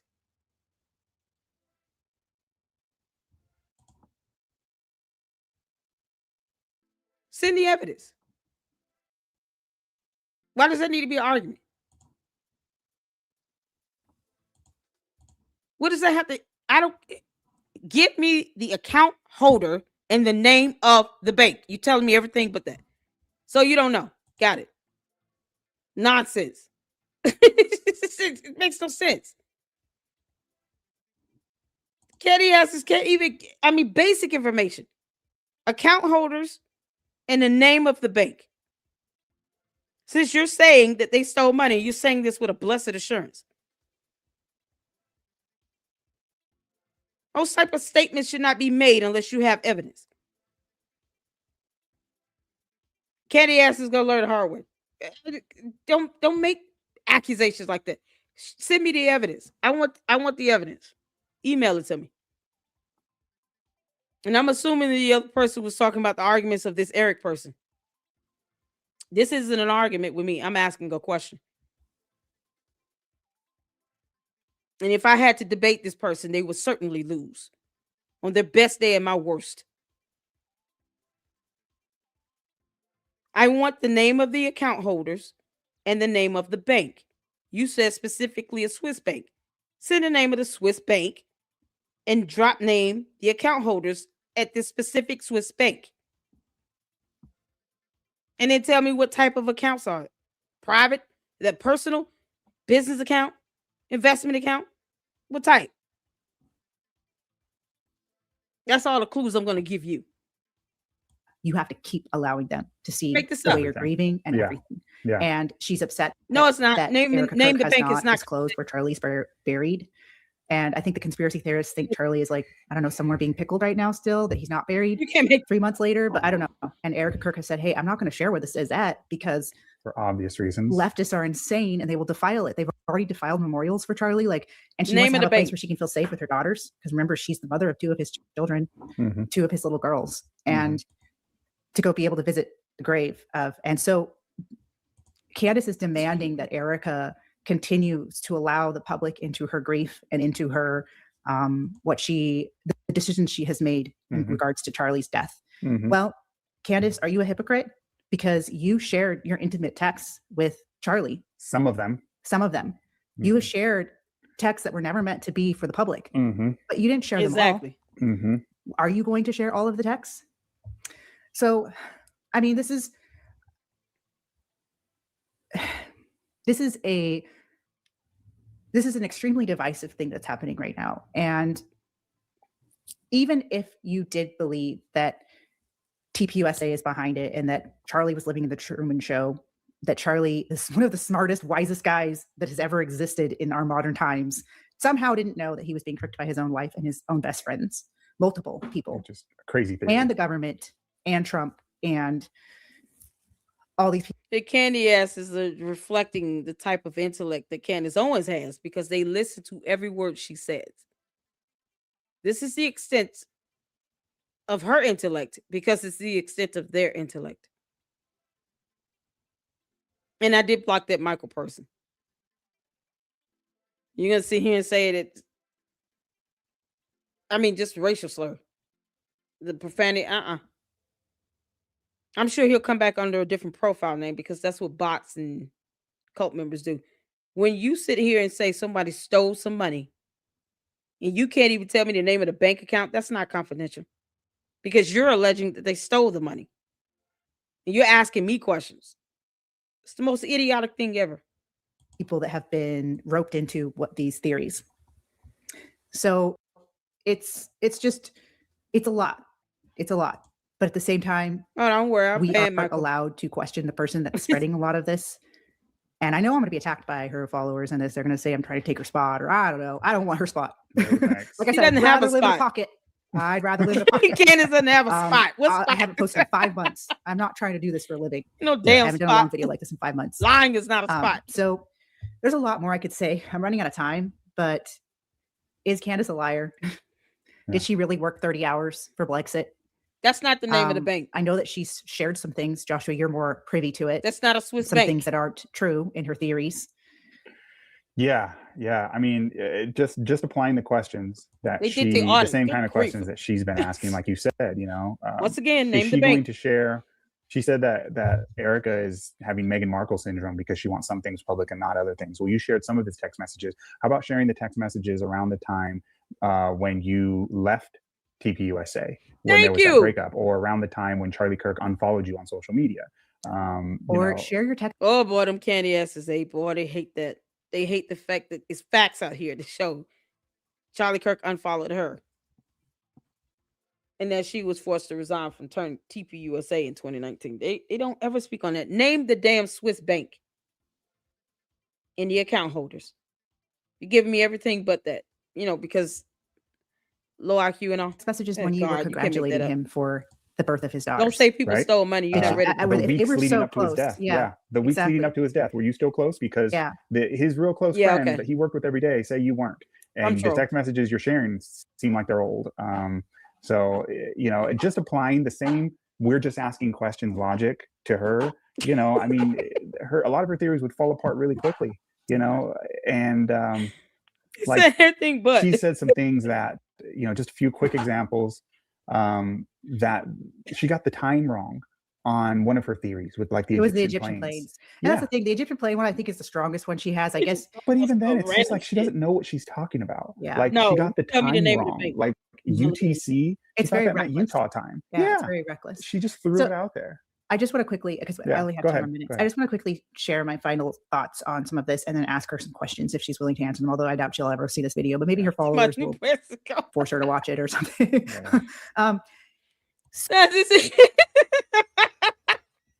No, it's not confidential. Name the bank. Truth, they're telling me it's a Swiss account and they're talking about New Mexico Department of Justice. What to do? Tell me the name of the bank. Obviously, you're saying they stole money and it went to a Swiss account. Say the name of the damn bank. It's not confidential. Bank names are not confidential. It's just not. That's how you know you're trolling. It is stuck on stupidity on steroids. You can't make this stuff up. This, Candace, your candy ass cult members, boy, they have a way of reflecting your level of intellect. So, first of all, her videos are done very clickbait style. They are. I have something very exciting to share with you. And if you look at the comment section, people are having a heyday over this. They're like putting popcorn emojis. Like this is something fun. Mm-hmm. There's nothing fun about this. Whether Candace is right or wrong, this is not fun. This is a man's life, his wife, and his 2 kids, and his organization that he built his whole life putting together. There's nothing fun about this. So that right there alone is like part of the reason why I'm speaking up right now, is because I'm tired of seeing this turn into like a cat fight, like a fun, like we're watching a WWE wrestling match between Candace and Erica. And that's what, if you look at Candace's comment section, that's what it looks like by the people that are really into what she's doing. I also don't think that Candace should be silenced. It's free speech, the free country. She obviously likes how her followers are treating this and the conclusions that they're coming to, because she has not rebuked them for what they're doing. And I know she reads her comments because she hearts some of them. Candace will not denounce the actions of Nicholas Ray or the other man that's in jail for sending death threats to Jewish conservatives. Nor will she denounce people sending death threats and kidnapping threats to Erica Kirk and these 2 minor children. Erica said her kids are both are under the age of 3. What the hell? Kidnapping threats. And you got this idiot in here talking about some Swiss bank accounts and then go to New Mexico Department of Justice.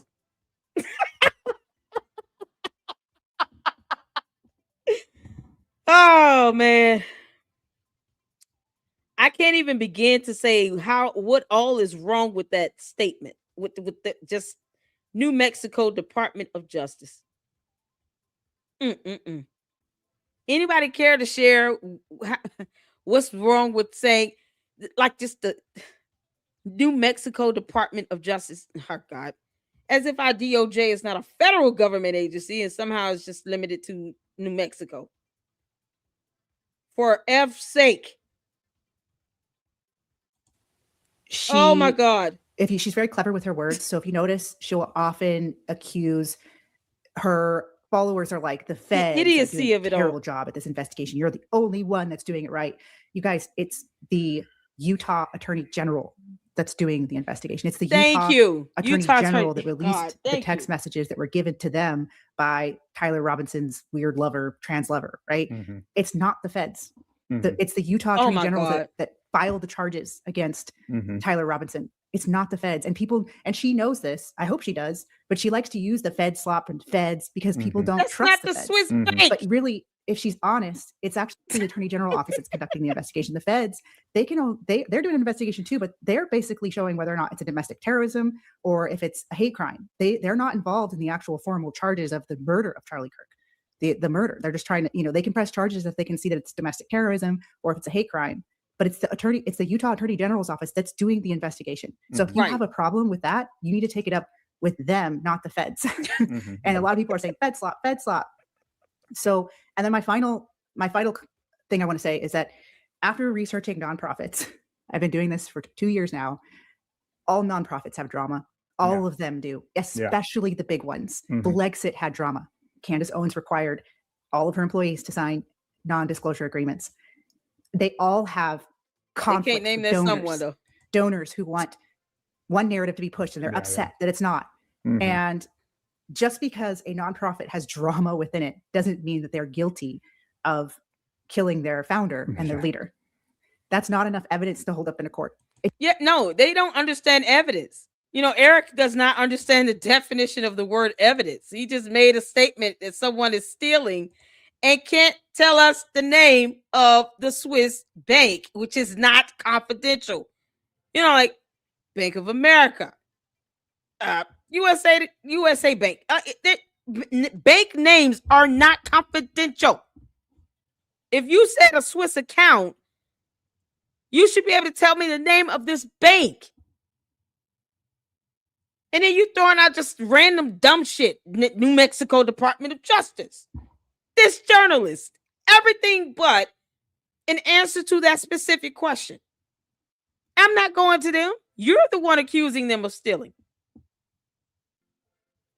You tell me the name of the bank. I'm not going on no fact-finding mission for you. Shouldn't you have already done that? I'm sorry. Shouldn't your cult leader have already done that? Tell her to tell us the name of the killer. Who's the assassin, Candace? Because that's what you were supposed to be looking up.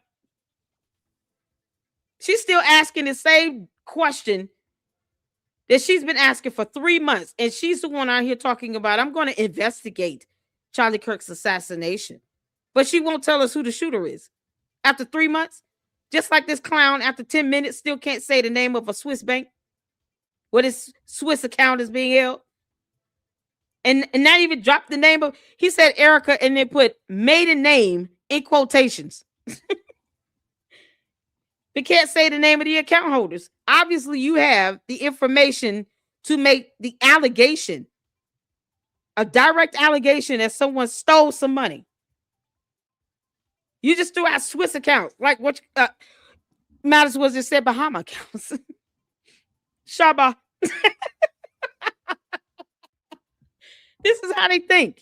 Let's speak in circles and say nothing at all.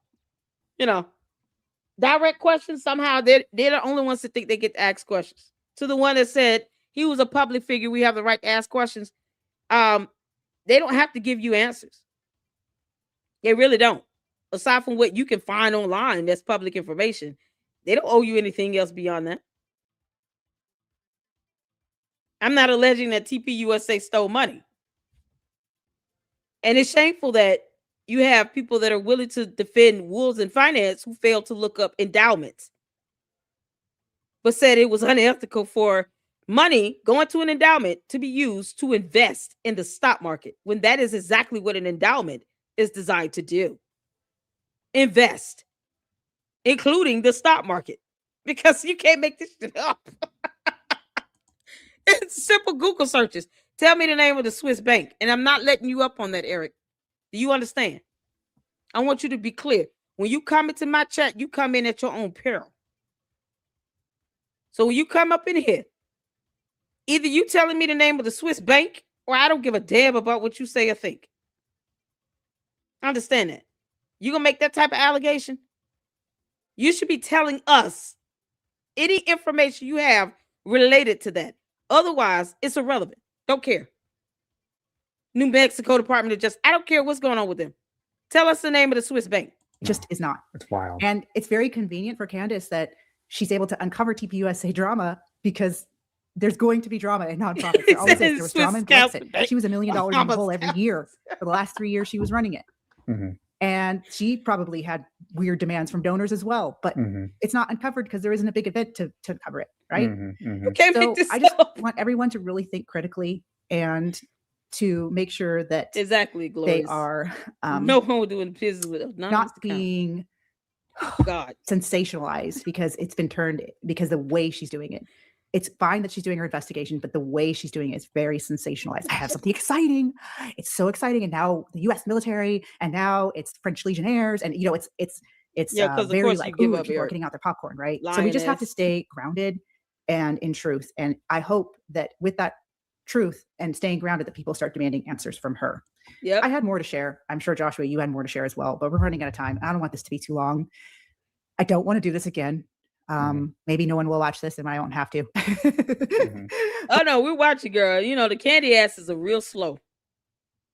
Eric, name the bank, name the Swiss bank. That's slow. I've said that, asked the question like 8 times. He's saying everything but, yeah, that's slow. You're gonna have to probably do this again. You gotta break it down. Because otherwise, you know, these are big words you use, honey. They can't define evidence or endowment. So yeah, you're gonna have to do this probably again and just break this stuff down into like parts. You can't make this up. But there's more that we could say and there's more that we could share, but we don't really have time right now to do that. And I just hope everyone continues to pray and follow what God is telling them to do. And to that's that. All right. Do you have anything more to say, Joshua? No, I mean, just I hope people have the same questioning spirit and skepticism for her that they do for everything else. Oh, we do. And to remind everyone that these are real humans. Candace is a human. Erica is a human. She's not a robot. She's got 2 children from Charlie. Candace says she's an alien. She said that herself. So I'm just going to go with that. Charlie chose her as his wife. They were very close. He made it very clear. She made it very clear. These are human lives. These are people. People are flawed. We're all flawed. But at the same time, hypocrisy needs to be pointed out. Hey. And that's... No, she seriously said she's an alien. Candace said she is American ignorant.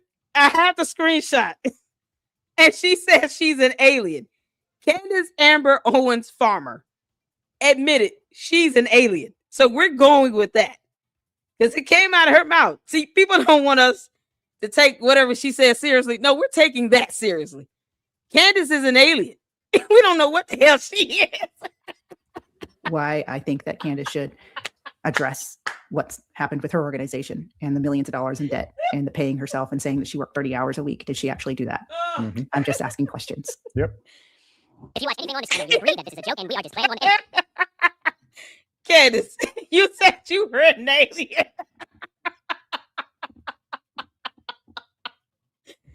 Oh my God. That might explain these cult members in the bots. You can't make this stuff up. I'm glad she was able to admit that much. Okay. She's a whole alien out here procreating with humans. You can't make this up. Candace, you spent 1.7 million. Y'all, this is the tax return from 2022. I'm trying to see this right here because, you know, someone said we have the right to ask because she's a public figure. He's a public figure. So is Candace, and she's still alive. Candace Owens is still alive on Earth. Candace Owens said she's an alien. We're going with that. So she's not human. She is an alien. In the wrong realm. And in the wrong reality. Candace lost her mind a long time ago, and she left her alien body here on Earth for us to still have to deal with for reasons. Candace gives us material for days. Y'all understand this? I feel nothing when I laugh at the fact that she said she is an alien. Okay. Candace. I know, right? Candace said she did. She did say that. She said, Carl, happy birthday. Yeah, Candace, you said you were alien, girl. We going with it. Okay. Candace, can you explain why your expenses, your revenue less expenses right here on line 19 came up to negative $1.7 million? Let's get the exact number. $1,720,226. After last year, the prior year being 1.7 mil. This year, current year, negative $1,031,905. The clown said my argument wouldn't hold up. This ain't no argument. We read in here in the Lady Luck Club. Reading is fundamental. I don't have to make an argument. I just show documentation. Eric, where the hell you at? Did this money go to a Swiss account too? Talking about New Mexico Department of Justice. Nothing I care about. Why would I go to New Mexico Department? You can't make this up. I don't care about New Mexico's Department of Justice right now. Eric, tell me the name of the Swiss bank. Because maybe, just maybe, we might find some of this BLEXIT money over there too. Give us the name of the Swiss account, the Swiss bank. Swiss bank names are not confidential. Tell us the name of the Swiss bank, Eric Klein. You started this, and I'm finishing it. Tell us the name of the bank. By the time I'm done, he's going to want to block himself. I'm going to bring this up every time I see you in my chat, Eric. You understand? Just like Rick, who threatened me, saying I'm paying the price one way or the other. I'm still waiting for Rick to make it plain. How exactly I'm paying a price. Perhaps we might find this 1.7 or this 1.3 million sitting in a Swiss account. Because Candace Owens is still alive and she's still a public figure. For the candy asses that think that somehow TPUSA owes you something. TPUSA acquired BLEXIT when it was in the hole for 2 tax years back to back. You have the ability to look up those 990 tax forms for TPUSA just like everybody else. While Eric is running around here talking about Swiss accounts and then naming journalists in the New Mexico Department of Justice for no reason. Still not the name of a Swiss bank. And it says none of my business. Who told you to say that someone stole money? That was none of my business either, but you know, since you want to put it out there. I mean, we could just do this. I can do this all day. Eric, name of the bank.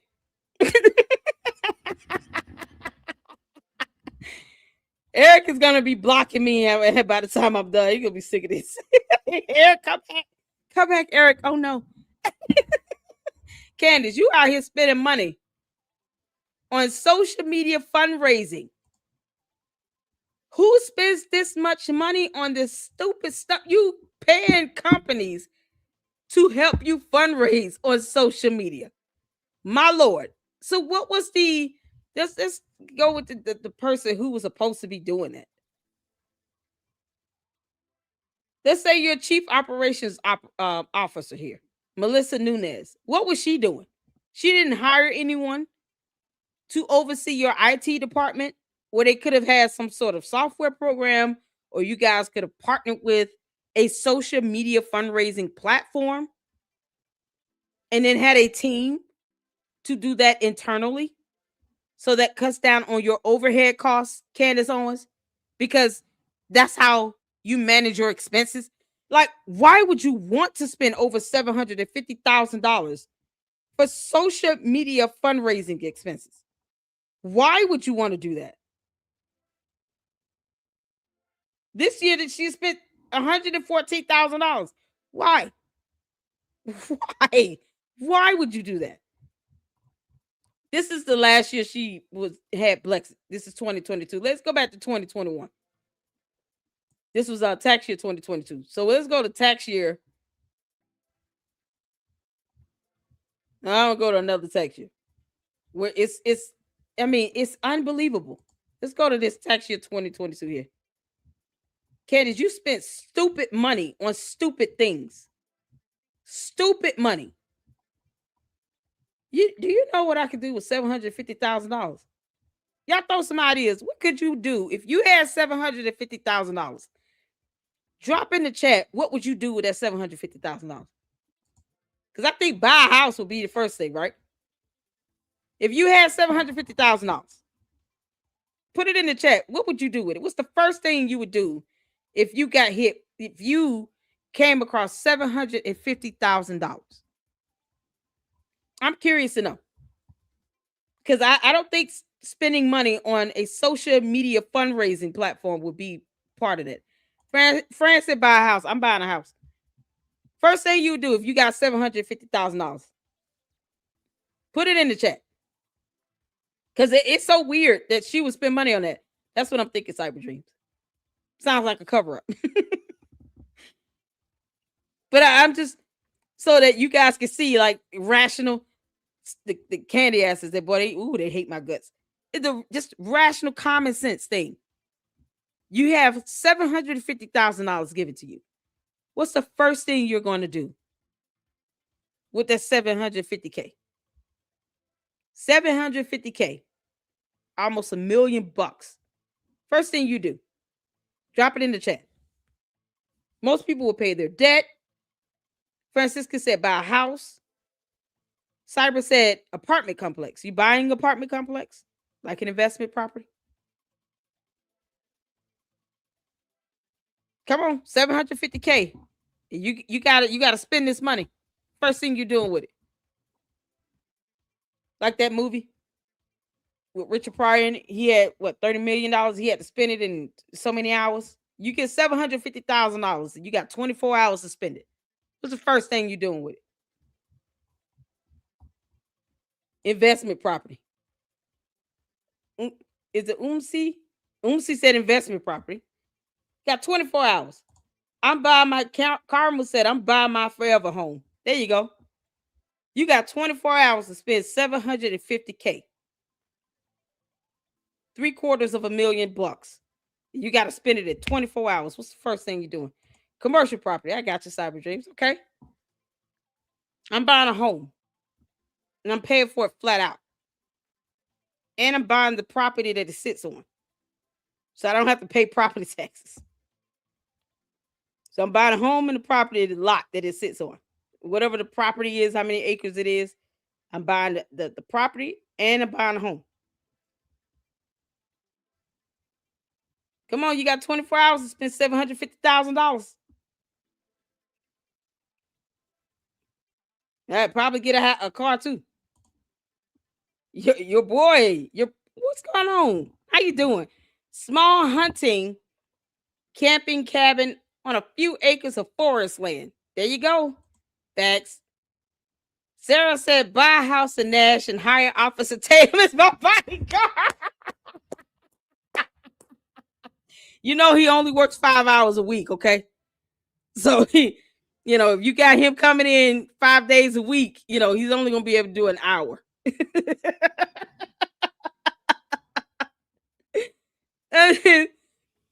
He only does 5 hours a week. Where's Eric? Eric? Yeah, you putting that money in a Swiss account or what?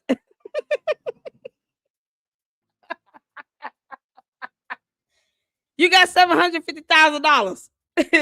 24 hours to spend it. What you doing with it? Candace, you spent $750 on social media fundraising. Holy Jesus. Y'all see this? This is right here. Optimized Consulting, Olympic Media. This is a P.O. Box. 1881 North Nash Street, apartment 2031. Apartment for a company you paying $284,000. What the hell? Do y'all see this? Look at this address. 1881 North Nash Street, apartment 2031, Arlington, Virginia. Candace, I'm going to Google this. And if this goes to like a relative's apartment or something, I'm so, oh my God.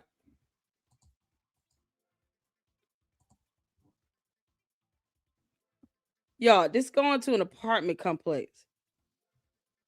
1881 North Nash Street, Arlington, Virginia. Going into an apartment complex.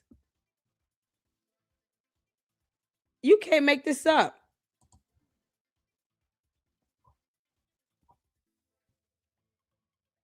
And it's, oh my God, y'all see this? 2.8 million. That's this address right here that she has on those taxes, paying $284,000. Oh my God. Gross receipts from activity totaled up to $384,284 going to this address. To this address right here. Y'all see? 1881 North Nash Street, Arlington, Virginia. For a 2-bedroom, 2-bath, 1,803 square feet. Do y'all see this? Market value at 2.8 million. This is a home? 1,800 square feet, 2-bedroom, 2-bathroom. This is an apartment.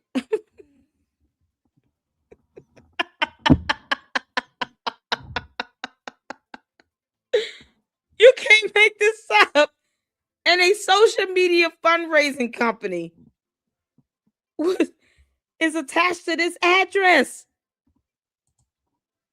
Oh, you can't make this up. Do y'all see this?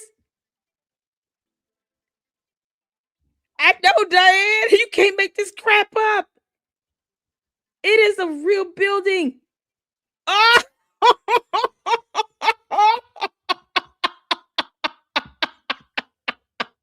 Okay. Eric had to go get that Swiss account details. He's like, the Lady Club was going to torture me to death for the name of a Swiss bank. Oh, Eric, I'm clamoring in on you. You come up in my chat, you better have the name of that damn bank, boy. You can't make this up. And a brand new Jeep, the rest I would invest in silver and gold bullion. I hear you. Y'all, this is the place. This is the place. Who lives here? This is the place on the tax documents. Candace, who the hell lives here? You see the estimated rent? $5,394 a month in estimated rent. This is the address. 1881 North Nash Street, Arlington, Virginia. Oh, let's look at the photos. Dear God. Y'all, these are the photos. This is an apartment? What the heck? Y'all see these photos? That's the hallway area? Why would anyone, like, This is a 2-bedroom, 2-bath, 1,800 square foot apartment where the rent is over $5,300 a month. And this place was the address for Olympic Media, where they received $384,284 based on gross receipts from activity for one tax year. What the? I'm in the wrong business.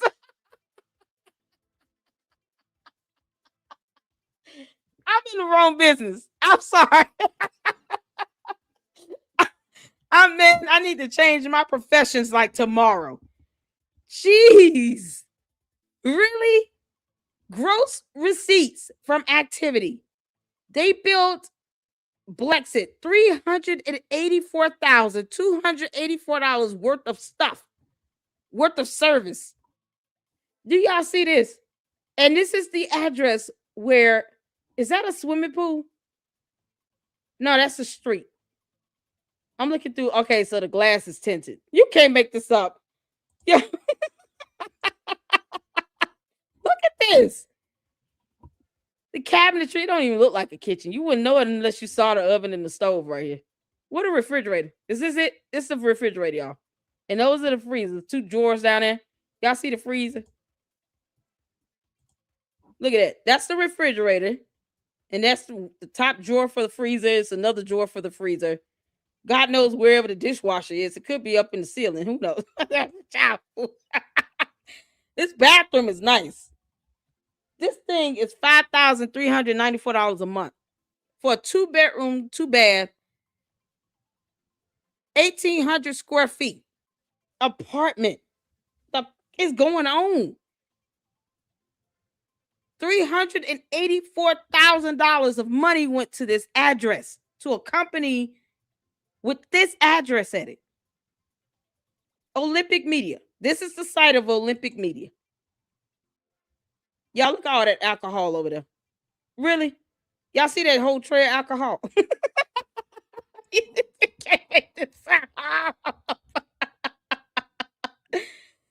I am in the wrong field. I'm in the wrong field. $6,000 a month for this.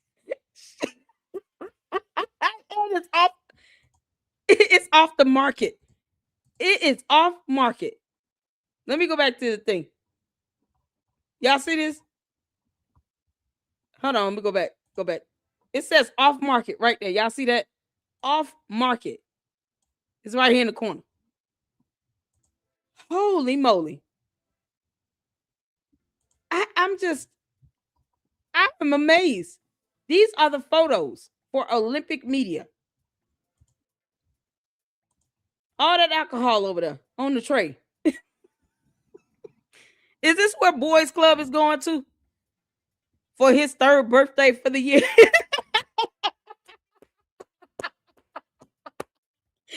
George Farmer, come to the front of the come to the front of the place. Come to the front of the room.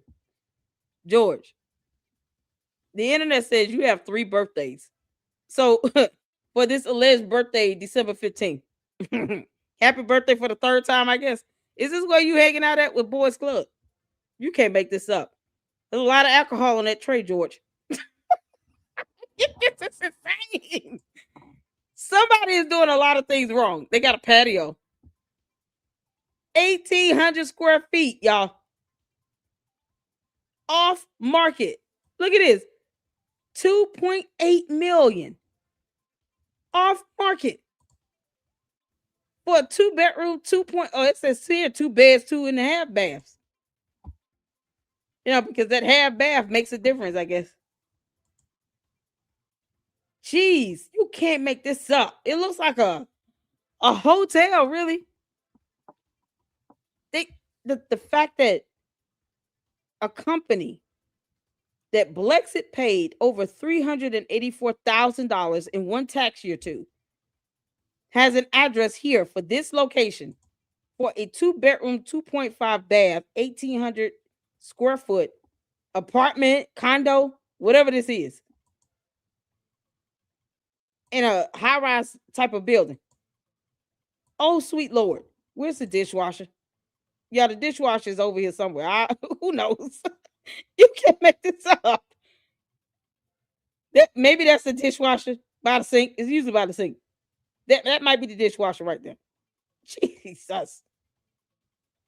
This is insane. Is this what Boys Club is hanging out this weekend?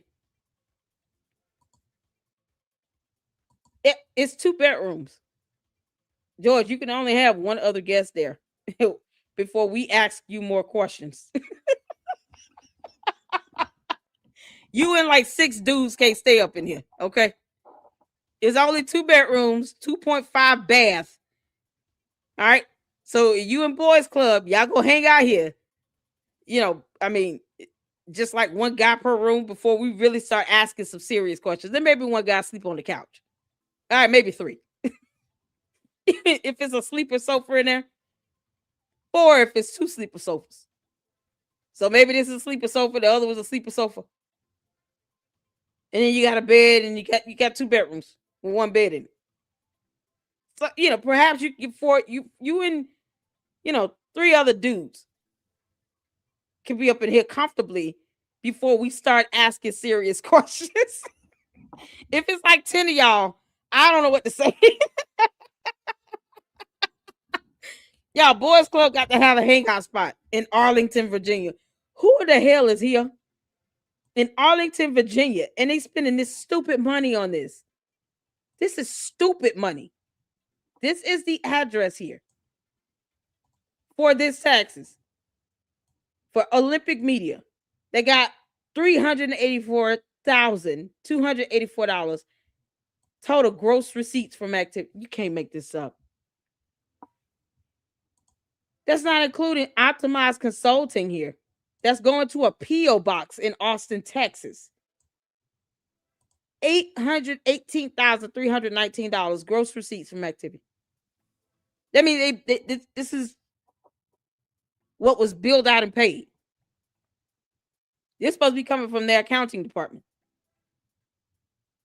This is stupid money. This is crazy money. This is over $1 million total here. The amount paid too is $553,694 for one, $284,404 for the 2-bedroom, 2-bath apartment or condo.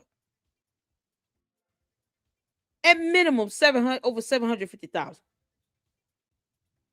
Make this make sense. But they want to sit here and say turn TPUSA stealing money. Oh God. This is so gross. Turn trick town.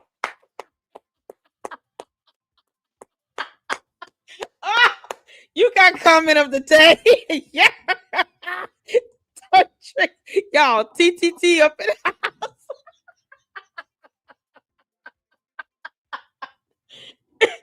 It's the 3T in Arlington, Virginia, coming at you from the 3T. Turn trick house.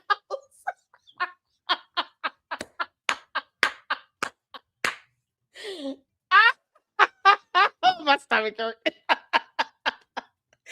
Carl, happy birthday. God, you still here.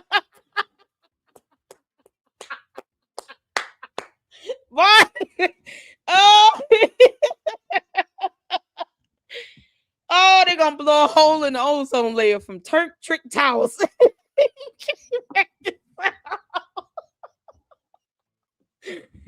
Candace, we done got a hold of these taxes, girl.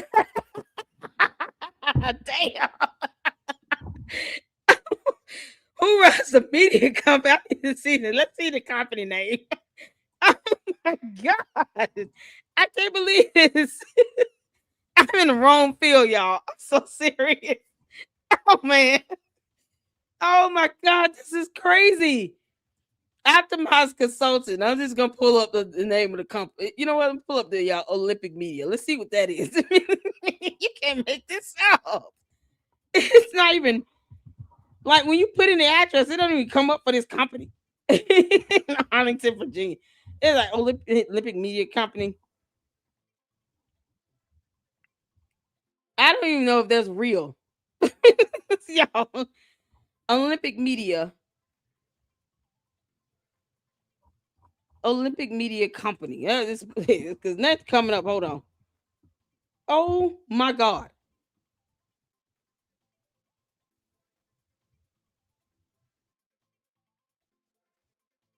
Olympic Media. Oh, okay. Let's put Olympic Media in Arlington, Virginia.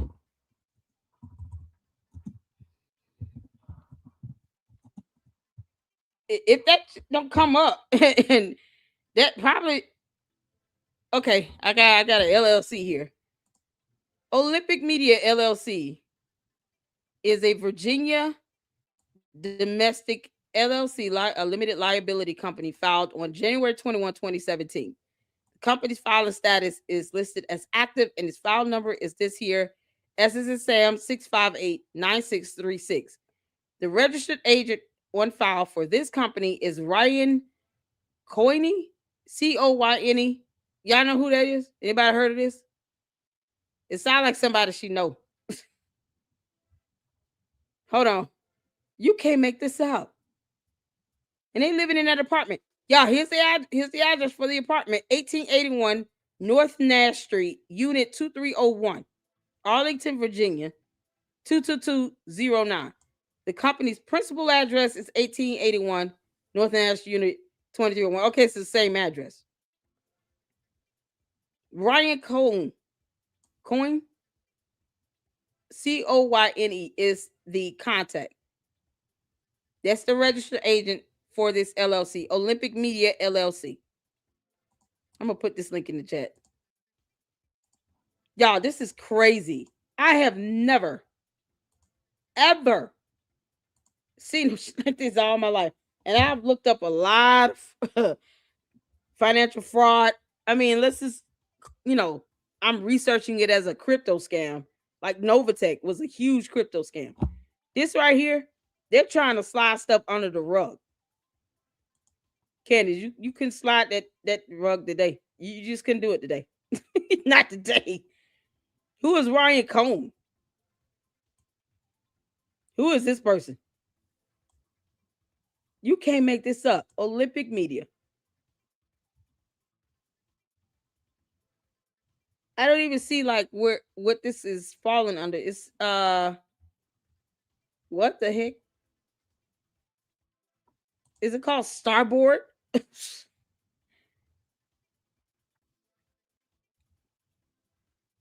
There's a trademark called Starboard.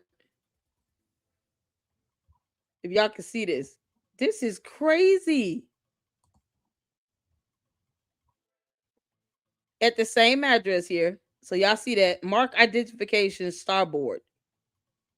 This is trademark information. I'm just trying to figure out something because I'm like, how did they think this was gonna go? Like, did they think no one was ever going to look this up? Maybe that's what they thought. No one's ever gonna look this stuff up. They have an attorney, John H. Platt, in Phoenix. How ironic. So BLEXIT having been acquired by TPUSA in 2023 does not necessarily mean that the companies that BLEXIT was paying now automatically work directly with TPUSA. Now, if they had any, this is so weird. It's just ironic that this attorney is in Phoenix, Arizona, where Candace is flying out to have this one-on-one with Erica and TPUSA in Phoenix tomorrow. Like, it's so weird. Y'all see the other entities here, the LLCs, all registered to this address here, the same address, the 2-bedroom, 2-bath, 2.5-bath Turk Trick Towers. You can't make this up. This is on Bizpedia. I'm in the wrong business, man. PARLER. Does that sound familiar to you all? Does PARLER sound familiar? Isn't that the same thing George had, Parlor Inc.? Isn't that the same thing as Parlor? Parlor Inc. Is Parlor Inc. also called P Parlor? Y'all see P Parlor trademark information? Is that the same thing as Parlor Inc. that George was owner of? Yep, it was. Look. Y'all. Olympic Media LLC, 1881 North Nash Street. You got Parlor 2022 Inc. Owner at registration. Parlor 2022. First new owner after publication from Delaware. That sound familiar? Parlor LLC. This is George's company that he sold. Parlor. He sold that Parlor Inc., right?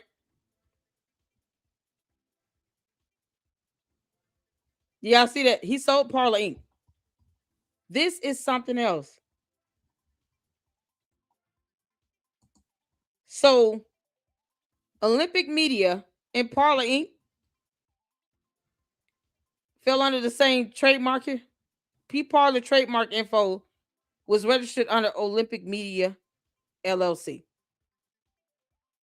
So when they say that they're paying this company, Olympic Media, that also has a trademark for Parlor Inc., owned by George Farmer, what makes us think that this is not going to George Farmer's pocket?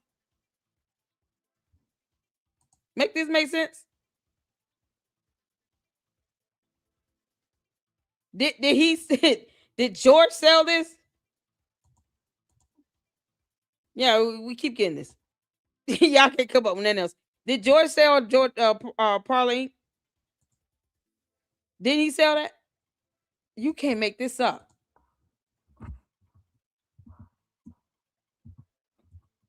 They send those comments like that. That don't do over here. George Farmer. That don't do nothing at all.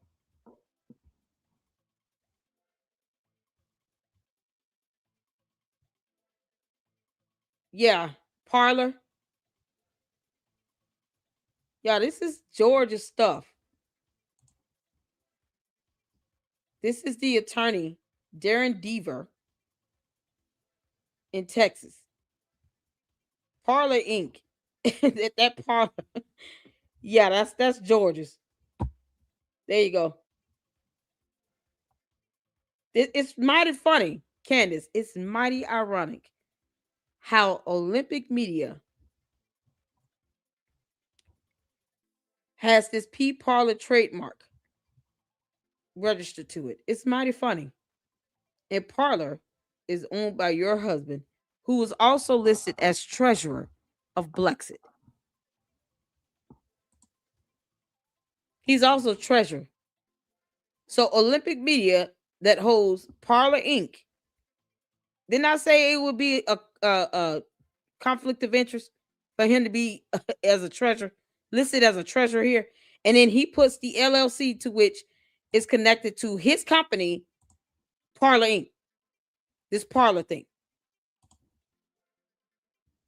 Mighty funny. They're not even trying hard. They're not even trying. Not even trying. And he sold Parlor.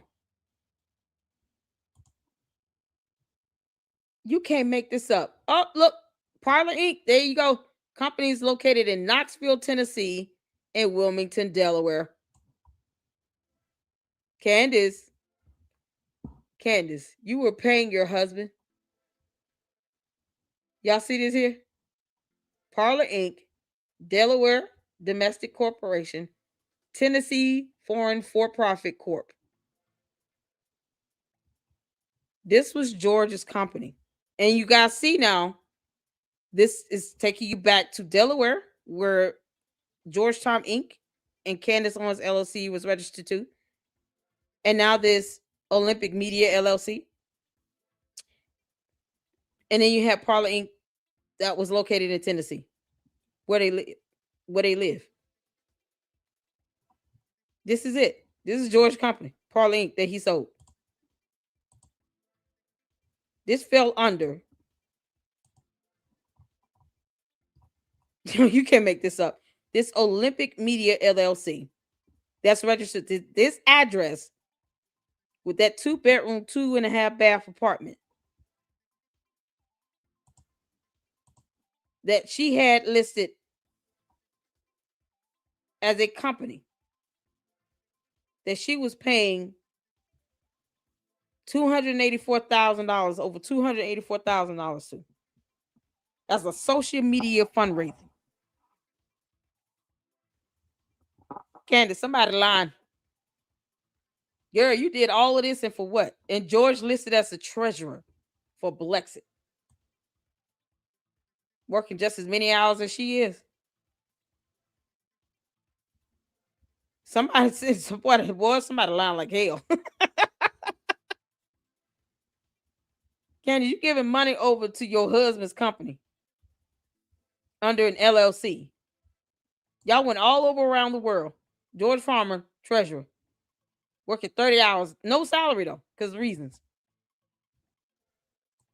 You can't make this up. All that money you paying out to an LLC that connects to your husband's company that he sold.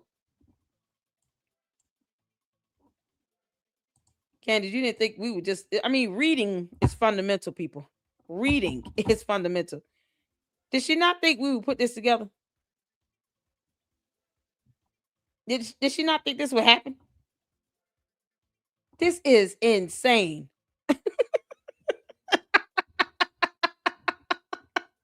And then Pauline goes straight to Delaware and Tennessee, where her other LLCs are registered and where the hell they live. You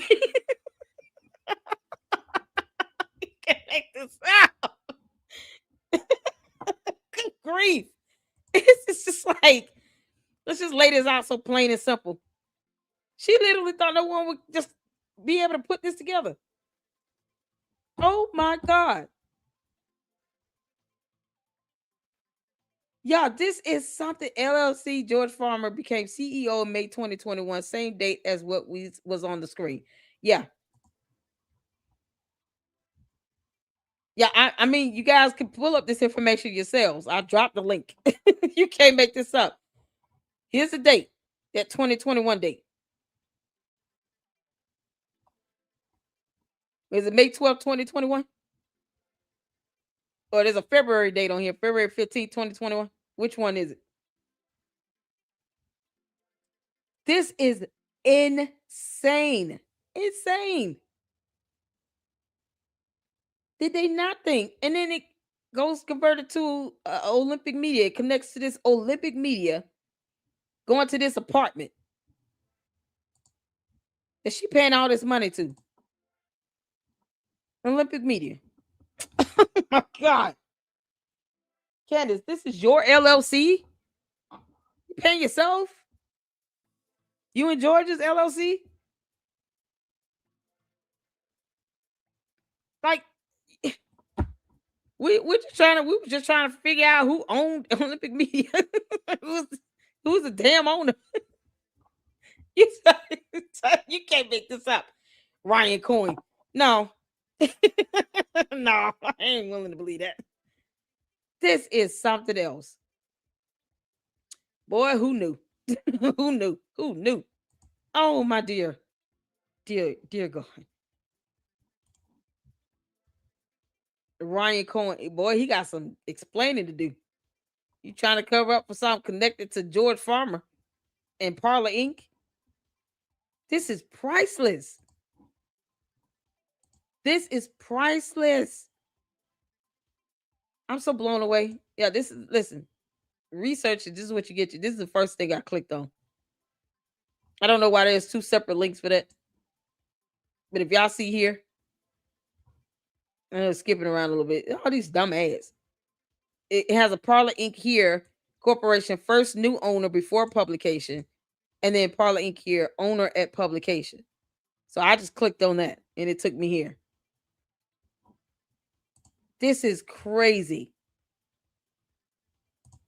George was CEO. It says he never owned it. This is crazy. It says George became CEO May 2021. There you go. Let's go back. It says up here where, the filing date, May 12th, 2021. George, this is your company. Registered under this Olympic Media LLC that's getting all this damn money from BLEXIT. And then that's like, how is this not a conflict? Make this make sense. Just for, just propriety and appearance's sake, I would not put down an LLC or anything that falls underneath it, any trademarks registered to it that connects back to my husband. I wouldn't do it. Because you want to see him talking about somebody stealing money. They just keeping it all in the family. It's not going anywhere. It's not going to get, they straight up fundraising for it. And then they just keeping it between the two of them. And then maybe giving somebody something on the side to shut up, because turn trick towers. Why would they spend all that money for that 2-bedroom, 2.5-bath apartment? Unless it's like one of those ghost, places where you just have some address listed just for the sake of saying this is here. Because you look at it, this type of company living, like if we went there, like somebody was actually to go there, no one, if someone lives there, it certainly will be anyone related to this. Not at this juncture anyway. It's 2025. This is taxes from 2022 file. So more than likely, it's someone else that lives there. The question would be, did this company ever exist there? I highly doubt it. This is something else. This is something else. You can't make this up. And Brandon Tatum, what's his name? He's supposed to be an officer. He ain't got nothing to say about this. Brandon Tatum ain't got nothing to say about this. He knew this. Did he know that this was going on while he's only working 5 hours a week? You can't make this up.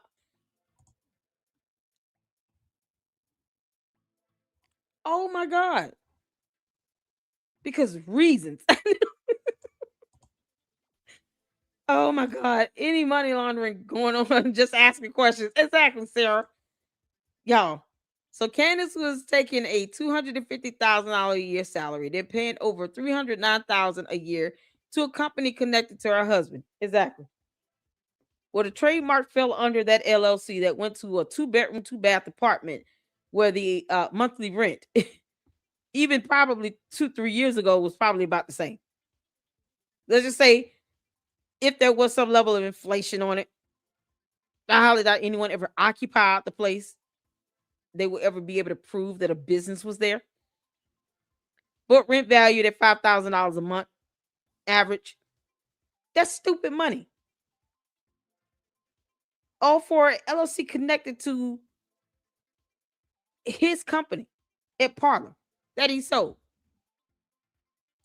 Maybe Tatum, giving Tatum the VP a bit on the side, allegedly. He had to be. Officer Tatum's supposed to be upholding the law. You mean to tell he don't understand anything about ethics? Just the appearance of things on this is crazy. They're not even sending the money to an outside company, giving another company opportunity to make this type of money. No, they're just keeping it amongst themselves. So they're fundraising this money, and in between the two of them, depending on what LLC they're putting this under, they're basically just paying themselves the bulk of this money.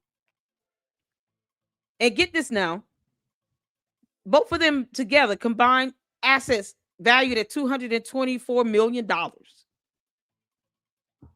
244 million. Sorry, 244 million. Based on the last time we looked this up last week. $244 million. This is what is on these tax documents. So she wants people to answer her questions, but stuff like this, she'll never tell anybody. Because it just sounds and looks horrible. It's horrible. PARLER, George Farmer's company, falling under Olympic Media, where BLEXIT was paying it $284,000, $384,000 based on gross receipts from activity. If I look up optimized consulting, am I gonna see the same thing? Probably. Optimized consulting. What we getting with that? Candace said she had LLCs registered in Delaware.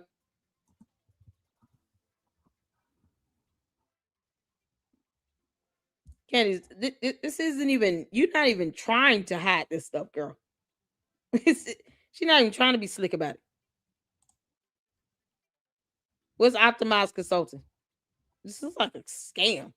It doesn't even look real. Oh Lord, y'all, this is like one of those pyramid scheme type websites where they promoting Bitcoin. Look at this. This is the website for optimizedconsulting.biz. Now go back. All right, you can't make this stuff up.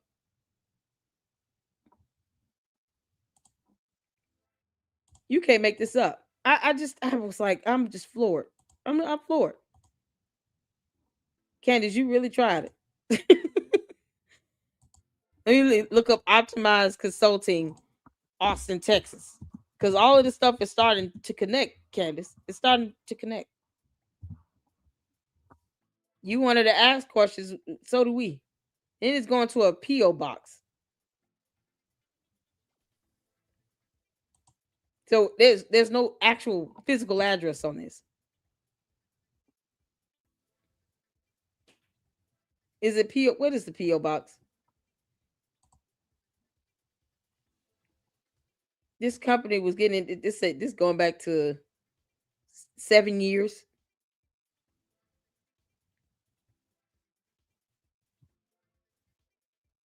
I'm trying to see if this is it. It might be. P.O. Box 660121. Is that it?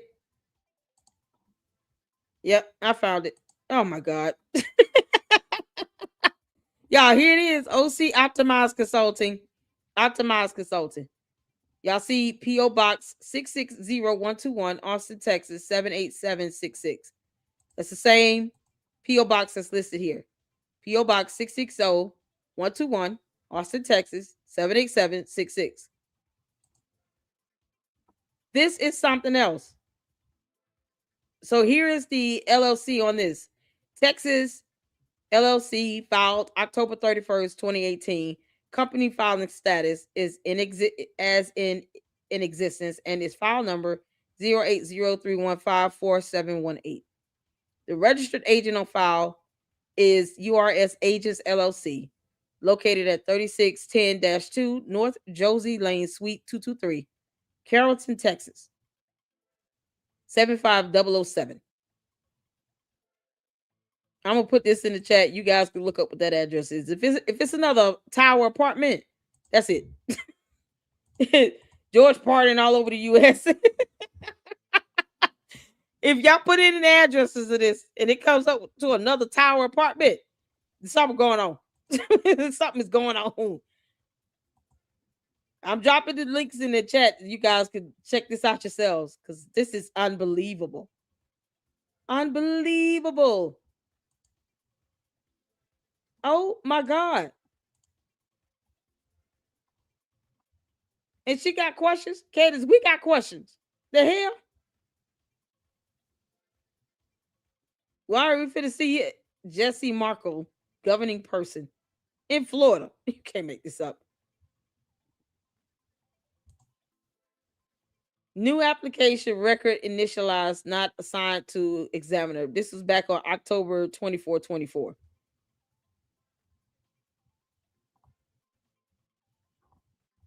Let's go back to the other one because this one is saying is new. This is insane.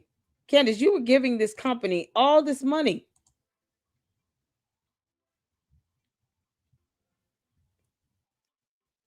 So, okay, you see here, Optimized Consultant LLC. Owner at registration. Let's see what that is.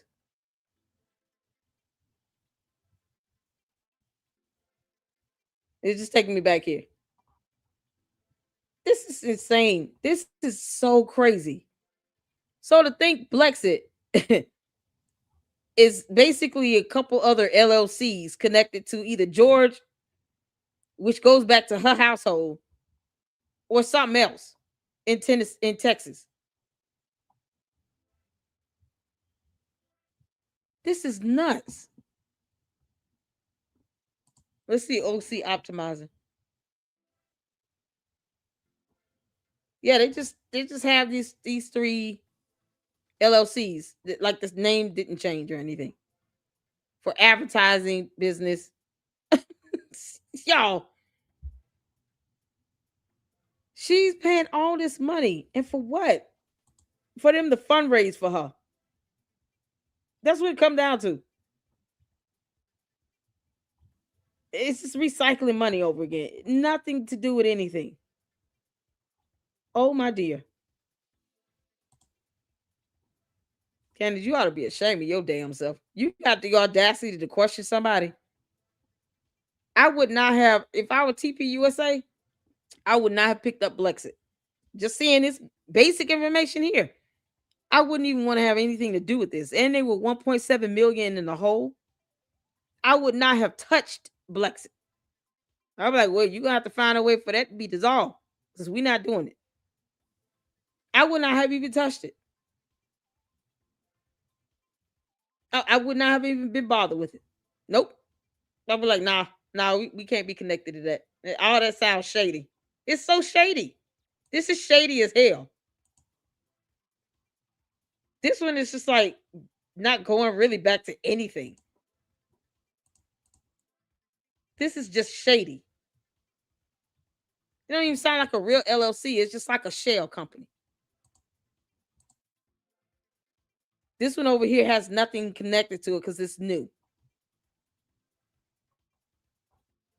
This is nuts. See, this is recently done. Updated February 20th, 2025. I would not have touched BLEXIT. I would have left BLEXIT alone. Oh, y'all broke as hell? Oh, okay. Well, sorry about that. I don't know what to say. Like, nah, this, we don't, you can't explain half this stuff. How would she explain this to somebody? She probably don't even know what this half the stuff is it herself. And yet she paid all this money to it. $553,000 to something that doesn't even seem to be legitimate. It's like a shell LLC.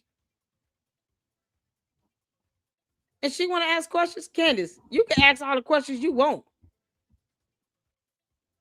This is as real as FTMG. She can ask all the questions of guard returns. Don't nobody care what questions she asks. Nobody cares. This is insane. PARLER is a IG back when it was endorsed his hand. Was their first off. Exactly. Ain't nowhere in the world. No way in the world. It had to be one of those because I came across that in my research and reporting on Novatech. They had these like these 2-bedroom, 2-bath type condos in these towers. They were using as addresses for their LLC, for Novatech Inc. And then when you look it up, you're like, this don't look like anything where anyone stayed at this. It was like a shell residence they just used to put down on this registration for that LLC. Nothing viable. No proof anyone ever lived there and operated a business out of that place. It's the same thing as this. This is insane. He was a cop, and he's not a cop anymore. Officer Tatum this Brandon Tatum. Okay, well, I ain't finna call him no officer. If he's not an officer, I'm not calling him that. Brandon needs to sit here and explain something. Tatum need to start talking. You work 5 hours a week as the VP, of BLEXIT, and you only work 5 hours a week, and all these random weird ass LLCs like shell companies registered to this that are being paid as consulting firms. $550,000, $284,000. Ain't no way in the hell he didn't know. 838,000 total in one tax year. They basically giving money to themselves under random LLCs. One of them connected to Parlor. Well, this is something else. Candace, you got some explaining to do. This is what happens when you want to sit here and go out. And I haven't even looked up Candace Owens LLC tax documents yet. I haven't even started doing that yet. You want to go out here, play investigator, and impersonate investigator Candace. And this is what you're doing. You can't even explain why George is listed as treasurer. But this was supposed to help communities by encouraging youth to seek and take advantage of opportunities in 21st century America. This is dedicated to the advancement of urban and minority communities. Candace, what you did was no different than BLM. You just did it under the idea of being conservative, Republican based, far right, I guess. How was this any different than BLM?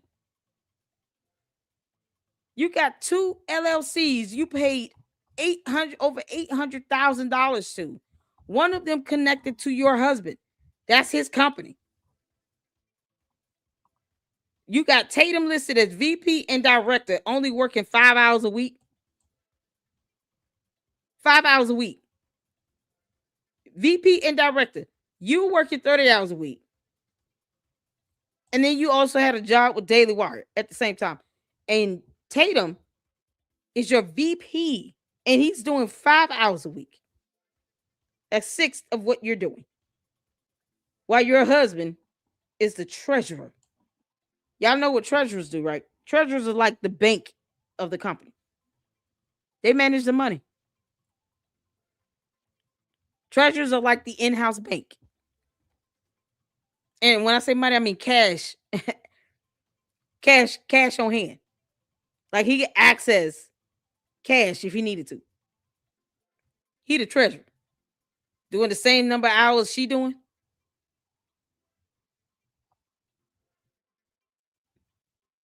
And he got an LLC connected to his Parlor Inc. Oh, God. Yeah, okay. Yeah, because somehow that seems all right. Somehow this is okay. Somehow this is okay. It's greed on top of greed. Greed on top of greed. She get views and everything. Candace, it's not hard to believe that you done paid for some bots out here. You got social media fundraiser websites. I mean, hell. You might as well just say, yeah, okay, at least they did something. They went and got bots. Because otherwise, you just gave money to an LLC for nothing. You weren't even connected to a real address or a real business. And then Parlor Inc. is a trademark connected to that LLC that George Farmer was the CEO of. You can't, man, this is mind-numbing. This is mind-numbing. Tatum originally from Texas. He's from Texas. Yeah, because, yeah. My goodness. So that optimized consulting, this is registered to Austin, Texas, y'all. This is to Austin, Texas. This is a P.O. box going to Austin, Texas. And it really has nothing else. It's like a shell company. It was originally called OC Optimized Consulting. It's like a shell company. It didn't do anything. Advertising, business management, business administration, office shit, nothing else. Nothing that to me would, okay, this is a real thing where they actually do some real work, real company connected to it. None of that. Nope. Owner registration is still connected to this P.O. box in Austin, Texas. This is for case file owner history. Like, this is insane. And she want to ask questions. So do we, Candace. We got a lot. And at least we got information to ask questions off of. We got some documentation that we can use to help build up questions from. You have nothing. You want them to tell, you want to throw out general nonsense, and you want them to tell you all their business. You couldn't even look up endowments, Candace. You know your candy ass cult members. They couldn't even look up endowment. Wills and Finance, they missed the mark. He missed the mark on this one. Is he gonna look this up? Wills and Finance, you're gonna be looking at BLEXIT's 990 tax forms. Are you doing that next? Because we can wait. I mean, you're gonna drop a video on BLEXIT's tax forms? Why don't you do Candace Owens LLC and Georgetown Inc. while you at it? Wolves and Finance. While you at it, why don't you do those other LLCs? Her LLC and Georgetown Inc. Go ahead and looking up those tax forms too. This is fishy as hell. She knew that she was putting money into a so-called LLC connected to PARLER Inc. Her husband is CEO of. And he making mad money from that. He wasn't broke. They weren't hurting for anything. This is greed. Look at the stupid money you paying these LLCs, Candace. I mean, stupid money. Who the heck would pay for all this type of money to go for a social media fundraising consulting firm? That's what they classified it as. Classified as a social media fundraising. And you putting stupid money into that. Something they could have done themselves under BLEXIT. They didn't have to go out and pay somebody else to do under a different LLC. But, you know, you stupid like that. You do stupid things. Look at this. This is stuff that could have been in-house. Inside of BLEXIT. But they wouldn't pay these consultings, these LLCs. Social media fundraising. Stupid money for nothing. Can't make this up. So, Candace, you can kiss our ass. You can't just, boy, when I say you can't make this up. You can't make this up. They're paying money to themselves. She was paying money to an LLC that went to her husband. They just paying themselves. While they're sitting here trying to make it seem like they had a legitimate business. Get mad money on this. They never told anybody about this. They never told anybody, yeah, we're paying Olympic Media all this money, and that essentially goes back to George Farmer. An LLC connected to PARLER Inc. Yeah, this goes back to George, where he's the treasurer of BLEXIT. So he controlled the cash. Yeah, okay. They raised money just to keep it. This is what they did. And the candy asses, you know, once they conquer English, maybe they'll look at this and read it and say, yeah, no, none of this is right. It don't make any sense. But they want to say somebody stole money from TPUSA and can't say the name of that Swiss bank. Eric, we're still waiting. Crazy as hell.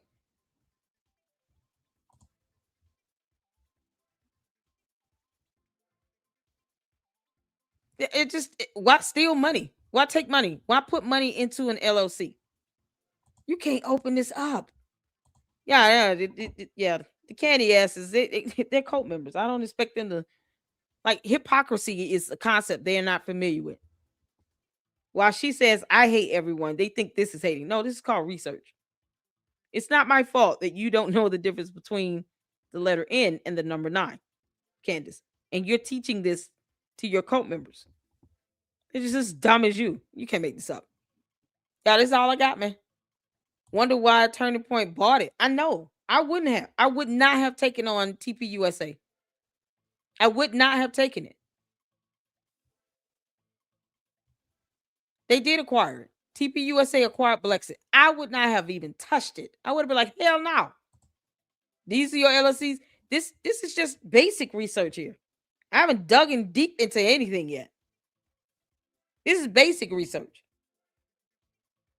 Those LLCs, if I go into their taxes, who knows what I'm going to find on that? This is an LLC. This is an LLC. If we would look up these tax filings for these two LLCs, what the hell are we going to find on that? This one goes to Parlor Inc., where George Farmer was the CEO. At the same time, while he is treasurer of BLEXIT, controlling the cash. Candace, you can kick rocks, girl.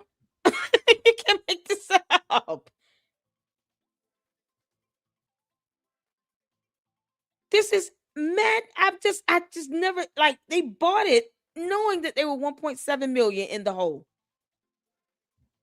No wonder, because she was spending $838,000 to two LLCs, one of which sounds like a shell LLC, and Olympic Media connected to Parlor Inc. That was basically Parlor Inc.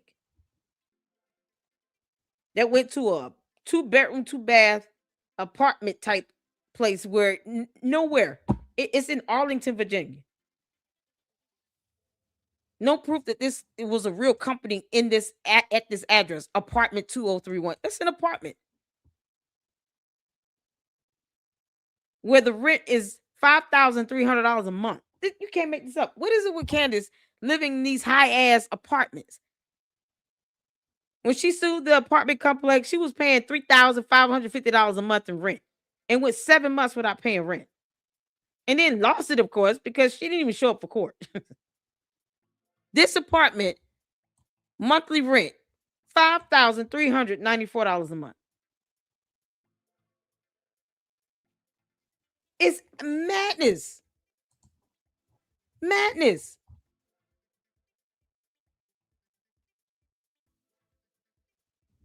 This is crazy. Honey, I'm changing the whole title because I didn't even cover Nick Fuentes. If you bots gonna come up in here, at least go back to the beginning. I don't give a damn how his name is spelled. I'm changing the title and the thumbnail anyway. It's gonna be we expose BLEXIT tax documents. And we're still waiting on Eric to name the name of this damn Swiss bank. What's the name of the Swiss bank, Eric? Nick Fuentes don't pay my damn rent. You kidding me? How does this change the actual tax documents? These idiots won't read. We're literally looking at tax forms. You can't make this up. It's insane. All right, y'all. That's all we got. We're here 4 hours and 23 minutes into this. There's more to come because apparently now we got to look up these LLC's tax documents. The bots, if y'all gonna come in here late, go to the beginning. We've already gone through the LLC registrations and everything else. We've already posted up the documentation connecting this stuff. You came late. So good night to you. I appreciate you all for tuning in. Let's see here. Make sure you all, y'all boy got the comment of the day. Turn trick towels. Boy, comment to a Playboy near you. You can't make this up. George. You didn't hide that too well. You were the treasurer of BLEXIT. Parlor Inc. under this media company listed as a social media fundraising. No different than GoFundMe. And you getting in over $284,000 into it. As if your old money, your millions of dollars, was not enough. How is this helping urban communities again? I'll wait. How does this help urban communities? You can't make this up. Oh, S-Files. We're gonna do it. She did a music video. We're gonna get to it. I can't click on the link from your comment in StreamYard.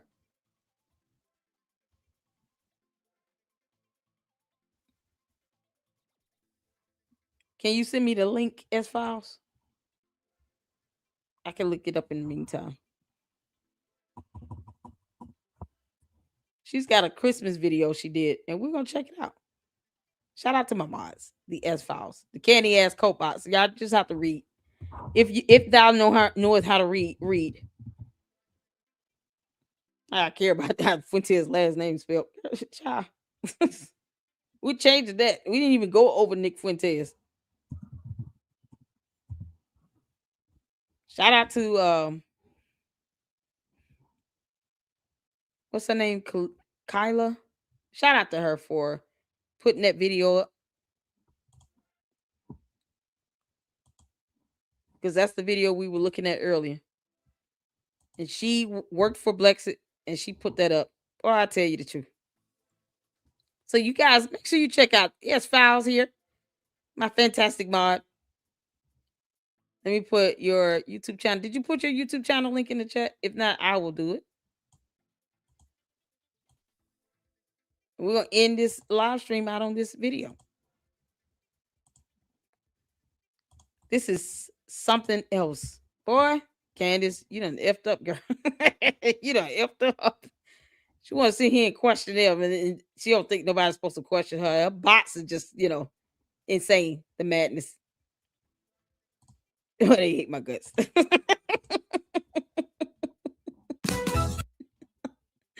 All right. Make sure you guys go check out this video here and hit the thumbs up on it. I read the lyrics. This is the same lyrics from Yuck 2.0. The Luxes are absolutely creative and funny. And there's a Christmas song of the Conspiracy, 12 Days of Conspiracy. So we're going to check this out. Put a one in the chat. You can see it here. Let's get to it.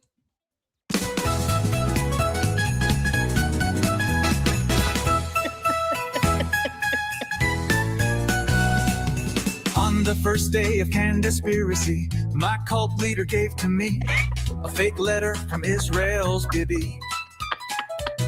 On the second day of Conspiracy, my cult leader gave to me 2 fake degrees and a fake letter from Israel's Bibi. On the third day of Conspiracy, my cult leader gave to me 3 French assassins, 2 fake degrees and a fake letter from Israel's Bibi. On the fourth day of Conspiracy, my cult leader gave to me 4 super chats, 3 French assassins, 2 fake degrees, and a fake letter from Israel's Bibi. On the 5th day of Conspiracy, my cult leader gave to me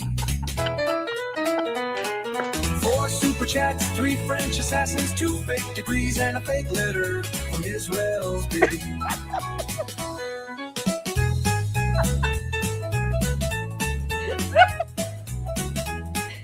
Oh, man.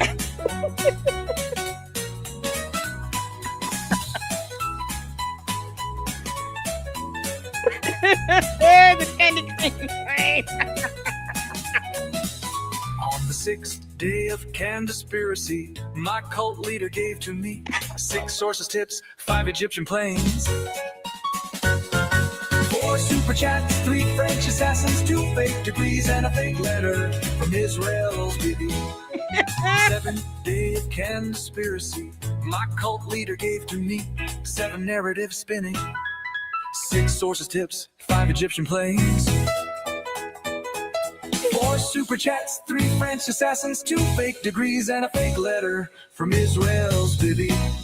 On the 9th day of Conspiracy, my cult leader gave to me 8 facts are missing, 7 narratives spinning, 6 sources tips, 5 Egyptian planes, 4 super chats, 3 French assassins, 2 fake degrees, and a fake letter from Israel's Bibi. On the 9th day of Conspiracy, my cult leader gave to me 9 bees are swarming, 8 facts are missing, 7 narratives spinning, 6 sources tips, 5 Egyptian planes,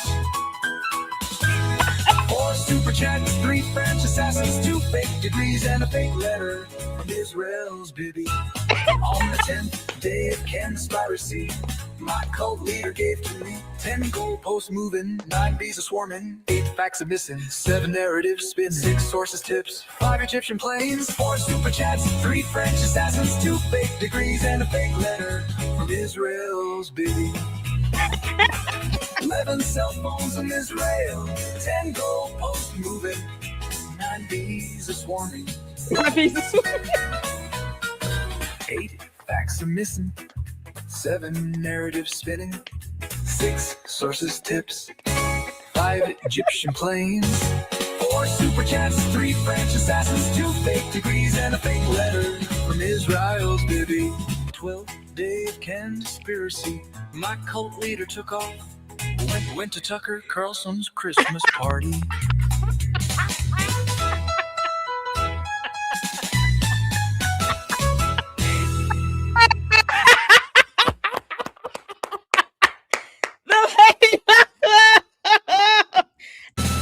I feel so special. Listen, created by the S-Files. Merry Christmas. And to all the candy asses and the bots. Kick rocks. You know what? Merry Christmas to y'all too. I just hope you get a lump of coal in your socket. Tell Candace to tell us who the shooter is. You can't make this out. Oh man. Oh, that's epic. Merry Christmas, y'all. All right.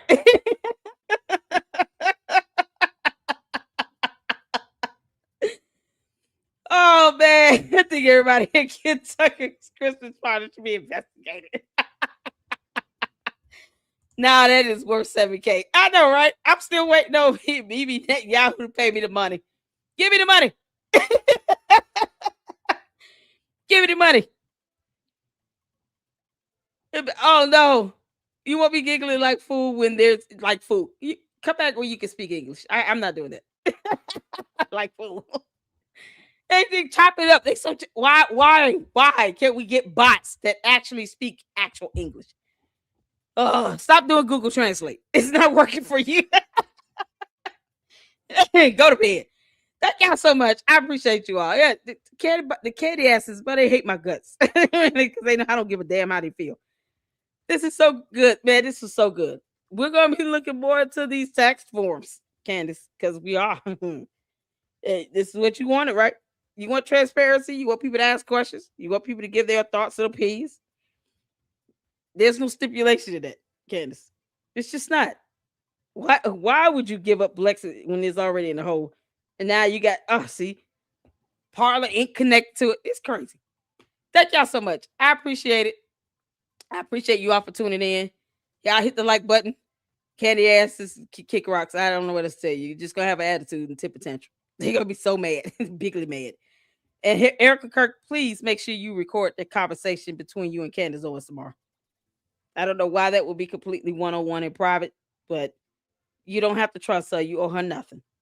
And if she go bring up questions to you, bring up these tax forms and ask her some questions and say, you brought this to us, negative 1.7 million in the hole. And then we find out these registrations going back to Parlor Inc. to your husband. What we doing? Yeah, okay. All right, y'all. We'll be back on tomorrow and see what happens from this conversation with these two. If they end up having something live or posting up something, we will cover that. And then I'm going to do an Umar video tomorrow. If nothing comes out of that, we'll just do Umar. All right. So y'all get some sleep. And I will see you all in the next one. Until then, Lady Luck Club out. Deuces.